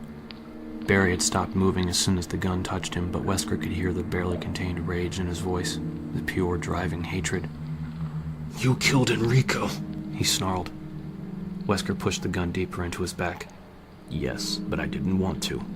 Enrico found some information he shouldn't have. He knew too much, and if he'd told Jill what he knew about Umbrella, I'd have to kill her too. You're going to kill her anyway. You're going to kill all of us. Wesker sighed, allowing a pleading note to creep into his voice. That's not true. Don't you get it? I just want to get to the laboratory and get rid of the evidence before anyone finds it. Once that material is destroyed, there's no reason for anyone else to get hurt. We can all just walk away. Barry was silent, and Wesker could tell that he wanted to believe him, wanted desperately to believe that things could be that simple. Wesker let him waver for a moment before pressing on. All I want you to do is keep Jill busy. Keep her and anyone else you run into away from the labs, at least for a little while. You'll be saving her life, and I swear to you that as soon as I get what I need, you and your family will never hear from me again. He waited, and when Barry finally spoke, Wesker knew he had him. Where are the labs? Good boy. Wesker lowered the gun, keeping his expression blank just in case Barry had good night vision. He pulled a folded paper out of his vest and slipped it into Barry's hand. A map from the tunnels to the first basement level. If for some reason you can't keep her away, at least go with her. There are a lot of doors with locks on the outside down there. Worst comes to worst, you can lock her up until it's over. I mean it, Barry. No one else has to get hurt. It's all up to you. Wesker stepped back quickly, reaching for the lever with the six-sided tip that he'd left next to the generator. He watched Barry for a few seconds longer, saw the sag in the big man's shoulders, the submissive hang of his head. Satisfied, Wesker turned and walked out of the room. On the very slight chance that any of the stars made it to the lab, Mr. Burton would ensure that there wouldn't be any more trouble. He hurried back through the entrance tunnel, silently congratulating himself on getting things back under control as he headed toward the first passage mechanism. He'd have to move fast from here on out. There were a few things he'd neglected to mention to Barry, like the experimental security detachment that would be released into the tunnels once he turned the lever for the first time. Sorry, Barry. Slipped my mind. It would be interesting to see how his team fared with the 121s, the hunters. Watching the stars pit their strength and agility against the creatures would be quite a show, and sadly one he'd have to miss. It was too bad, really. The hunters had been caged for a long time. They'd be very, very hungry.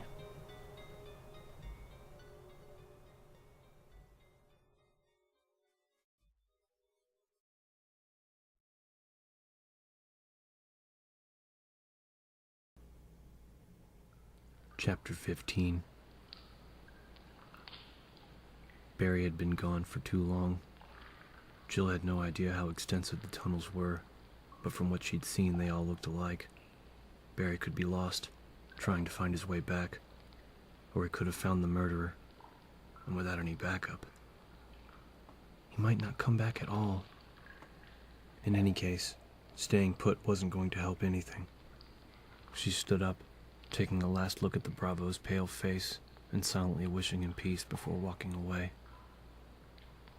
What did he find out that got him killed? Who was it?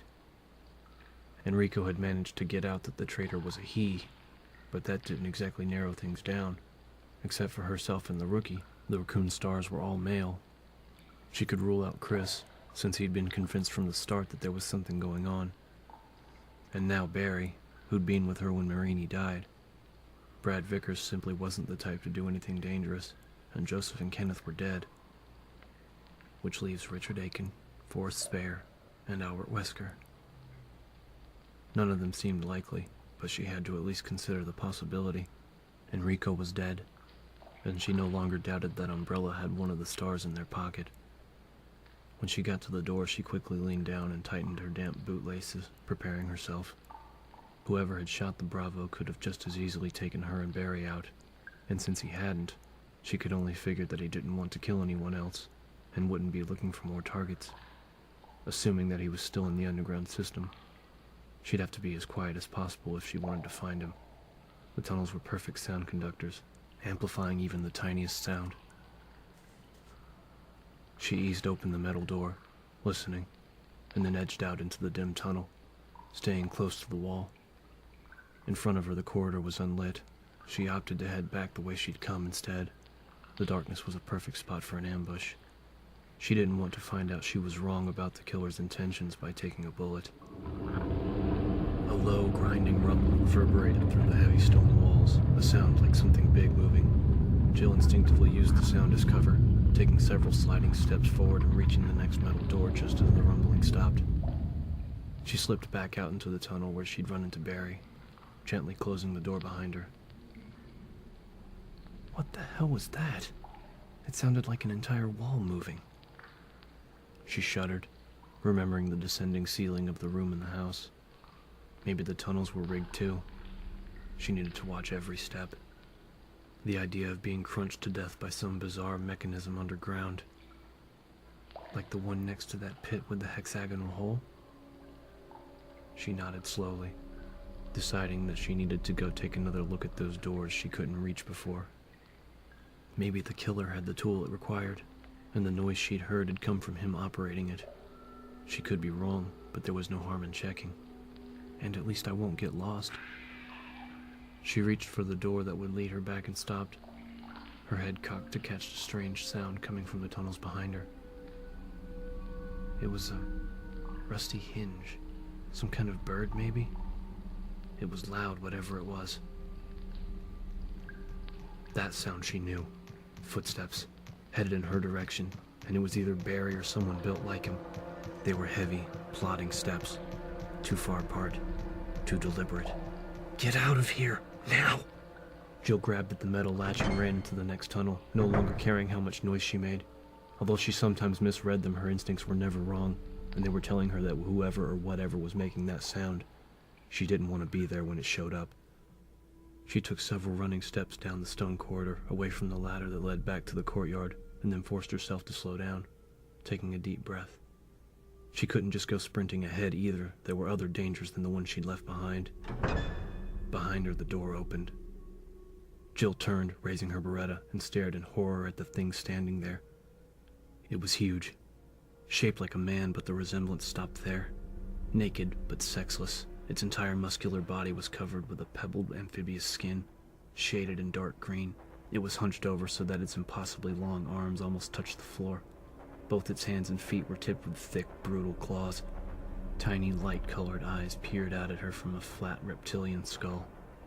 It turned its strange gaze toward her, dropped its wide, hinged jaw, and let out a tremendous, high-pitched screech like nothing she'd ever heard before, the sound echoing around her, filling her with mortal terror. Jill fired 3 shots that smacked into the creature's chest and sent it reeling backward. It stumbled, fell against the tunnel wall, and with another terrifying shriek, it sprang at her, pushing off the stones with powerful legs, its claws outstretched and grasping. She fired again and again as it flew toward her, the bullets tearing into its puckered flesh, ribbons of dark blood coiling away. And it landed in a heaving crouch only a few feet in front of her, screaming, one massive arm snaking out to swipe at her legs. A musky, moldy animal smell washed over her, a smell like dark places and feral rage.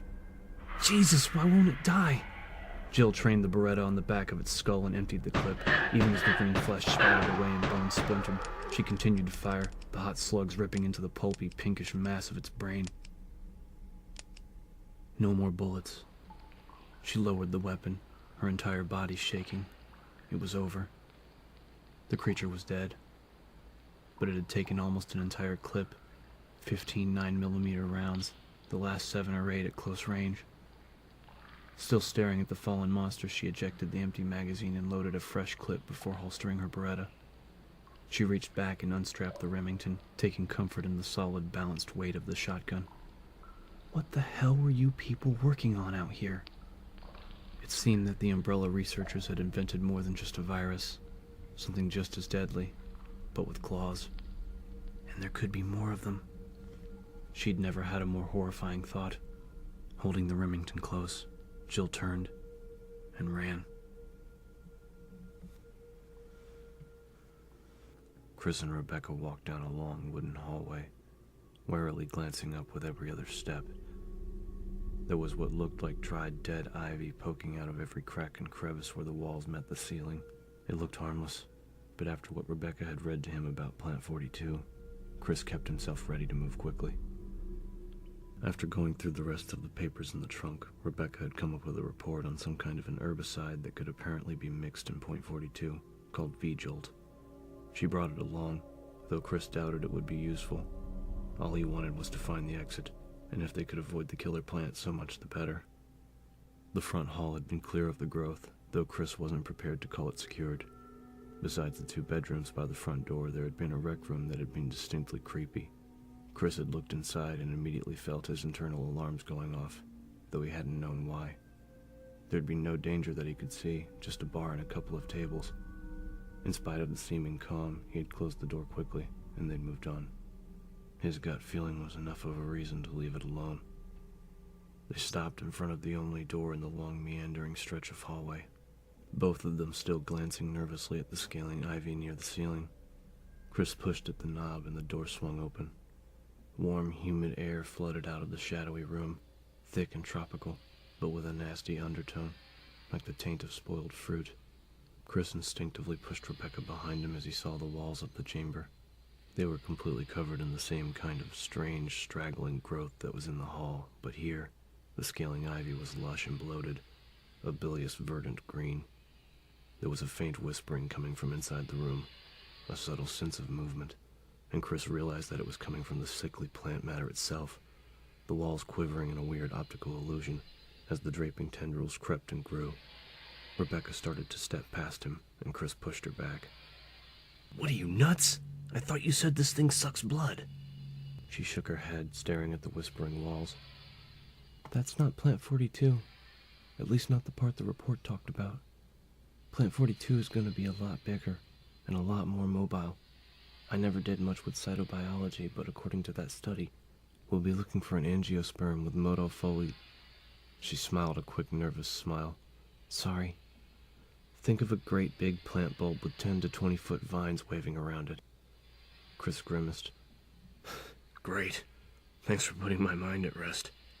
They edged into the large room, careful not to walk too closely to the hissing walls.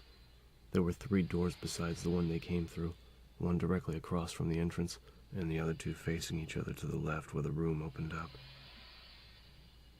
Chris led them toward the door opposite the entrance, figuring it as the most likely lead out of the bunkhouse. The door was unlocked, and Chris started to push it open. The door slammed shut, causing them both to jump back, weapons raised. A series of heavy sliding thumps followed, like someone on the other side was kicking at the wall. Except the sounds were everywhere, above and below the door's sturdy frame, beating against every corner of the sealed room. Lots of vines, you said? Chris asked. Rebecca nodded. I think we just found Plant 42. They listened for a moment, Chris thinking about the kind of strength and weight it would take to slam the door so solidly. No kidding. Bigger and more mobile. And maybe blocking the only exit to this place. Terrific. They backed away, turning into the open area and looking at the other 2 doors. The one on their right had the number 002 above it. Chris fished out the keys he'd found and flipped through them, finding one with the matching number. He unlocked the door and stepped inside, Rebecca behind him. There was a smaller door to the left that opened to a bathroom, quiet and dusty. The room itself was another bedroom, a bunk, a desk, a couple of shelves. Nothing of interest. There was another series of dull thumps from behind the far wall, and they quickly moved back into the humid, whispering room, Chris fighting a growing certainty that they were going to have to deal with the plant if they wanted to get out. Not necessarily. There could still be another way. The way things had been going so far, he didn't think so. From the shuffling zombies lurking in the main house to the run through the courtyard, snakes dropping from the trees. Every part of the Spencer estate seemed to be designed to keep them from leaving. Chris shook the negative thoughts aside as they approached the shadowy chamber's final door, but they came rushing back at the sight of the small green keypad set next to the frame. He rattled the knob, but there was no give. It was another dead end. Security lock, he said, sighing. No way to get in without the code. Rebecca frowned down at the pattern of tiny red lights set above the numbered buttons. We could just try numbers until we run across the right combination. Chris shook his head. You know what our chances are of just stumbling across the right? He stopped, staring at her, then fumbled the key ring out of his pocket. Try 345, he said, watching eagerly as Rebecca dutifully punched in the number. "Come on, Mr. Alias, don't fail us now." The pattern of red lights flashed, then blinked out, one by one. As the last tiny light faded, there was a click from inside the door. Chris grinned, pushing the door open, and felt his hope dwindle as he glanced around the tiny room. Dusty shelves filled with tiny glass bottles and a rust-stained sink, not the exit he'd expected. Nah, that would have been too easy. God knows we can't have that.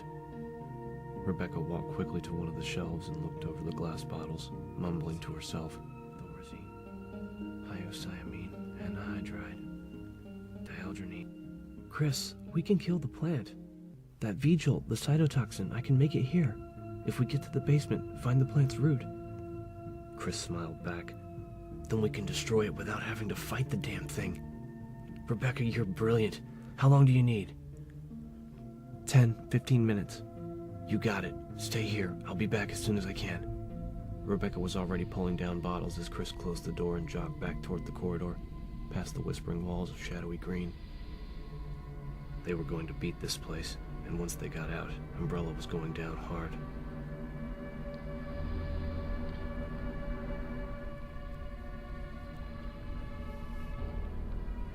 Barry was standing over Enrico's cold body. Wesker's map crumpled in one hand. Jill had been gone when he'd returned, and rather than look for her, he found himself unable to move, to even tear his gaze away from the corpse of his murdered friend. It's my fault. If I hadn't helped Wesker get out of the house, he'd still be alive. Barry stared miserably at Enrico's face, so filled with guilt and shame that he didn't know what to do anymore.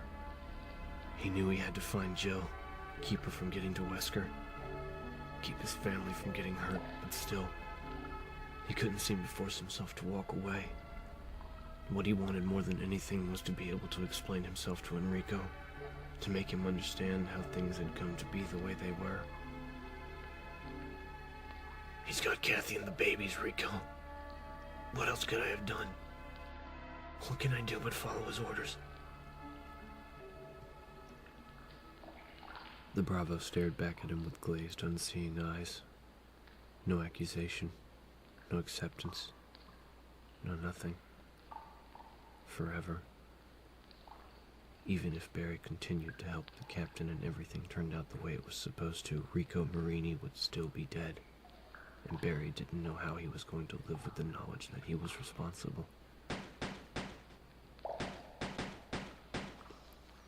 Shots echoed through the tunnels. Lots of them. Jill! Barry's head snapped around. He reached for his weapon automatically, the sound spurring him to action as anger flushed through his system. There could only be one explanation. Wesker had found Jill. Barry turned and ran, sick at the thought of another S.T.A.R.S member dead by Wesker's treacherous hand, furious with himself for believing the captain's lies. The door in front of him slammed open, and Barry stopped dead in his tracks. All thoughts of Wesker and Jill and Enrico wiped away by the sight of the crouching thing in front of him. His mind couldn't grasp what he saw, his stunned gaze feeding him bits of information that didn't make sense. Green skin, piercing orange-white eyes, talons. It screamed, a horrible squealing cry, and Barry didn't think anymore. He squeezed the trigger and the shriek turned into a bubbling, choking gasp as the heavy round tore into its throat and knocked it down. The thing flailed its limbs wildly as blood spurted from the smoking hole. Barry heard several sharp cracks like breaking bones, saw more blood pour from its fists as long claws snapped off against rock. Barry stared in mute astonishment as the creature continued to spasm violently, burbling through the ragged hole in its throat, as if still trying to scream. The shot should have blown its head off its neck, but it was another full minute before it died, its frenzied thrashing gradually weakening as blood continued to pump out at a tremendous rate. Finally, it stopped moving, and from the dark, noxious lake it had created, Barry realized that it had bled to death, conscious until the end. What did I just kill? What the fuck? From the tunnel outside, another shrieking howl resounded through the clammy air and was joined by a second and third. The animal cries rose up, furious and unnatural, the screams of creatures that shouldn't exist. Barry dug into his hip pack with shaking hands and pulled out more rounds for his Colt, praying to God that he had enough, and that those shots he'd heard before hadn't been Jill's last stand.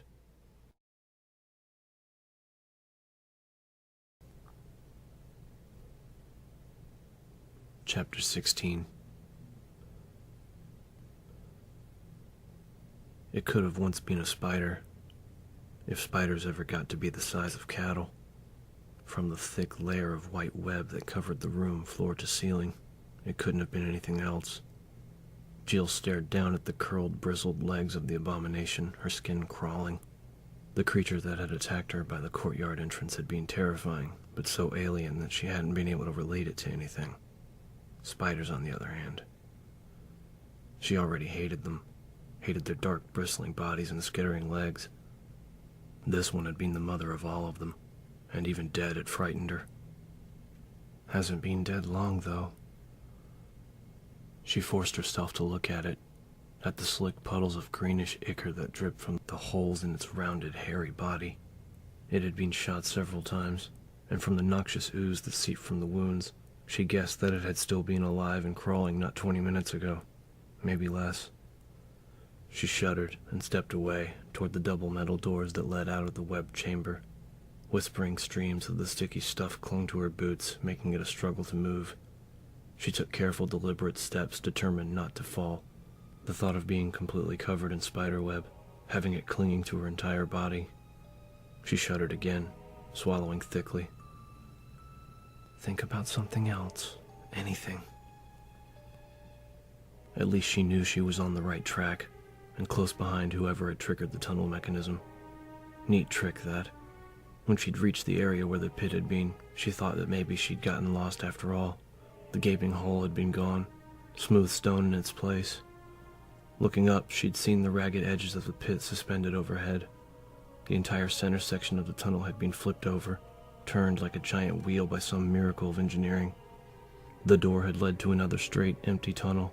A giant boulder stood at one end, and past that, the room she was about to leave. Jill grabbed the handle of one of the doors and pushed it open, stumbling out into yet another gloomy passage. She leaned back against the door and breathed deeply, barely resisting the urge to brush wildly at her clothes. I can blow away zombies and monsters with the best of them. Show me a spider and I lose my freaking mind. The short, empty tunnel ran left to right in front of her, a door at either end. But the door to her left was set into the same wall as the one she'd just exited, leading back toward the courtyard. Jill opted for the one on the right, hoping that her sense of direction was still intact. The metal door creaked open, and she stepped in, feeling the change in the air immediately. The tunnel split in front of her. To the right, a thickening of shadows where the rock wall opened into another corridor, but to her left was a small elevator shaft like the ones in the courtyard. A warm, delicious wind swept down and over her, the sweet air like a forgotten dream. Jill grinned and started for the shaft, seeing that the lift's platform had been taken up. Chances were good that she was still on the trail of Enrico's killer. But maybe not. Maybe he went the other way, and you're about to lose him. Jill hesitated, gazing wistfully at the small shaft, and then turned around, sighing. She had to at least take a look. She walked into the stone corridor that stretched in front of her, the temperature immediately dropping back to the now familiar, unpleasant chill. The tunnel extended several feet to her right and dead-ended. To her left, a massive rounded boulder like the one she'd seen before marked the other end, a good 100 feet away, and there was something small lying in front of it. Something blue. Frowning, Jill walked toward the giant rock, trying to make out the blue object. Halfway down the dim tunnel was an offshoot to the left, and she recognized the metal plate next to it as the same kind of mechanism that had moved the pit. She stepped into the small offshoot, examining the worn stones at its opening. There was a small door to her right, and Jill realized that the passage and room could be hidden by way of the mechanism, and the walls turned to block the entrance. Geez, it must have taken them years to set all this up. And to think I was impressed with the house. She opened the door and looked inside.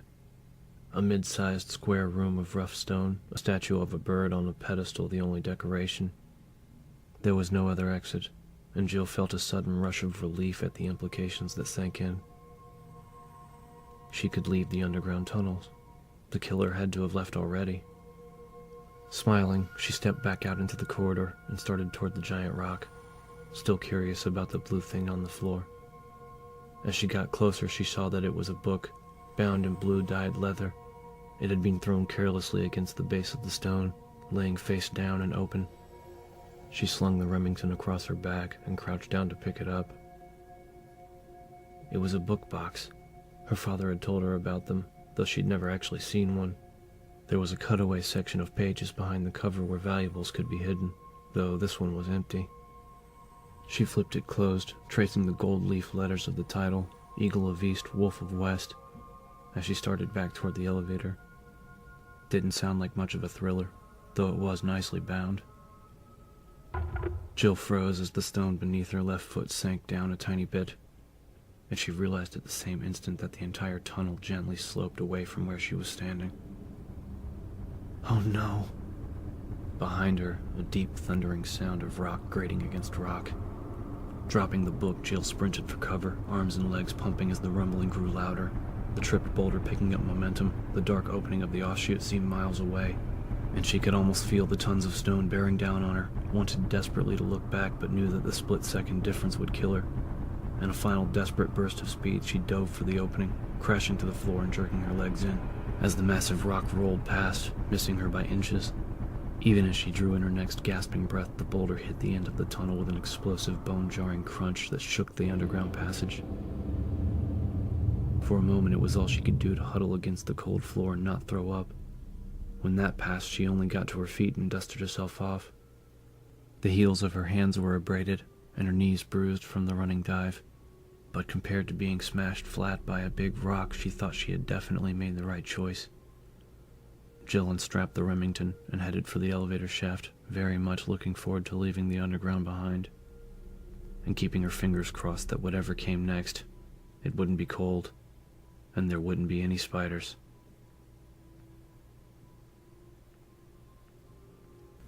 The basement was flooded all right. Chris stood at the top of a short ramp that led to the basement door, staring down at his own unsmiling face reflected off of the shimmering water. It looked cold and deep. After he'd left Rebecca, he continued down the hall and found room 003 at the end, the ladder to the basement level tucked discreetly behind a bookcase in the neatly kept bedroom. He'd descended into a chilled concrete corridor with buzzing fluorescent lights overhead, a dramatic change from the plain wood and simple style of the bunkhouse above. At least I found the basement. It appeared that killing Plant 42 was their only option for escape after all. He'd seen no other exit from the bunkhouse, which meant that it had to be past the plant's room, or else there was no back door. A thought that left him distinctly unsettled. It didn't seem possible. But then, neither did a carnivorous plant. And you won't find out till you get this over with. Chris sighed and stepped into the water. It was cold, and had an unpleasant chemical smell. He waded down to the door, the water sliding up over his knees and finally stopping at mid-thigh, sloshing gently. Shivering, he pushed the door open and moved inside. The basement was dominated by a giant glass-fronted tank in the center of the room that extended floor to ceiling, a large jagged hole toward the bottom right-hand side. Chris wasn't that good at judging volume, but to fill the whole area with water, he figured that the tank had to have held several thousands of gallons. What the hell were they studying that needed that much? Tidal waves? It didn't matter. He was cold, and he wanted to find what he needed to find and get back to dry land. He started off toward the left, slowly, straining against the push and pull of the gently lapping waves. It was totally unreal, wading through a well-lit concrete room, though he supposed it was no stranger than anything else he'd experienced since the Alpha Copter had sat down. Everything about the Spencer estate had a dream-like feel to it, as if it existed in its own reality, far removed from the rest of the world's. Trying nightmare-like. Killer plants, giant snakes, the walking dead. All that's missing is a flying saucer, maybe a dinosaur. He heard a soft sloshing behind him and glanced over his shoulder. To see a thick triangular fin rise up from the water 20 feet away and sliding toward him, a wavering gray shadow beneath. Panic shot through him, an all-encompassing panic that seared away any rational thought. He took a giant running step and realized that he couldn't run as he plunged face first into the cold chemical water and came up gasping, sputtering tainted liquid from his nose and mouth. Hoping to God Rebecca was right about the virus having burnt itself out, he whipped his head around, eyes burning, searching for the fin, and saw that it had half the distance between them. He could see it now, a shark, its rippling, distorted body sliding easily through the water, 10 or 12 feet long, its broad tail lashing it forward, the black soulless eyes set above its pointed grin. Chris stumbled away backward, knowing that he didn't stand a chance of outrunning it. Wheeling his arms for balance, he sloshed heavily through the dragging water, turning himself sideways and managing a few more steps before the shark was on top of him.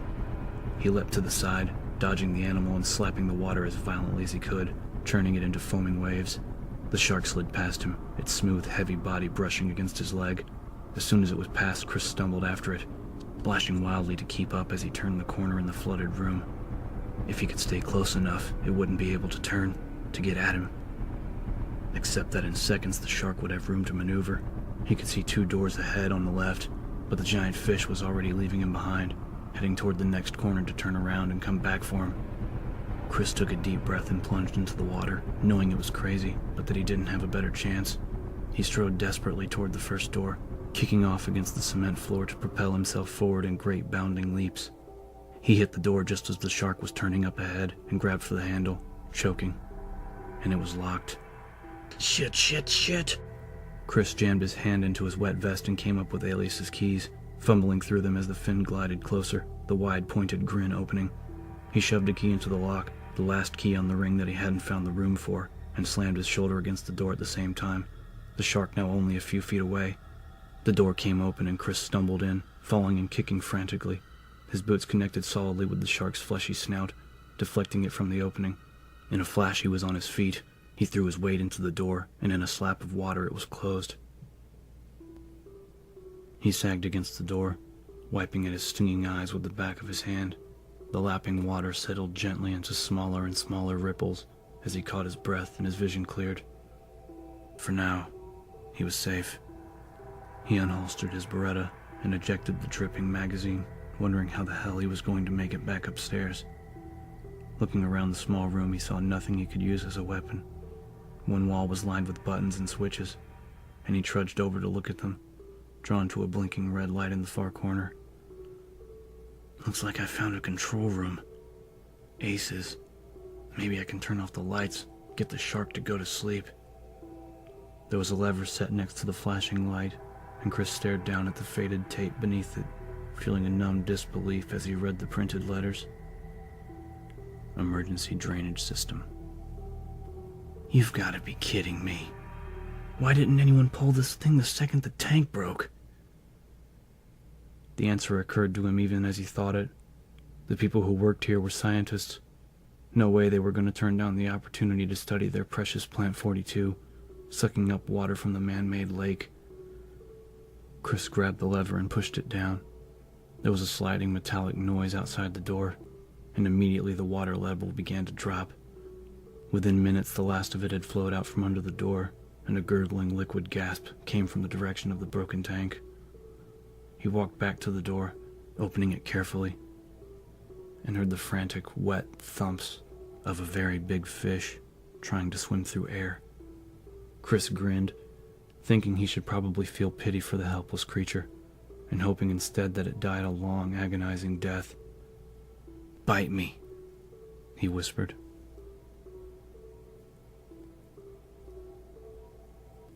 Wesker had shot 4 of the shuffling, gasping umbrella workers on his way to the computer room on level 3.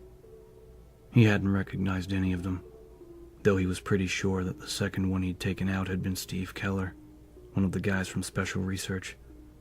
Steve always wore penny loafers, and the pallid, dried-up husk that had reached for him by the stairs had been wearing Steve's brand. It appeared that the effects of the viral spill had been harsher in the labs, less messy, but no less disquieting. The creatures that roamed the halls outside seemed to have been totally dehydrated, their limbs withered and stringy, their eyes like shriveled grapes. Wesker had dodged several of them, but the ones he'd been forced to put down had scarcely bled at all. He sat at the computer in the cool, sterile room and waited for the system to boot up, feeling truly on top of things for the first time all day. He'd had earlier moments, of course, the way he'd handled Barry, finding the wolf medal in the tunnels, even shooting Ellen Smith in the face had given him a momentary sense of accomplishment, a feeling that he was in control of what was happening. But so much had gone wrong along the way that he hadn't had time to enjoy any of his successes. But now I'm here. If the stars aren't already dead, they will be soon. And, assuming I don't suffer some massive lapse of skill, I'll be out of here within half an hour. Mission complete. There were still dangers, but Wesker could handle them. The mesh monkeys, the MA2s, were undoubtedly loose in the power room, but they were easy enough to get past, as long as you didn't stop running. He should know. He'd helped come up with the design. And there was the big man, the tyrant, waiting one level down in his glass shell, sleeping the sweet, dreamless sleep of the damned, from which he'll surely never wake. What a waste. So much power, crossed off as a failure by the boys at White. A gentle musical tone informed him that the system was ready. Wesker pulled a small notebook out of his vest and opened it to the list of codes, though he already knew them. John Howe had set the system up months ago, using his name and the name of his girlfriend Ada as access keys. Wesker tapped out the first of the passwords that would allow him to unlock the laboratory doors, feeling a sudden vague wistfulness for the excitement of the day. It would be over so soon, and there would be no one to witness his achievements, to share his fond memories after the fact. Now that he thought about it, it was a shame that none of the stars would be joining him. The only thing better than a grand finale was a grand finale with an audience.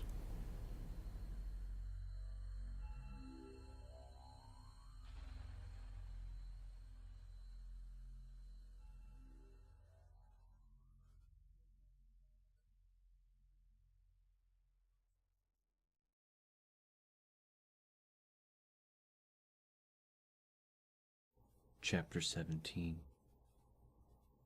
Jill had taken the elevator into what seemed like another part of the garden or courtyard, although the area had been isolated, surrounded by trees. She'd guessed as much from the few overgrown potted plants and the welcome sounds of the forest beyond the low metal railing. There had been nothing to see but a rusting door set into a nondescript overgrown wall, welded shut, and a large open well, like a stone wading pool. Inside had been a short spiral staircase leading down to another small elevator, which I took. But now where the hell am I? The room that the elevator had led to was unlike any other part of the estate she'd seen. It lacked the strange fetid charm of the mansion or the dripping gloom of the underground. It was as though she'd walked out of a gothic horror story and into a military complex, a utilitarian bleak paradise. She was standing in a large steel-reinforced concrete room, the walls painted a muddy industrial orange. Metal ducts and overhead pipes lined the upper walls, and the room was rather aptly titled XDR B1 painted across the concrete in black, several feet high. Any sense she'd had of where she was in relation to the rest of the estate was totally gone. Although it's as cold as everywhere else, at least I know I'm still on the grounds. There was a heavy metal door on one side of the room, firmly locked. The sign to the left of it stated that it was only to be opened in case of a first-class emergency. She figured that the B1 on the wall stood for basement level 1, her theory confirmed by the bolted ladder that led down through a narrow shaft in the concrete. Where there was B1, B2 naturally followed. And considering the alternative, it looks like that's where I'm headed. My other option is to go back through the underground tunnels. She peered down the ladder shaft, only able to see a square of concrete at the bottom. Sighing, she held onto the Remington and started down. As soon as she hit the last rung, she turned anxiously and faced a much smaller room, as bland and industrial as the first. Inset fluorescent lights on the ceiling, a gray metal door, concrete walls and floors. She walked through quickly, starting to feel hopeful that there were no more creatures or traps.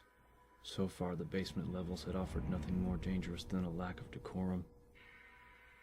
She opened the door, and her hope faded as the dry, dusty smell of long-dead flesh hit her.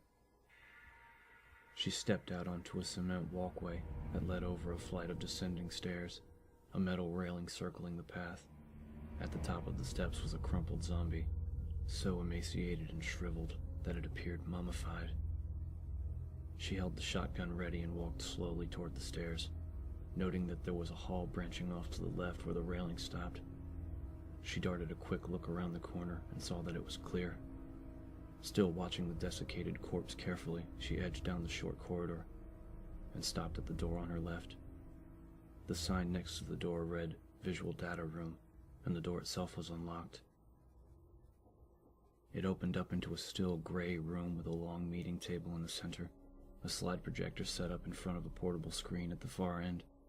There was a phone on a small stand pushed up against the right wall, and Jill hurried over, knowing that it was too much to hope for, but having to check just the same. It wasn't a phone at all, but an intercom system that didn't seem to work. Sighing, she stepped past an ornamental pillar and walked around the table, glancing at the empty slide projector. She let her gaze wander, looking for anything of interest, and it stopped on a flat, featureless square of metal set into the wall, about the size of a sheet of paper. Jill stepped over to take a closer look. There was a flat bar at the top. She touched it lightly, and the panel slid down into the wall, revealing a large red button. She looked around the quiet room, trying to imagine what the trap would be, and then realized that there wouldn't be a trap at all. The mansion, the tunnels, all of it was rigged to keep people from getting here, to these basement levels. They're way too efficiently dull to be anything but where the real work gets done. She knew instinctively that her logic was sound. This was a boardroom, a place for drinking bad coffee and sitting through meetings with colleagues. Nothing was going to jump out at her if she pushed the button. Jill pushed it, and behind her the ornamental pillar slid to one side with a smooth mechanical hum. Behind the pillar were several shelves, stacked with files and something that glittered in the soft gray light of the room. She hurried over and picked up a metal key, the top of it imprinted with a tiny lightning bolt. Slipping it into her pocket, she flipped through a few of the files. They were all stamped with the umbrella logo, and though most of them were too thick and ponderous to spend time sorting through, the title on one of the reports told her what she needed to know, what she'd already suspected. Umbrella Bioweapons Report, Research and Development. Nodding slowly, Jill put the file back. She'd finally found the real research facilities, and she knew that the S.T.A.R.S trader would be somewhere in these rooms. She was going to have to be very careful. With a final glance around her, Jill decided to go see if she could find the lock that the key belonged to. It was time to place the last few pieces of the puzzle that Umbrella had set up, and that the S.T.A.R.S had sacrificed themselves trying to solve.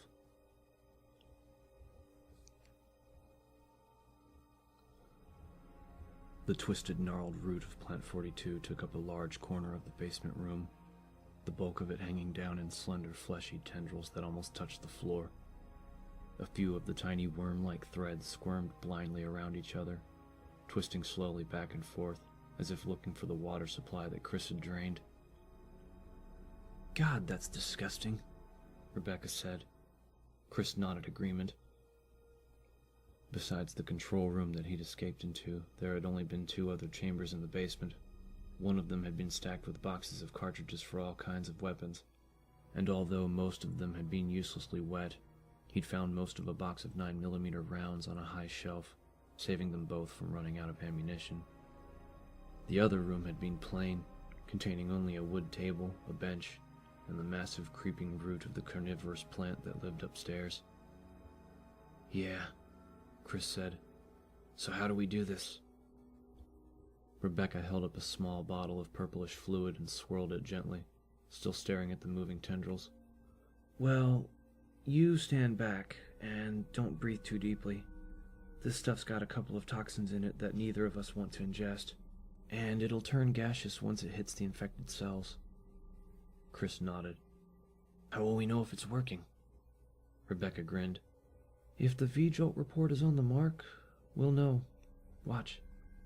She uncapped the bottle and stepped closer to the twisted root, then upended the glass vial, dousing the snaking tendrils with the watery fluid.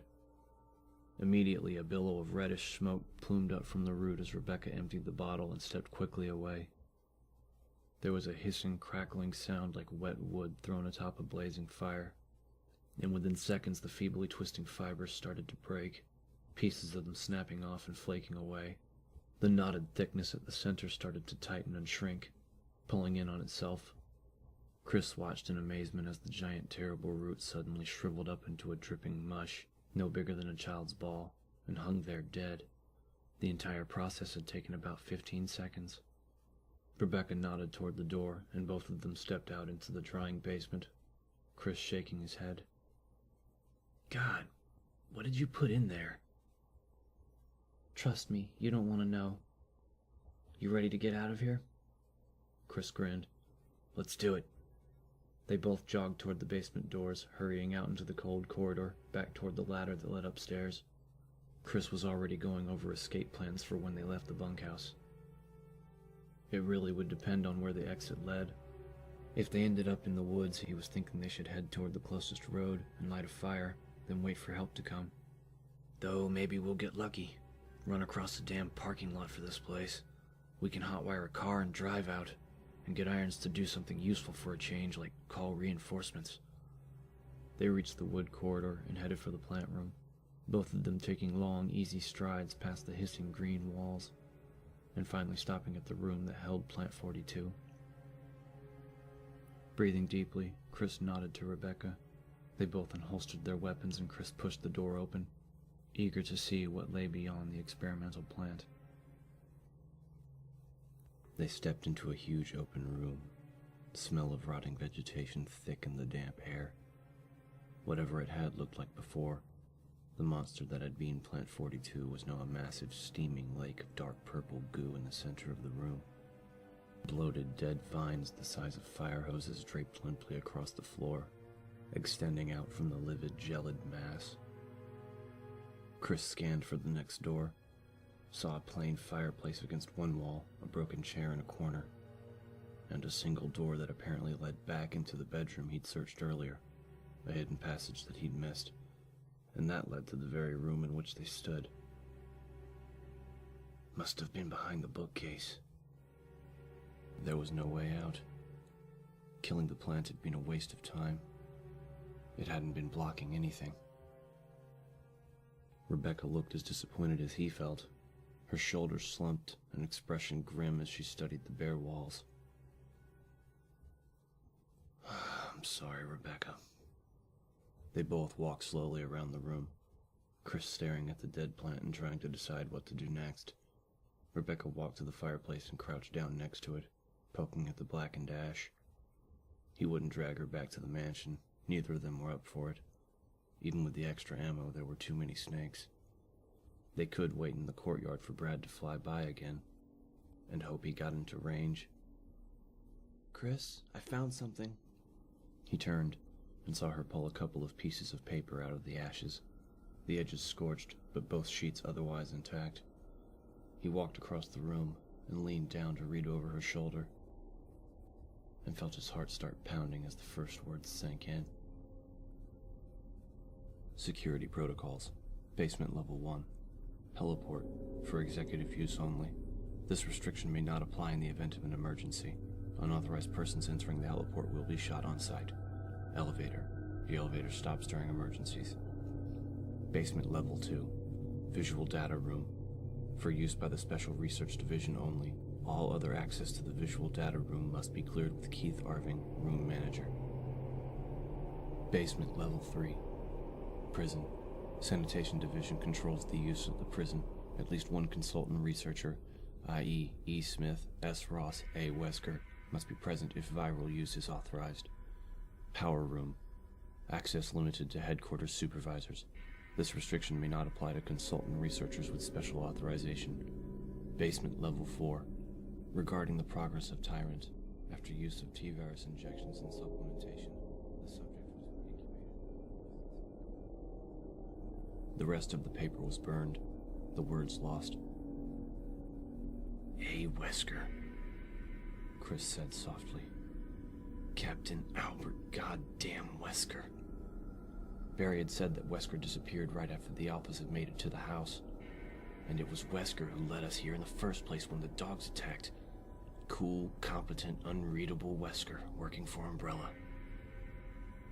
Rebecca flipped to the second page, and Chris leaned in, studying the neatly typed labels beneath the drawn boxes and lines.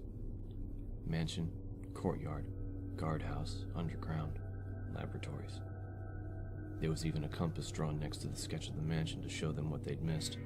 A secret entrance to the underground, hidden behind the waterfall. Rebecca stood up, eyes wide and uncertain. "Captain Wesker is involved with all this?" Chris nodded slowly. "And if he's still here, he's down in those labs, maybe with the rest of the team. If Umbrella sent him here, God only knows what he's up to." They had to find him. Had to warn whoever was left of the S.T.A.R.S that Wesker had betrayed them all.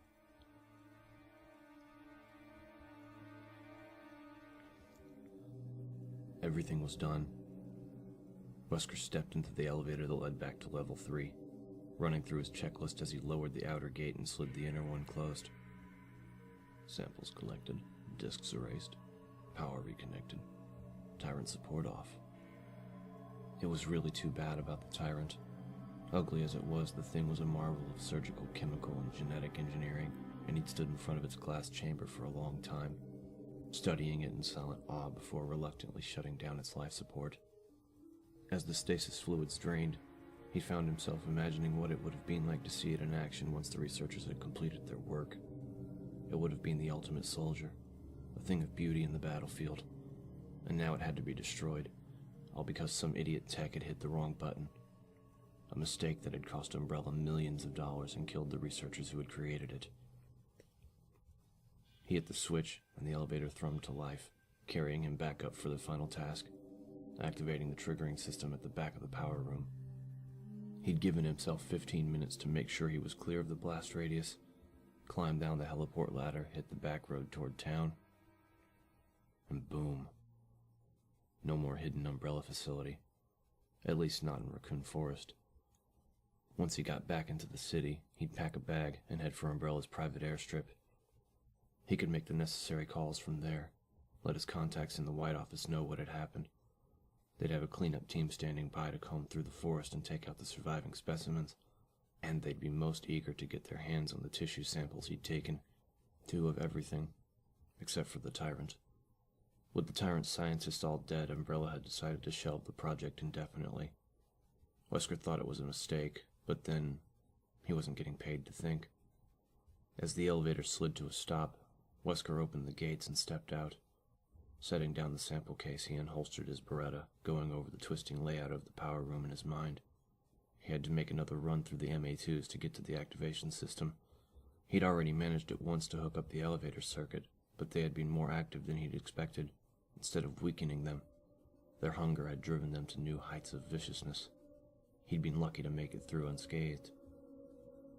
At a hydraulic hum from down the hall, Wesker froze. Footsteps clattered across the cement floor, hesitated, and then started for the power room at the opposite end of the corridor. Wesker eased up to the corner and looked down the hall just in time to see Jill Valentine disappear through the metal doors, a burst of hissing mechanical noise echoing through the corridor before they closed. How did she make it through the hunters? Jesus. Apparently he'd underestimated her, and she'd been alone too. If she was that good, the MA2s might not kill her, and she had effectively just blocked him from the triggering system. He wouldn't be able to deal with the creatures that roamed the maze like walkways and put a stop to her prying. Frustrated, Wesker scooped up the sample case and walked quickly down the hall, back toward the hydraulic doors that led to the main corridor of level 3. If she made it back out, he'd just have to shoot her. It would only delay his escape by a few minutes. Still, it was an unexpected curve, and as far as he was concerned, it was too late in the game for surprises. Surprises pissed him off. They made him feel like he wasn't in control. I am in control. Nothing is happening here that I can't handle. This is my game, my rules.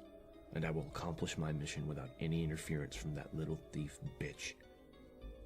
Wesker stalked out into the main corridor, saw that Jill had managed to take out a few more of the wizened, withered scientists and technicians that wandered the basement levels. 2 of them lay just outside the door, their skulls blown into arid powder by what looked like shotgun blasts. He kicked one of them angrily, his boots crunched into the corpse's brittle ribs, the dry snap of bone loud in the silence. Except that suddenly he heard heavy boots coming down the metal stairs from B2, the hollow clump echoing through the hall. And then a rough, hesitant voice called out, Jill! Barry Burton, as I live and breathe. Wesker raised his weapon coolly, ready to fire, when Barry stepped into view, and then lowered it thoughtfully. After a moment, a slow grin spread across his face.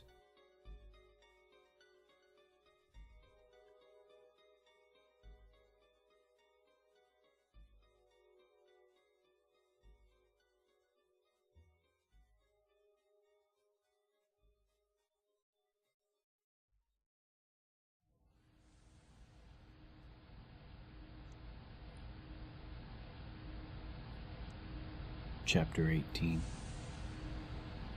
Jill eased into the steaming, hissing room, a thick smell of grease in the heated air. It was some kind of a boiler room, and a big one. Heavy thrumming machinery filled the large chamber, surrounded by winding catwalks. Massive turbines spun and pounded, generating power in a steady whine as hidden ducts spat out steam at short intervals. She moved slowly into the poorly lit chamber, peering down one of the railed walkways into the fluctuating shadows cast by the towering generators. From where she was, she could see that the place was a labyrinth of paths, twining around the giant blocks of noisy machinery. The source of the estate's power. That explains how they managed to keep it a secret for so long. They had their own little city out here, totally autonomous. Probably had their food shipped in, too. She turned down the narrow walk to her right, watching uneasily for any more of the strange, pale zombies that she'd seen in the corridors of B3. The path seemed clear, but with the movement and noise created by the turbines. Something gripped at her left shoulder, a sudden violent slash that tore open her vest and cut the skin beneath. Jill spun and fired, the roar of the shotgun drowning out the hissing machinery. The blast hit metal, pellets ricocheting into the empty walk. There was nothing behind her. Where? A lunging blade-like claw sliced the air in front of her face, swooping down from above. She stumbled back, staring up at the steel mesh of the ceiling, and saw a dark shape skitter out of the shadows, hooking its way across the grate incredibly fast, curving claws at its hands and feet. She caught a glimpse of thick spines around its mutant, flattened face, then turned and ran into the thrumming shadows of the power room. There was a door at the end of the walk, and Jill sprinted toward it, heart racing, the pounding whine of the generators thundering in her ears. She was 5 feet from the door when she saw the moving shadow position itself in front of her. She raised the shotgun and leaned back. More of them! There were 2 of the creatures overhead, squat, terrible things with vicious curving hooks instead of hands. One of them dropped down suddenly, hanging by clawed feet to swipe at her with its bladed arms. Jill fired and the creature screeched, the blast hitting it in the chest.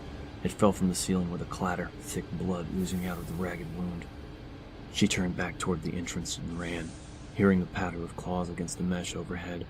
Another of the aberrant monkey-like things swung down in front of her, and Jill ducked, afraid to stop running.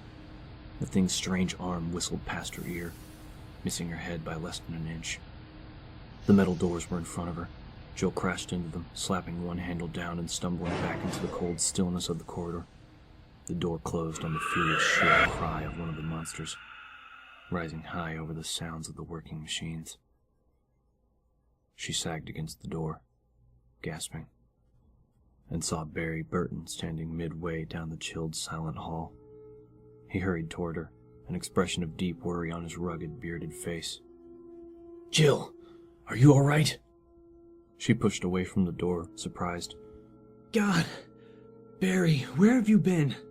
I thought you'd gotten lost in the tunnels. Barry nodded grimly. I did, and I ran into some trouble trying to get out. She saw the splatters of blood on his clothing, the rips and tears in his shirt, and realized that he must have come across more of those walking green nightmares. He looked like he'd been through a war. Speaking of which... Jill touched her shoulder, her fingers coming away bloody. It was painful, but shallow. She'd survive. Barry, we've got to get out of here. I found some papers upstairs, proof of what's been going on. Enrico was right. Umbrella's behind all of this. One of the stars knew about it. It's too dangerous to keep looking around. We should get those files and head back to the mansion. Wait for the RPD. But I think I found the main lab, Barry said. Downstairs. There's an elevator at the end of the hall. There are computers and stuff. We can get into their files. Really nail them. He didn't seem excited by the find, but Jill barely noticed. With the information they could get from Umbrella's database, names, dates, research material. We can find out everything. Present the investigators with the whole messy package. Jill nodded, grinning. Lead the way.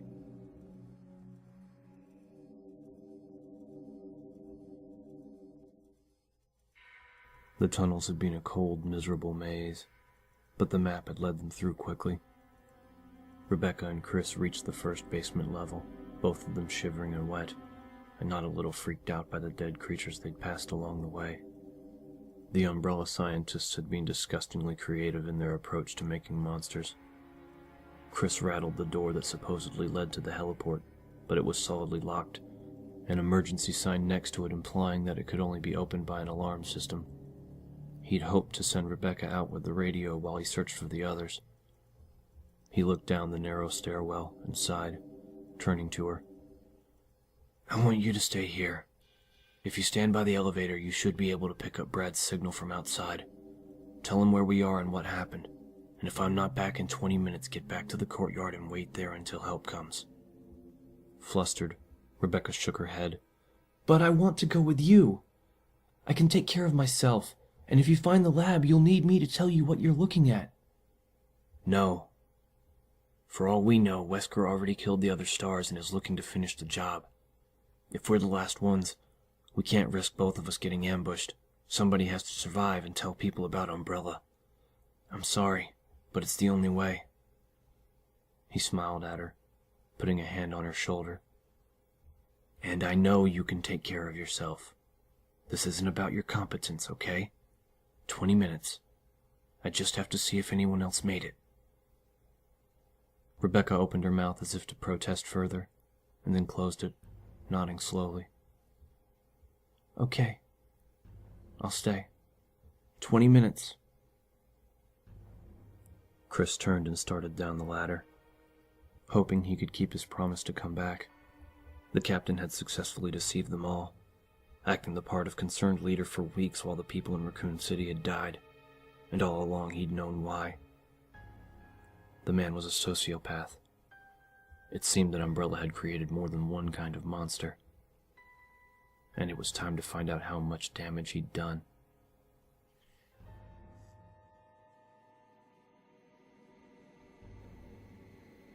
Barry couldn't bring himself to look at Jill as they took the elevator down to B4.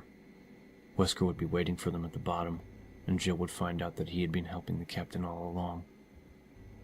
He'd killed 3 more of the violent, springing creatures down in the tunnels before making it to the lab, only to run into Wesker, who had insisted that he lure Jill down to B4 and assist him in locking her up. The smiling bastard had reminded Barry of his family's situation and promised again that it was the last thing he'd have to do, and that after Jill was safely locked away, he'd call his people off. Except he said that every time. Find the crests, you're free. Help me in the tunnels, you're free.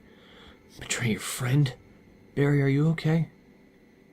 He turned to her as the elevator stopped, looking miserably into her concerned, thoughtful eyes. I've been worried about you ever since we got to the mansion, she said, laying a hand across his arm. I even thought... Well, never mind what I thought. Is something wrong?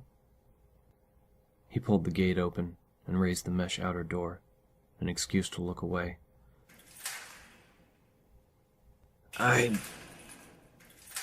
Yeah, something's wrong. he said quietly. "But now's not the time. Let's just get this over with." Jill frowned but nodded, still looking concerned. "Okay. When this is over, we can talk."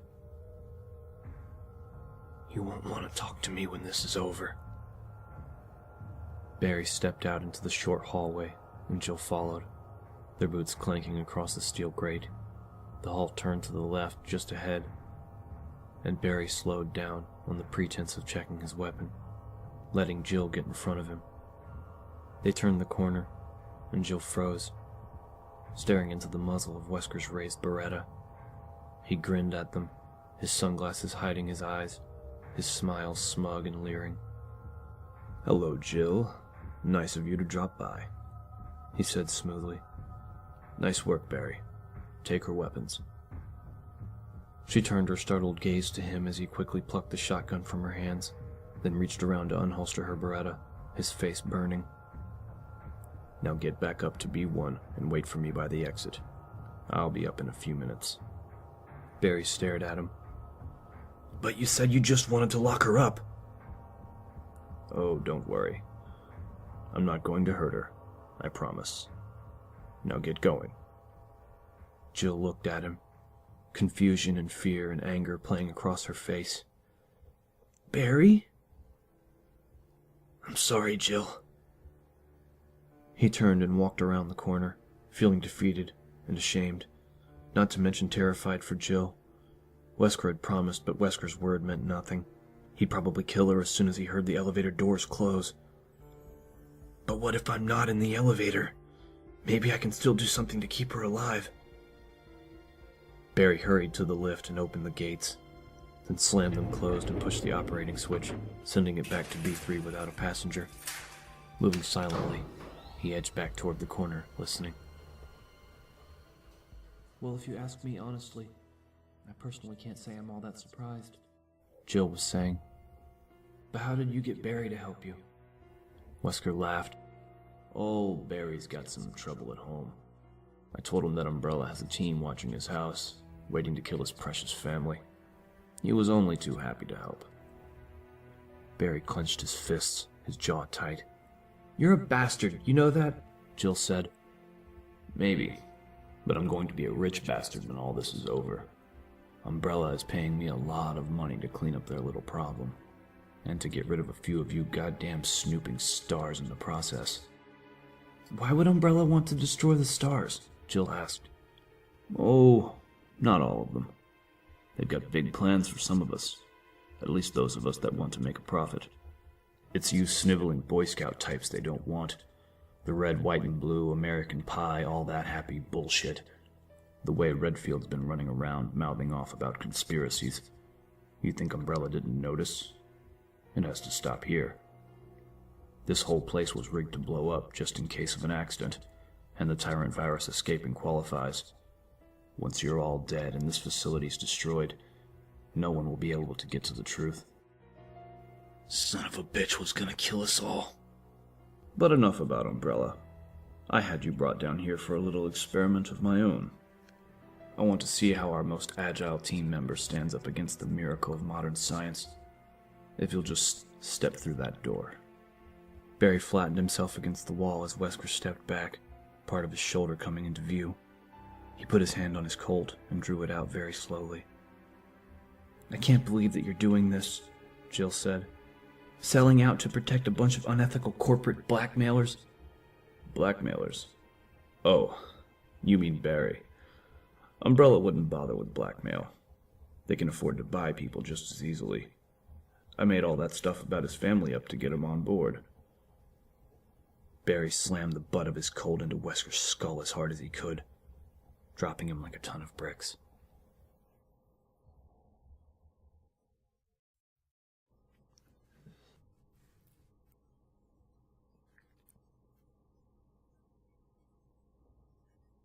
Chapter 19.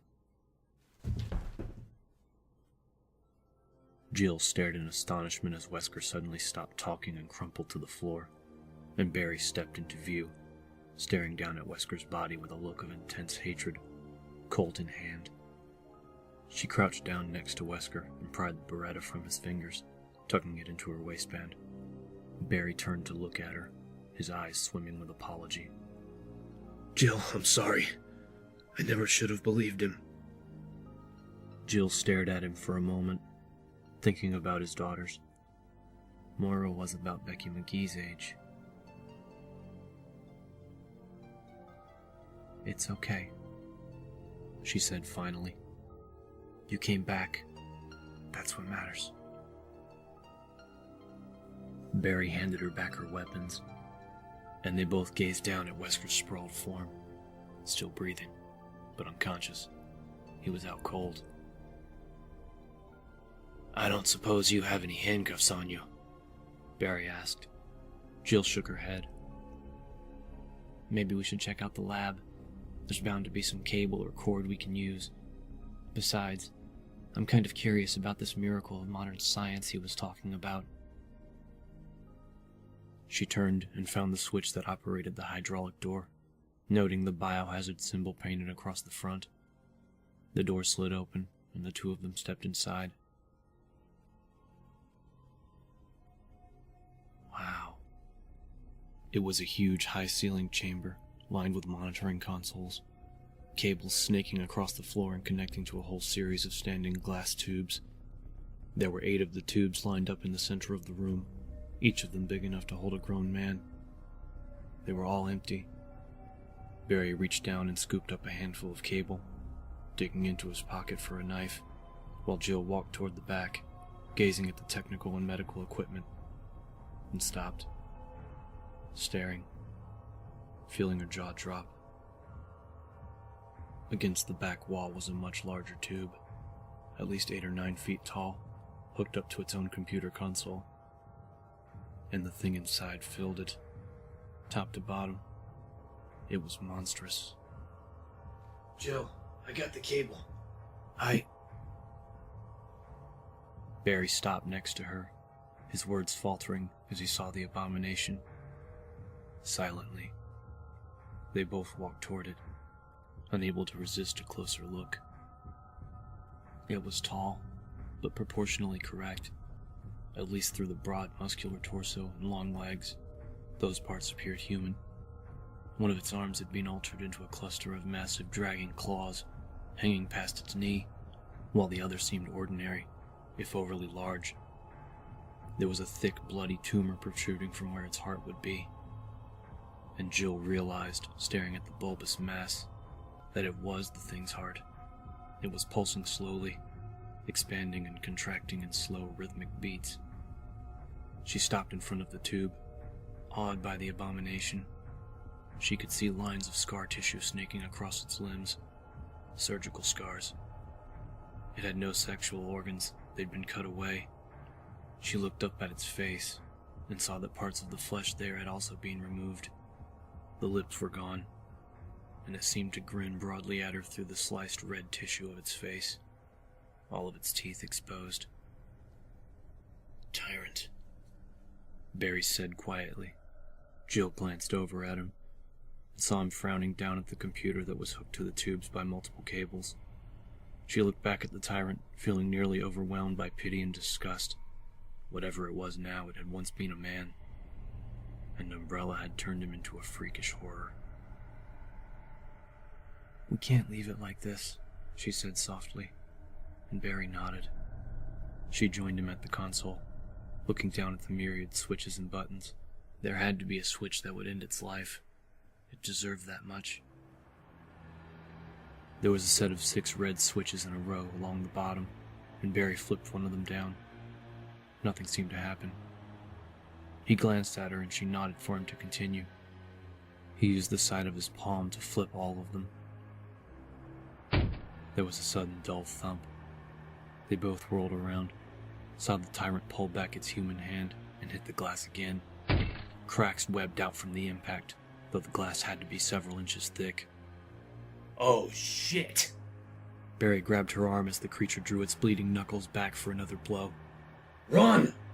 They ran, Jill wishing to God that they'd left it alone, panic welling up from deep inside of her. Barry slammed his hand down on the door control and it slid open as behind them. Glass shattered. They stumbled through the door, terrified, Barry hitting the lock, and saw that Wesker was gone. Wesker stumbled toward the power room, his head pounding, his limbs feeling strangely distant and weak. He felt like he was going to throw up. God damn Barry. They'd taken his gun. He'd come to as they'd walked into the lab and reeled toward the elevator, cursing them both, cursing Umbrella for creating such a screwed up mess, cursing himself for not simply killing the stars when he could have. It's not over. I'm still in control. This is my game. The sample case was down in the lab, probably being destroyed right now by one of those idiots. Tyrant 2. That magnificent creature, powerless without the adrenaline injections. Dead. They'd certainly shoot him in his sleeping heart. He'd die without ever tasting battle. Wesker reached the door to the room and leaned against it, struggling to catch his breath. Blood dribbled out of his ear, and he shook his head, trying to clear it of the strange fog that had settled into his brain. He didn't have the tissue samples, but he could still complete his mission. It was important, very important that he complete his mission. It was about control, and control was his game. Samples collected, disks erased, power reconnected, Tyrant support off. Triggering system. Watch out for the monkeys. The MA2s. He had to be careful. Wesker opened the door and pitched forward, the ground seeming too far away and then too close. The machines were hissing at him, whining and hissing in the hot, oily air. His hand found the railing, and he pulled himself toward the back of the room, trying to hurry but finding that his legs weren't interested. A claw shot down from above and tore into his scalp, yanking away a clump of his hair. He felt warm liquid trickle down the back of his neck and stumbled on, the pain in his head sharper now. Took my gun. Those ignorant idiots took my gun. He reached the door, and had just managed to get it open when something heavy landed on his back, knocking him into the next room. He fell on the cold metal floor, and a terrible shriek sounded in his ears. Thick talons punctured the skin on his back, and Wesker slapped at it, at the grinning, screaming thing that was trying to kill him. He hit the creature as hard as he could, shoving the heel of his hand into its throat. It leapt away, landing on the mesh wall and climbing back up to the ceiling. Wesker pulled himself up and stumbled on, fresh waves of pain and nausea washing over him. The air was too hot, the turbines loud and relentless in their spinning, throbbing frenzy, but he could see the door to the back now, the door that led to the completion of his mission. All of the stars, dead, blown into orbit while I escape. Fly away, a rich man. He flung the door open and made his way toward the small glowing screen in the back corner. It was quieter here, cooler. The massive machines that filled the chamber hummed softly at him, their purpose quite different than the ones outside. These were the machines that wanted to help him regain his control. The noise from the open door behind him seemed far away as he reached the glowing screen, his fingers numb as they touched the keyboard beneath. He found the keys he needed, the code spilling out across the monitor in soft green after only a few mistakes. A sexy, quiet voice informed him that the countdown would begin in 30 seconds. Dizzy, he tried to remember the settings for the timer. The system would trigger automatically in 5 minutes, but he had to reset it, give himself time to get reoriented, and make his way to the outside. Behind him, something screamed.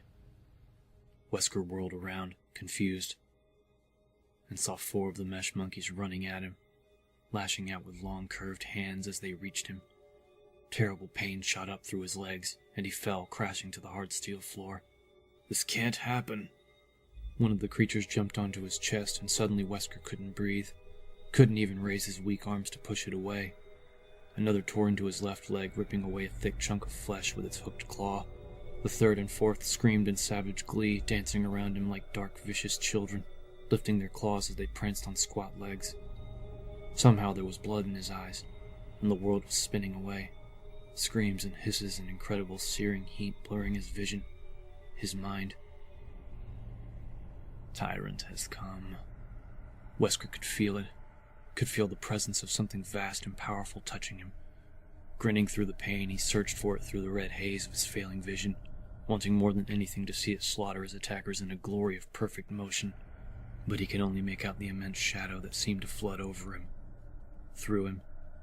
Could only imagine that the powerful, magnificent warrior was reaching down to lift him from his torment. I control. Let me see. Darkness stole his hopes away, and Wesker thought no more.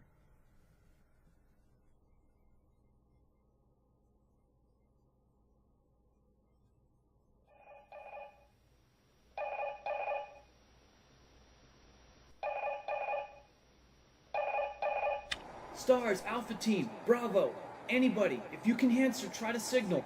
I'm running out of fuel. Do you read? This is Brad. Repeat, S.T.A.R.S, Alpha Team.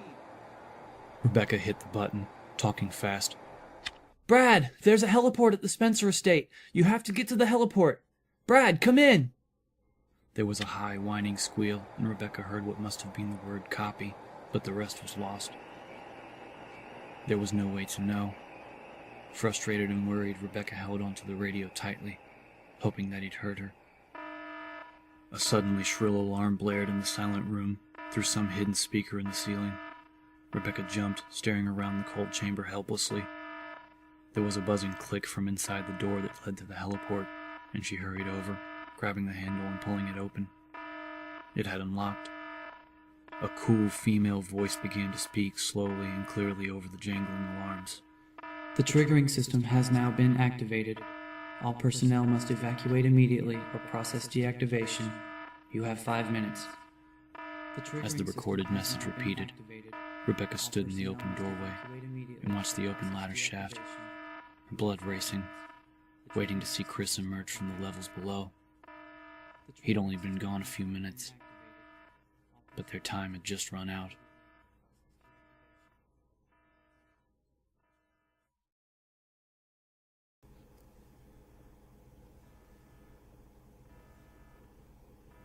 Chapter 20. Jill and Barry ran from the elevator back toward the main hall of B3, the cool voice informing them that they had 4.5 minutes. They hit the open door at a dead run, sprinting around the corner, and saw Chris Redfield halfway up the metal stairs. Chris! Jill shouted. He spun around, his face lighting up as he saw them dashing toward him. Hurry! He shouted. There's a heliport on B1! Thank God. Chris waited until they reached the base of the stairs and then ran ahead, rushing around the walkways and holding open the door that led to the ladder. Jill and Barry made it to the top and sped through, the computer telling them that they had 4 minutes and 15 seconds to get away. Barry went up the ladder first, and Jill followed, Chris right behind. They piled out into B1. Jill saw that Rebecca Chambers was standing at the emergency exit, her youthful face tight with anxiety. Chris hustled her through the door, and the 4 of them ran through a winding concrete hall, Jill praying silently that they'd have time to clear the estate.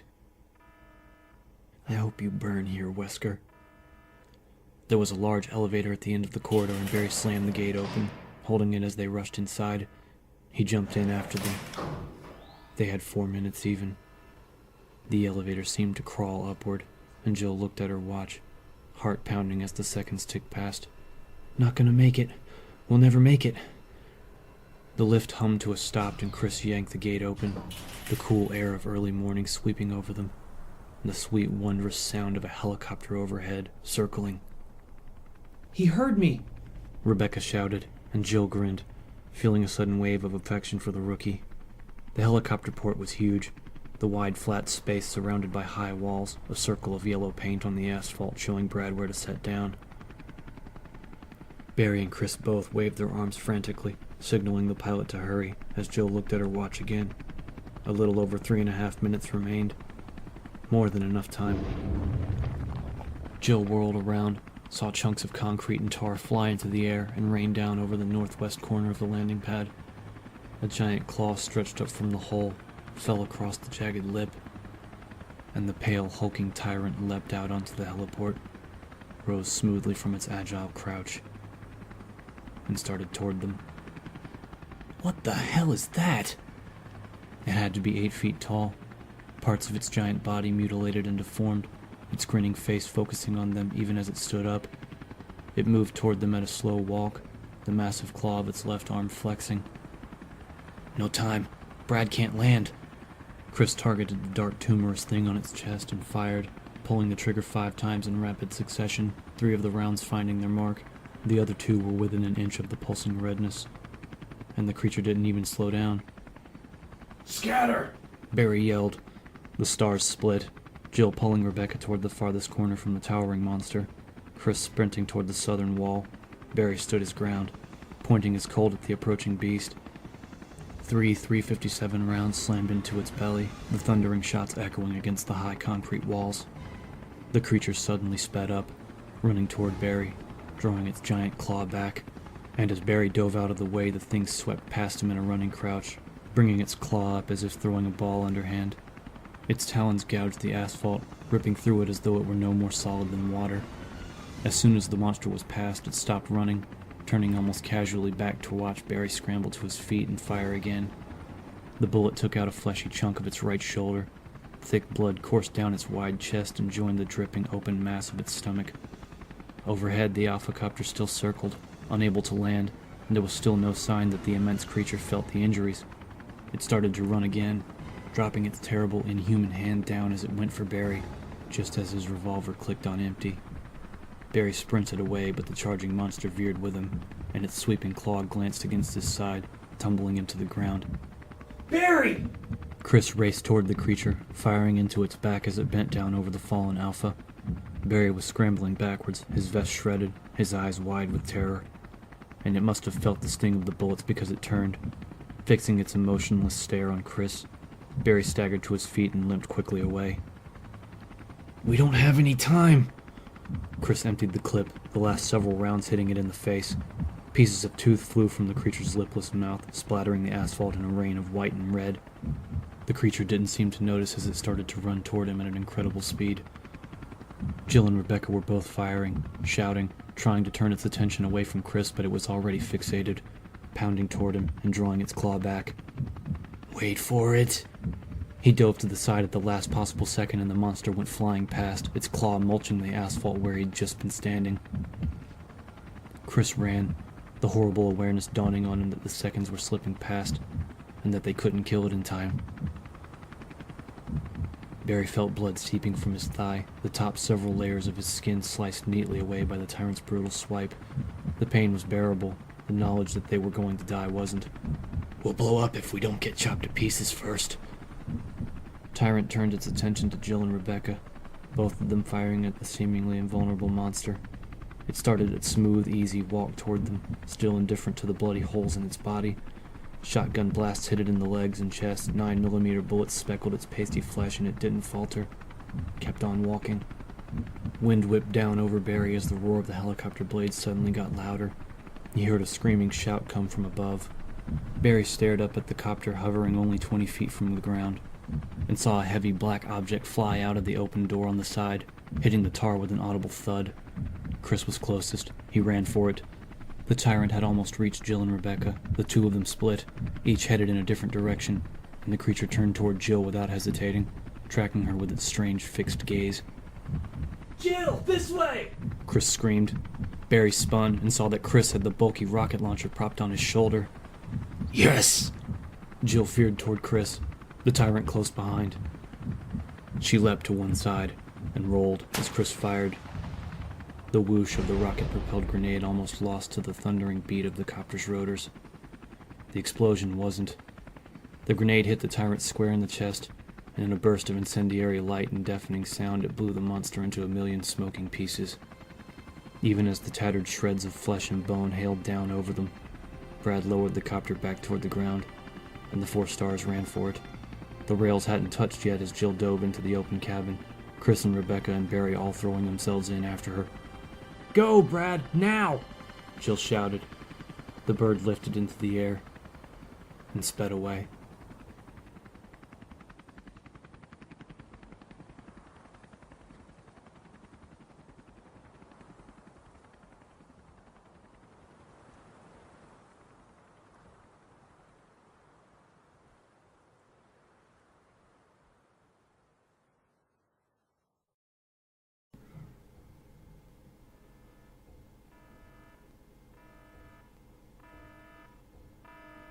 Chapter 21.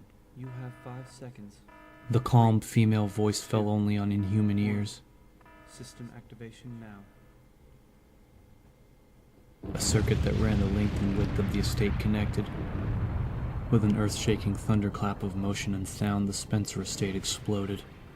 Devices went off simultaneously in the basement of the mansion, beneath the reservoir, behind a plain, uninteresting fireplace in the guardhouse, and in the 3rd level of the basement laboratories.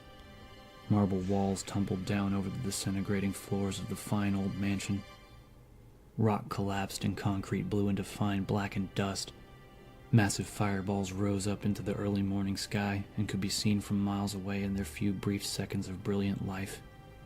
As the incredible peal of booming sound rolled across the forest and died away, the wreckage started to burn.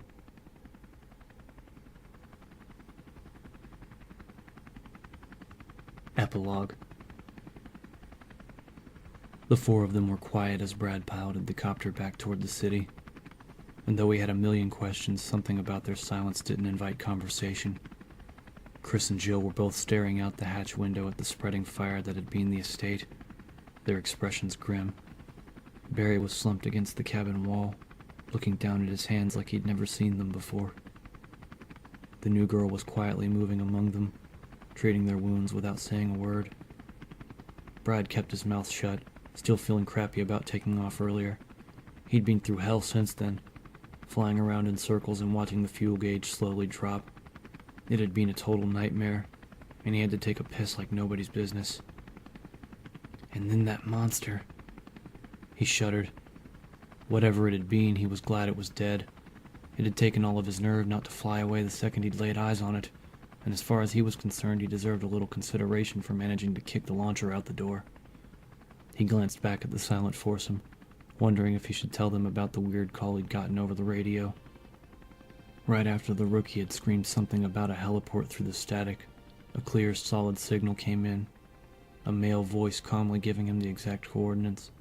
The guy had been listening in, which was weird, but the fact that he knew the location well enough to give Brad directions was downright spooky. He frowned, trying to remember the mystery man's name. Thad or Terrence? Trent. That's it. He said his name was Trent. Brad decided that it would keep for another day.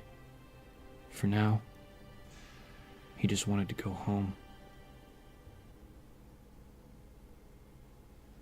You've been listening to Resident Evil: The Umbrella Conspiracy, written by S.T.A.R.S. and read to you by Mike Johnson. An absolutely 100% complete, heartfelt thank you goes out to anyone who liked this or even gave it a chance. Thank you so much.